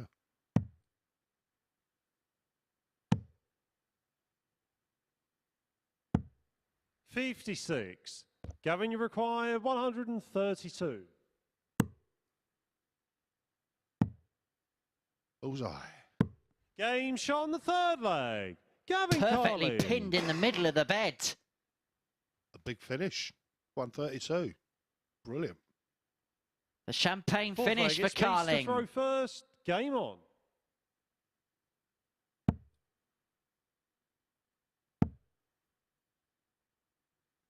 $135.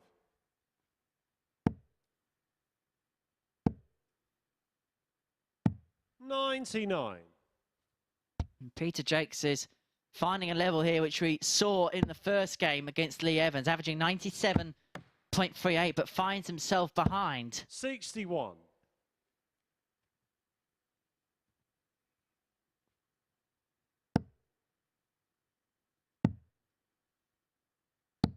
$93.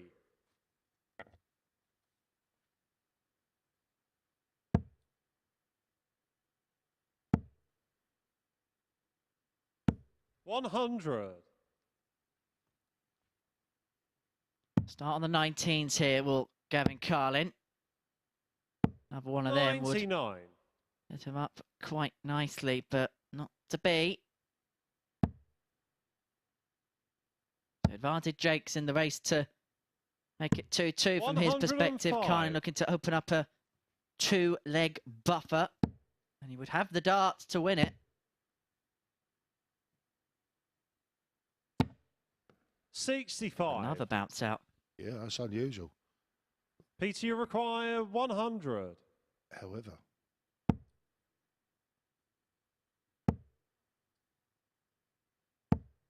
$60. Well, you're on those close Gavin, you require 145. The wires look fairly well battered. So there might be a couple of little folds in it.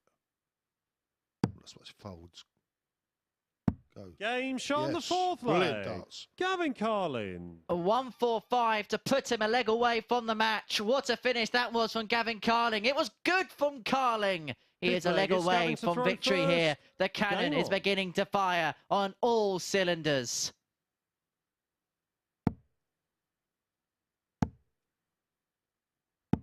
85.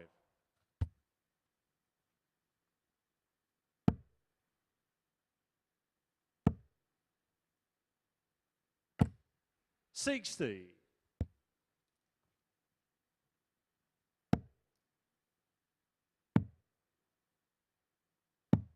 60.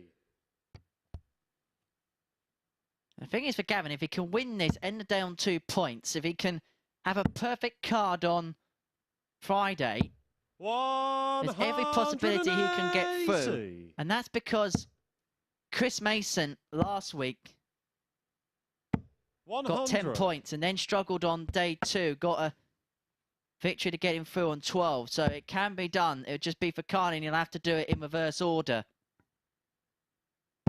100.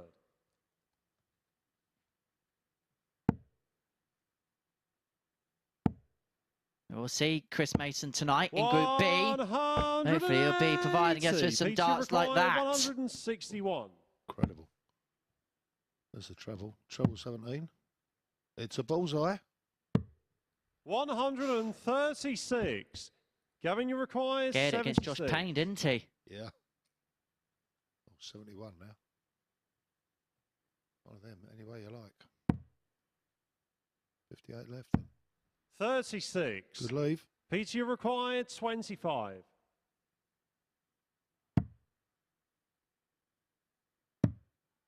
No score. Oh. Major slip. Gavin, you require Open 40. the door here For the match. Gavin Carlin to register his first win of the day in the last game of the day. Tops he wants, tops he gets. And Gavin Carlin ends the day with a victory over Peter Jacques by 4 legs to 1. These are the stats, an 89.81 average for Carlin. Jacques got 2 maximums, but they would to be in vain, along with a 94.4 average. 4 from 7 on the doubles for Carlin. 1 from 5 for Jacques is the reason why the scoreline is 4-1 in Carlin's favour. Helped by that magnificent 145. 2-ton plus checkouts in the mix there as well. So victory for Carlin there. We're going to take a short break. When we return, it's Robert Owen up against Chaz Barstow.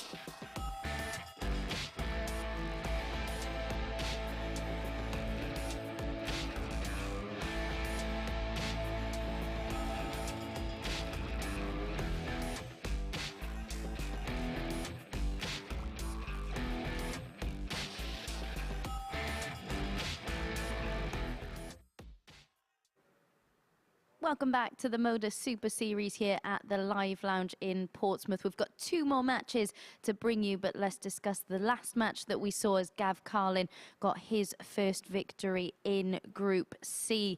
He's ended the day with those 2 points on the board. A really important 1-4-5 outshot from him in the 4th leg to move within 1 of the match. You just felt Jacques was starting to motor before that, so it really did squash his opponent's chances of getting back into that one. Aided slightly by those 4 missed starts at double from Jacques in that one, but Carlin doing what he needed to get over the line. 57% checkout success from him in that one, and as I said, that 1-4-5 checkout at a really important juncture in that match to get his first 2 points on the board. We can see what that does to the league table then, with 2 more matches to bring you this afternoon. It is, of course, Lee Evans, who still leads the way because of that superior leg difference. Next up, we've got Robert Owen against Chaz Barstow. One of them will end the day on 6 points. So they've already met 3 times this week, this pair, and it was Chaz who won on Monday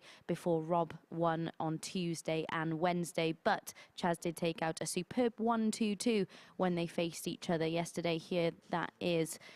And Owen has become increasingly frustrated as today's session has gone on, hasn't he? Just not scoring as regularly as he'd have liked. Too many trebleless visits from him, and he's lacking a bit on the outer ring as well. So then which one of these will end the day on 6 points? Let's find out. Lads, over to you. Thank you very much, Abby. A big game for both because, as you mentioned, one can get on to 6 points with victory here, keep pace with the 2 at the top, and with Evans and Payne squaring off against each other in the final match of the session, one of them will go on to 8 points overnight. So crucially for one of these 2 is to keep as close touch to them as possible by getting a win and going within 2 instead of having to overcome a 4-point deficit going into day 2 of Group C. Now, Robert Owen, for the first time today, wasn't involved in a 4-3 in his last match against Lee Evans. First leg, it's Robert to throw first. How rested is he ahead of this game against Chaz Barstow, I wonder? Well, we'll have to wait and see on that one, but yeah, see if his frustrations have gone. 60. I won't be over the moon with that, I shouldn't think. Chaz will be happy with that. 140. We say as one. Yeah.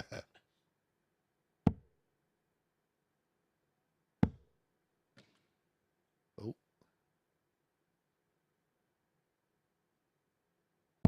100. Like his fellow Welshman, Gavin Price dropping the dart on the floor. 100. Is that a sign of nerves? Don't know. Might be. 140. Not bad for nervous darts if they are. That's true, yeah. 100.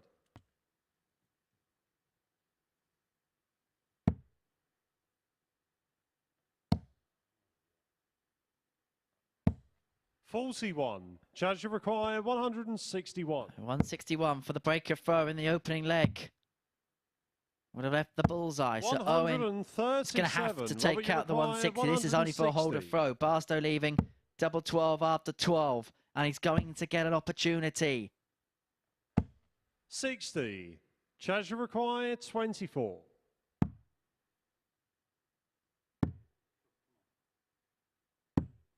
12. Ooh. Robert, you require 100. This could be a window of opportunity.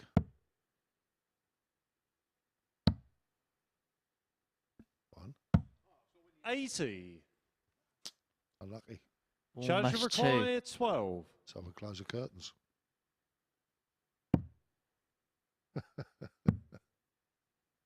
Double 3. 6. Well, Owen may have closed the curtains, 20. But Barstow has opened the door back up.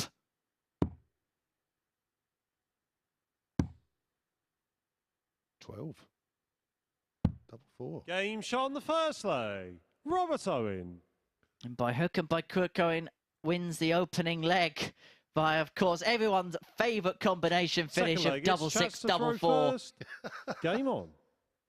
I've seen it happen several times, but not in this type of match. I'm not sure anyone's ever deliberately gone that way, have they? Local league, you see it quite a bit.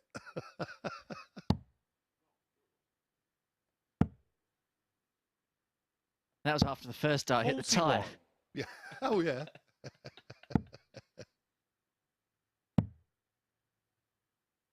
The days of the tyres around the boards have gone. Proper dartboard surrounds now.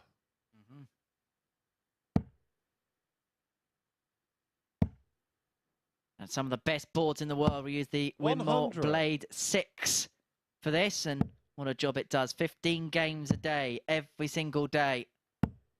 59.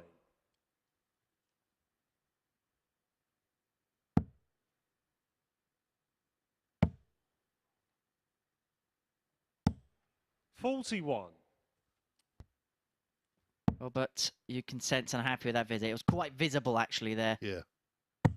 96. Just wondering whether he's got a little niggle with his shoulder, because he was sort of giving it some, you know, movement of the shoulder there. 95. Charge required 167.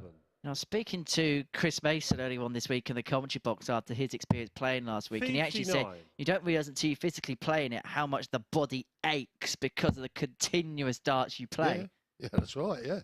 Very true, yeah. 81. Charge required 108. And over time, it takes its toll on you. I mean, I've got arthritis in my shoulder. And that's the only reason for that is because the amount of darts I've thrown over the years. Robert, you require 143.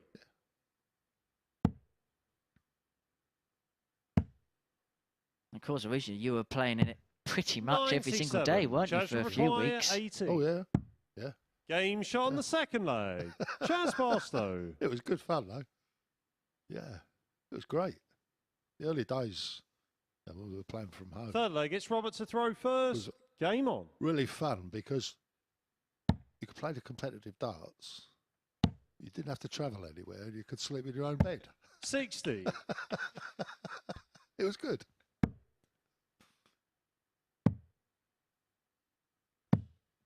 $134. And you could pick which side of the table you wanted as well. Yeah.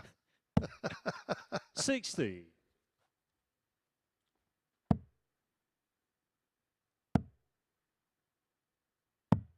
$42.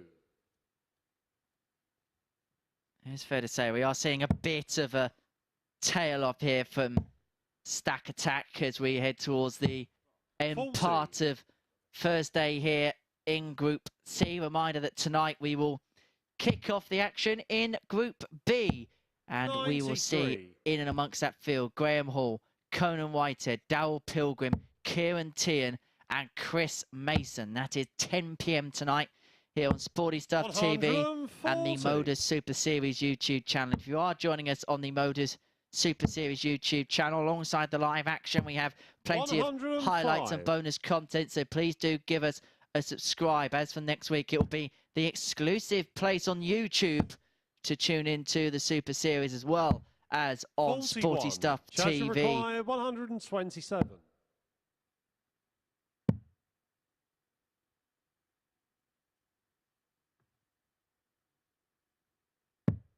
$87. Robert, you require 160. Nice, it's a must get it. It's got to go, isn't it? No, and it hasn't. Is Chaz 3 darts in his hand? 41. Tops. Chaz, you require 40.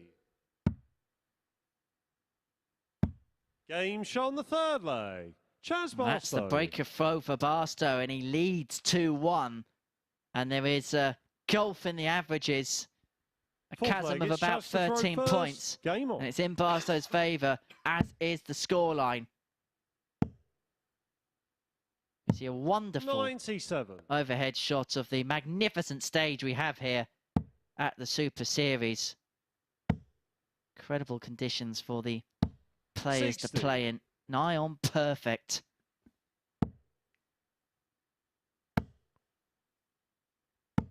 $140.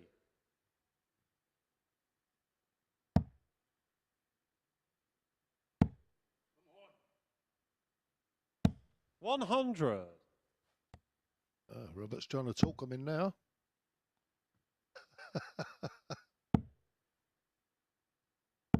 100.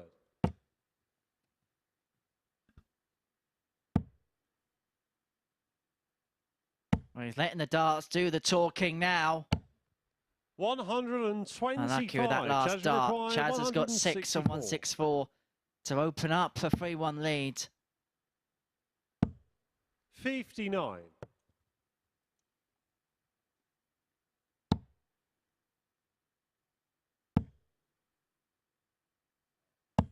100. Charge to require 105. Put some pressure on. That's an 8. 97 left. That's a 9. 71. That's when you know it's not going to Robert, go you require well. 116. 2 Ruggans. He's left himself on double 17 43. as well. Charge to require 34. Went straight for it. So 1 for double 8. Game For shot 3-1. And he's a leg away from Barstow. victory, which would put him on to 6 points. It would put him level at the top for now. But as we know, Evans and Payne, the 2 players on 6 points, Fifth will leg, battle it's it Robert out to throw in the last first. match of the day. Game on.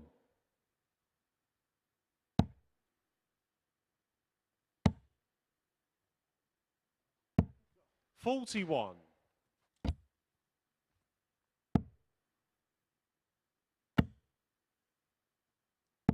95.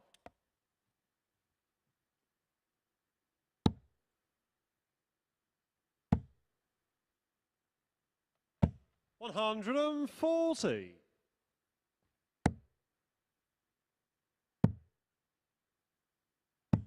58.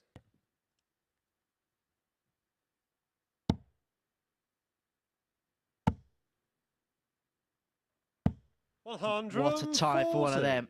Puts him in command of the all-important 5th leg from his perspective. Well, he has to win every single one, so they're all important 96. at this particular juncture.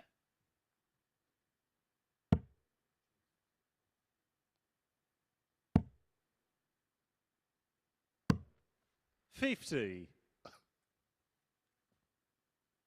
We'll call them sprayers. Yeah, something like that, yeah. 140. Robert, you require 130. That's the treble 20. Is that another one? I'm not sure. I think so. 125. Chaz, you require 112. He was going for the double 5. Yep. 12. Tops.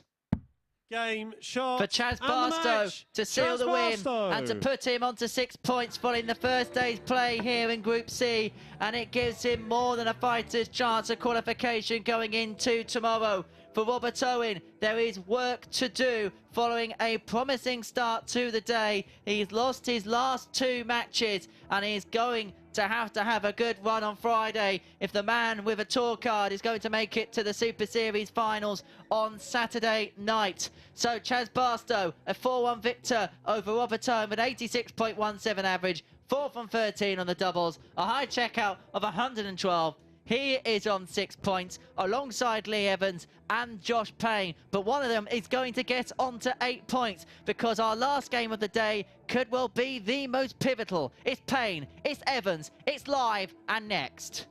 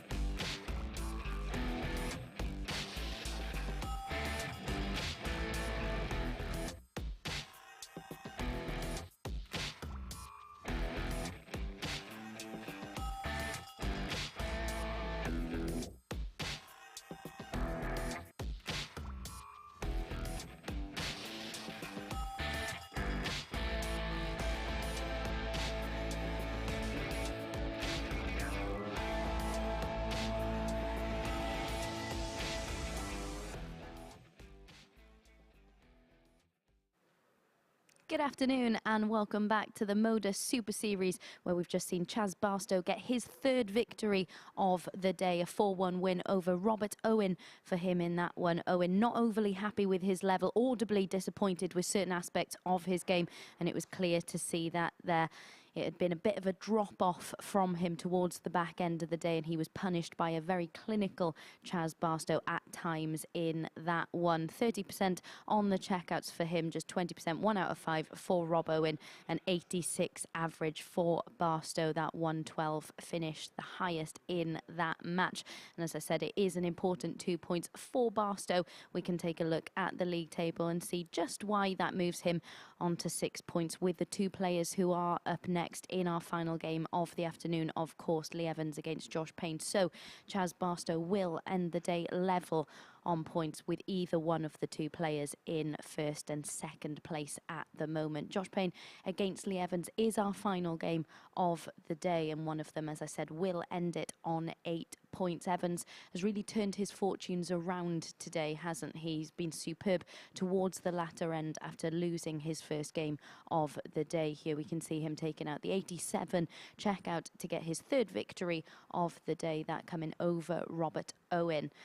These two have met twice here at the Super Series previously, also in Champions Week, and it was Payne who came out on top in both of those meetings. Payne actually with a 105 average the last time they met here at the Super Series. Will we see another superb performance to round off today's action? Of course, we do, a reminder, have another session this evening as Group B gets underway from 10 p.m. tonight. But for the conclusion of the first day of action in Group C, let's get this final match underway. Lads, back over to you. Thank you very much, Abby. The final game of the opening day of Group C is a pivotal one. For one of Lee Evans and Josh Payne, they will put themselves onto 8 points and put themselves into pole position going into tomorrow morning's session. Who is going to win this particular matchup, I wonder, Martin, because both have shown flashes of brilliance, and for Lee Evans, he's done well to recover from the pain of Group A and just refresh his mind going into this morning's session. Well, if he builds on the successes he's had in the last few games, then there's no reason why he can't win this one. But, you know, I'm sure Josh has got a lot to say about that. First leg, it's Josh to throw first. Game on. Here we go. And he does. Yeah.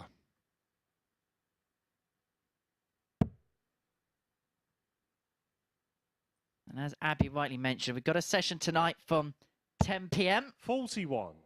Group B will get underway. We cannot wait for that.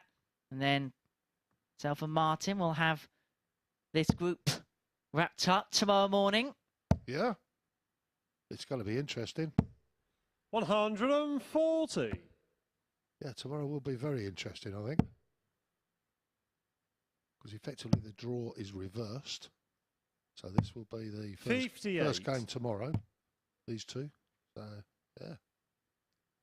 Which means that if someone can win this fixture twice, they'd open up a 4-point gap after the very first game of the session. Yeah. That's a huge advantage.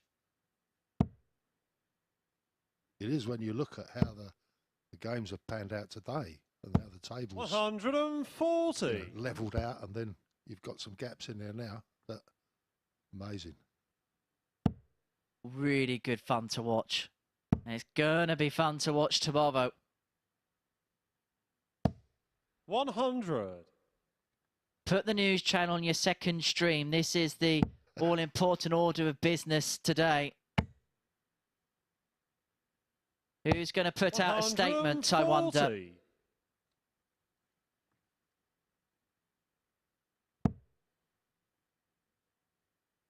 One of them can dispatch possibly the rivals down the bottom of the table.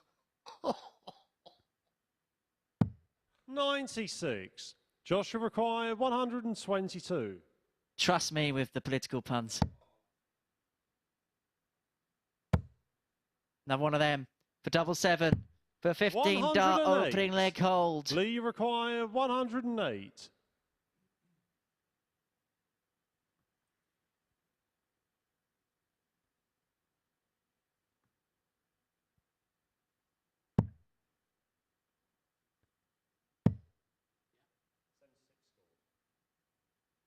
hasn't gone in. So Evans. Game shot. Oh no, it was in. Leg. Lee Evans. It did find a way into the treble 19 and thus the double 16. And Lee Evans breaks the throw, leads Josh Payne 1-0, and that could be a crucial break of throw in the context of this particular match.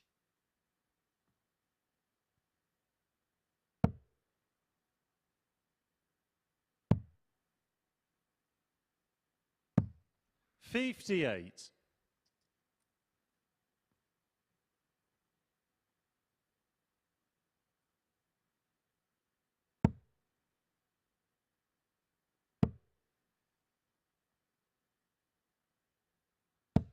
$60.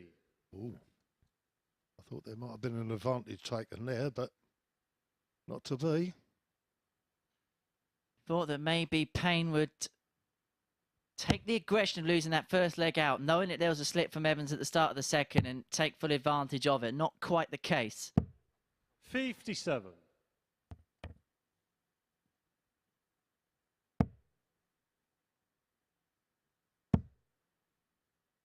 Well, he's doing it now. 180.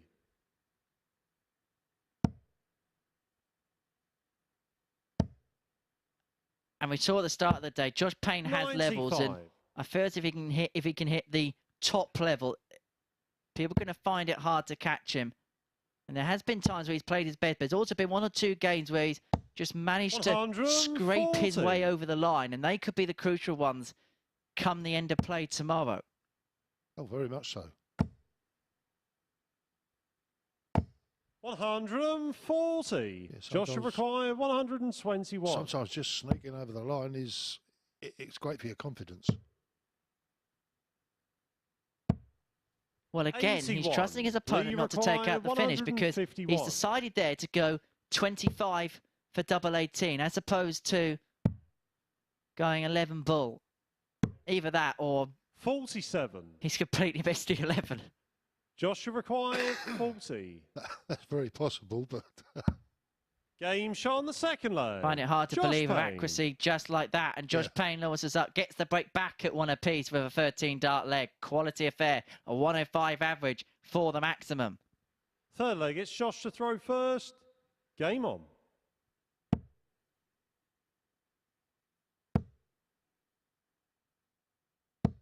$100.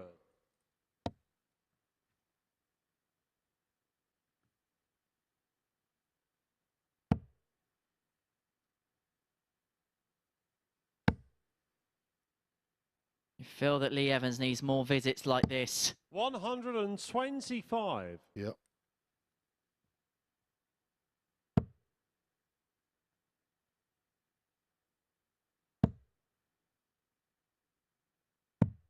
And downstairs there. Really has given the darts back to Evans, especially now after that treble. 96.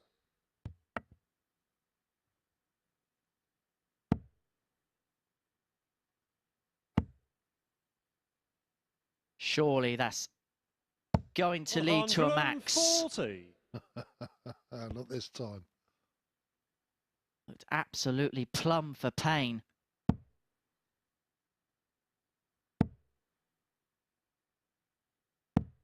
$94. It does feel like one of those stalemate legs where everyone's just trying to cancel everyone out. Nip and tuck, I think they call it. Indeed they do. 140. Well, that's made a severe dent. Back-to-back 140s for Payne.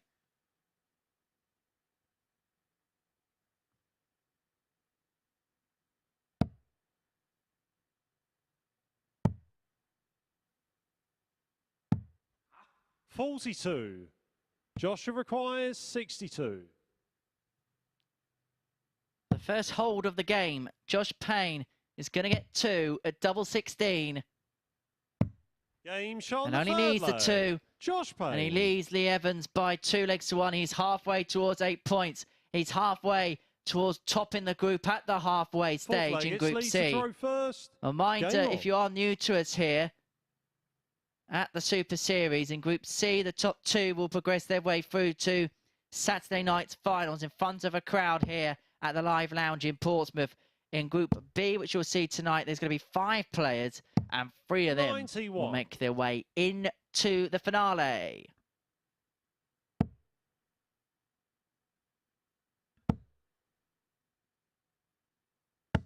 Yeah. 180. It was like a Vincent van Gogh painting. It looked so good.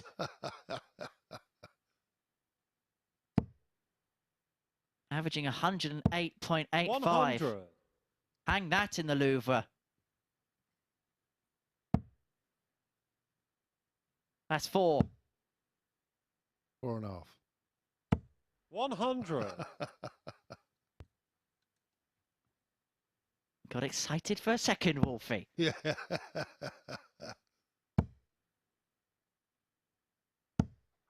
95. Josh Payne will be happy with how this is going. He saved his best till last. And to be fair, Lee Evans is averaging 90.5, and he hasn't really had much to go at. He's only had 1 dart at double on the 108 and has taken it. Might get a bit of an opening here now. Well, he should do. He's only on 2-1-5, so 2 treble visit would make a big dent in it.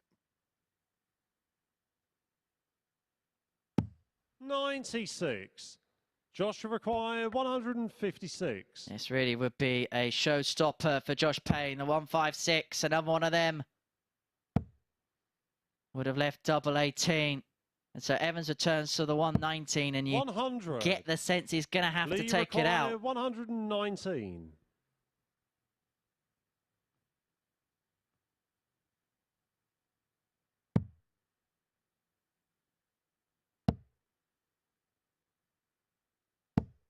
59.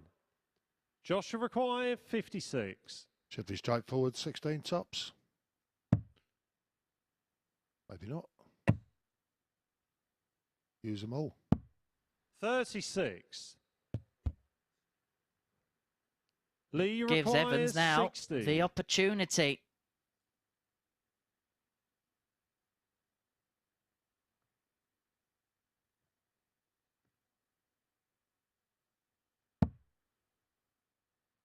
Tops.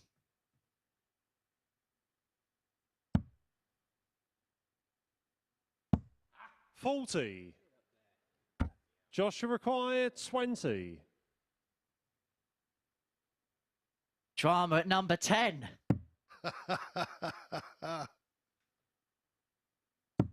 Game shot on the 4th leg. Josh Payne. But this time someone's home. And Josh Payne is a leg away from getting on to 8 points, topping the table overnight. First. Game on.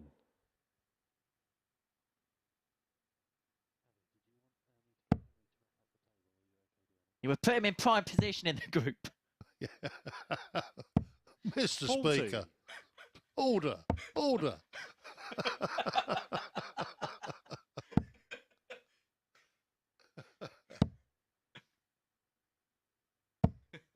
55. Oh, I knew I'd get here if I waited.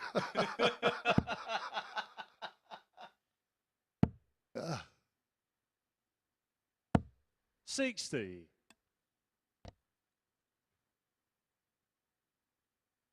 Do you realise since the Super Series started, we've now had 3 Prime Ministers and 2 monarchs? Only started 48 days ago.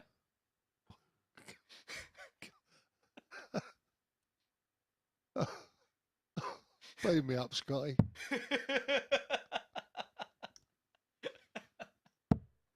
Oh, my 40. word. Well, it's been an absolute pleasure working alongside you today, Martin. Thank you very much. Likewise, Henry. Likewise. Oh, my word. And Josh Payne is looking to finish off the day with a 4-1 win. That would put him at the top of the table. Back to the serious business here and now. And we will grab a word with the winner of this game up on the balcony with Abby 44. upon its conclusion.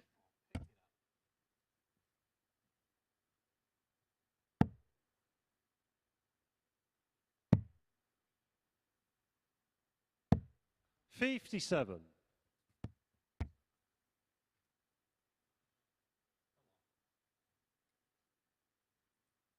Payne in control of this leg. However,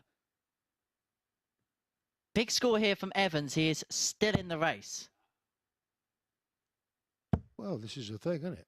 But 2 double fives 50. doesn't help the cause, unfortunately. Well, it's just given the opportunity back, hasn't it, to Josh Payne? Yeah. 97. Good recovery. He's himself on 147. Ironically, for the maximum. Come on, no snooker gags, please. To win the match, it could be 147 in frame. 37. Josh will require 147. Let's see which way it goes. It was never going to work. He missed the red first 57. He hasn't really queued it up either. Well, 90 for the match for Josh Payne to put him on to 8 points following the opening day's play. Following defeat to Robert Owen in the opening match of the day. He has reversed those fortunes. 20 or treble. He's missed a big number. He's decided again. He's elected again to say to his opponent, I do not think you're going to take the finish out by going across to 18s. 36. Well, it's the big fish. Lee, you require 170. We'd love to see it, Lee.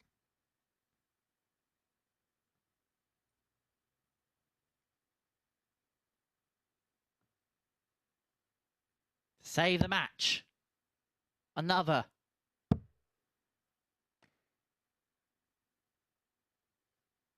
You can't believe it. 85. And so, Josh will require 54. To finish the day as the leader, Josh Payne wants tops. Double 10. 34. Doesn't go. And so Evans Lee is back for 85. To bring it back to 3-2. It would be a breaker throw as well. Tops on.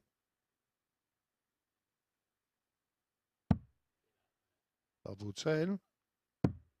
Game shot on the 5th leg. Lee Evans. Wonderful game, this, isn't it? Never a dull moment. Always full of surprises. 6th leg, it's Lee to throw first. And we saw in the opening few games of the day a player go 3-1 up and then get embroiled in a battle right to the very last. Is that how the day's going to end? It could well be. Lee's got to throw.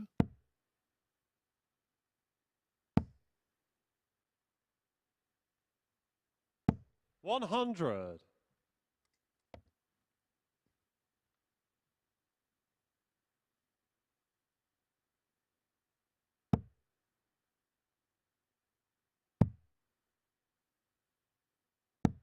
$93. Good last start. And this is where Josh cannot afford to let his head drop a little here.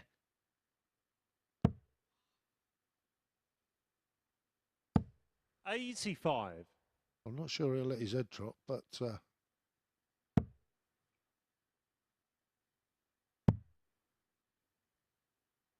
he needs to find that 51. accuracy.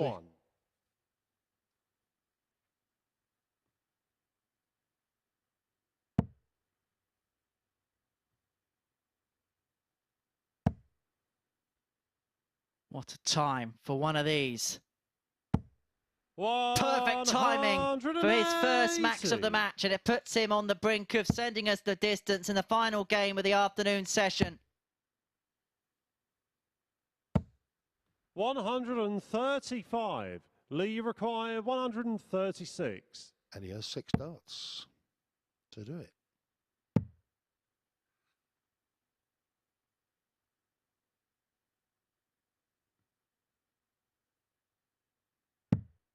$60.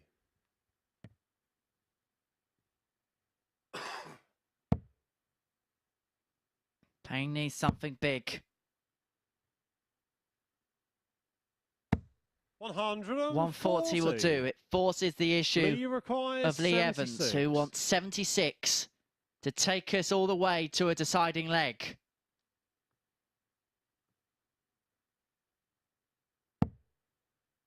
Two eights.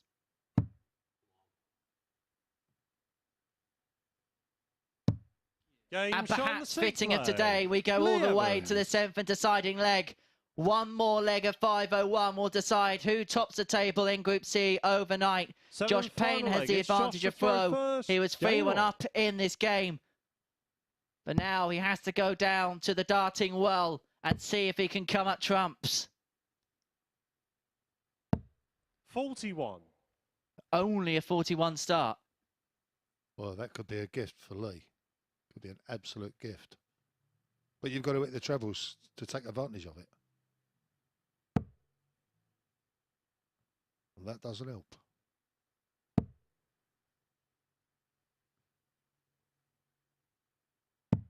$40. But Josh has sort of got out of jail there. You can sense both players know the significance of this leg. 59. I'm pretty sure they do. Yeah. Because I mean, as you know, in the practice room there, we do get the table come up on the screen, so they know exactly where they stand in the table. So yeah, I'm pretty sure they know the significance of this.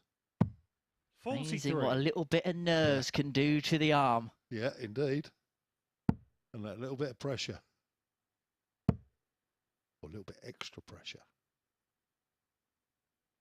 100. Well, Evans's shirt looks like that, with the logo of a well-known energy drinks brand. Well, he needs a little bit of energy just for these next few moments. He needs to find something inspired with these next two darts. It's not going to happen with a single 5. 28. And that may have given Josh Payne the keys to the leg, the keys to the top of the tree. 64. But he may have handed the initiative back if Evans can pile in 2 trebles. He won't. 60.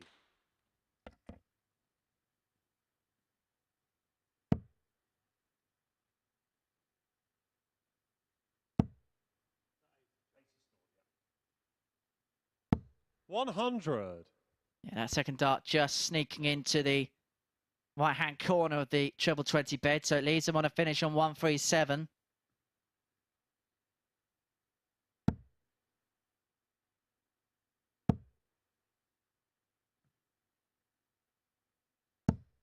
$43. Josh will require 137. That's not going to work, I don't think, for him. But 137 could well go here. No, not this time.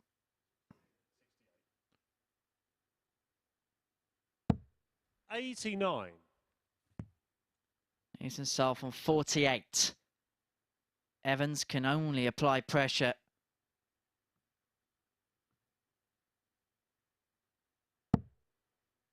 Payne has had the luxury of time in this deciding leg. He's almost over the line. He's close 100. to topping the table Josh overnight on 8 48. points if he can take out the 48.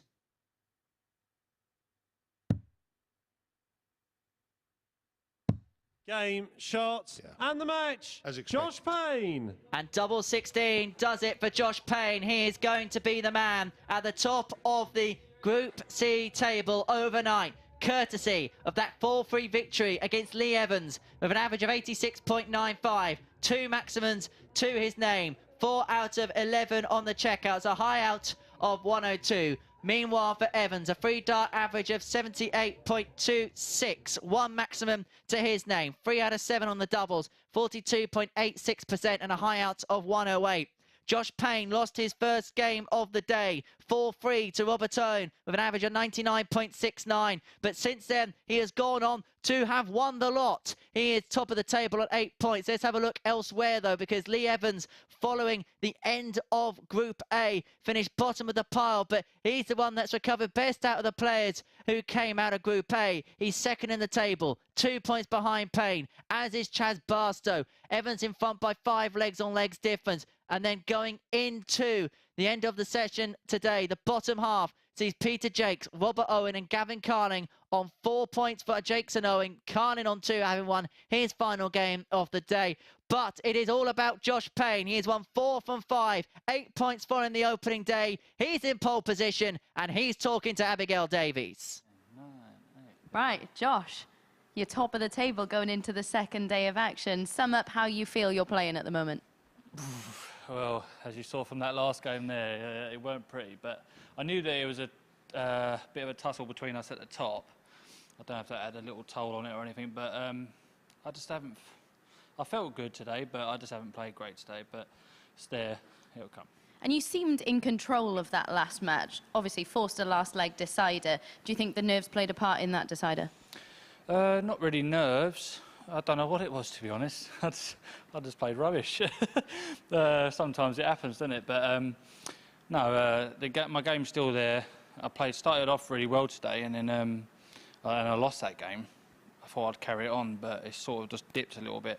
But I'll be all right tomorrow. I was going to say, sum up how you were feeling, because you averaged just shy of a ton in that opening match, lost out 4-3. How hard is it when you lose a match like that when you've played so well in it? Yeah, it's hard, but, you know, sometimes you've got to take your hat off. Rob played really well.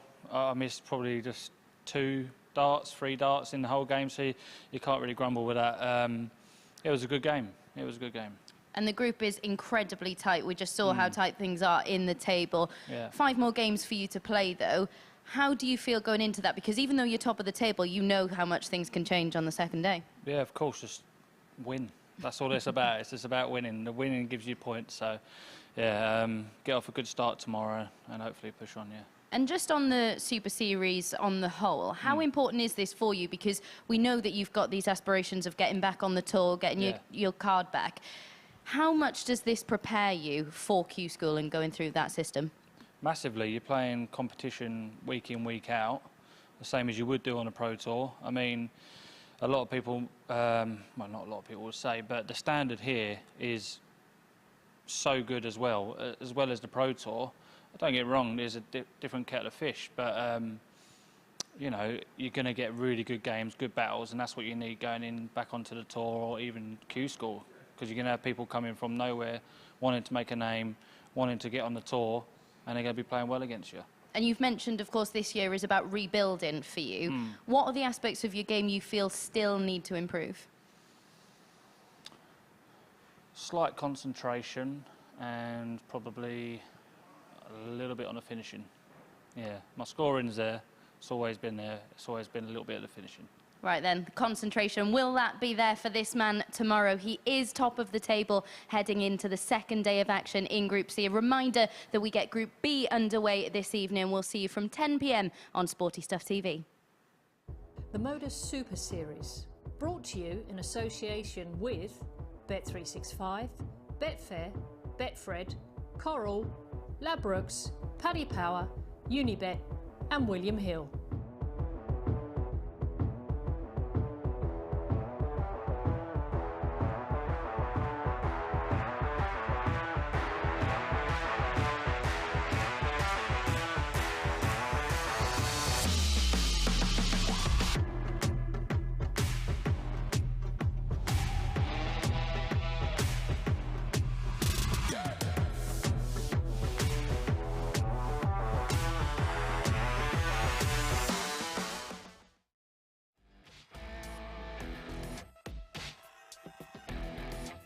The MODUS Super Series, brought to you in association with Bet365, Betfair, Betfred, Coral, Ladbrokes, Paddy Power, Unibet and William Hill.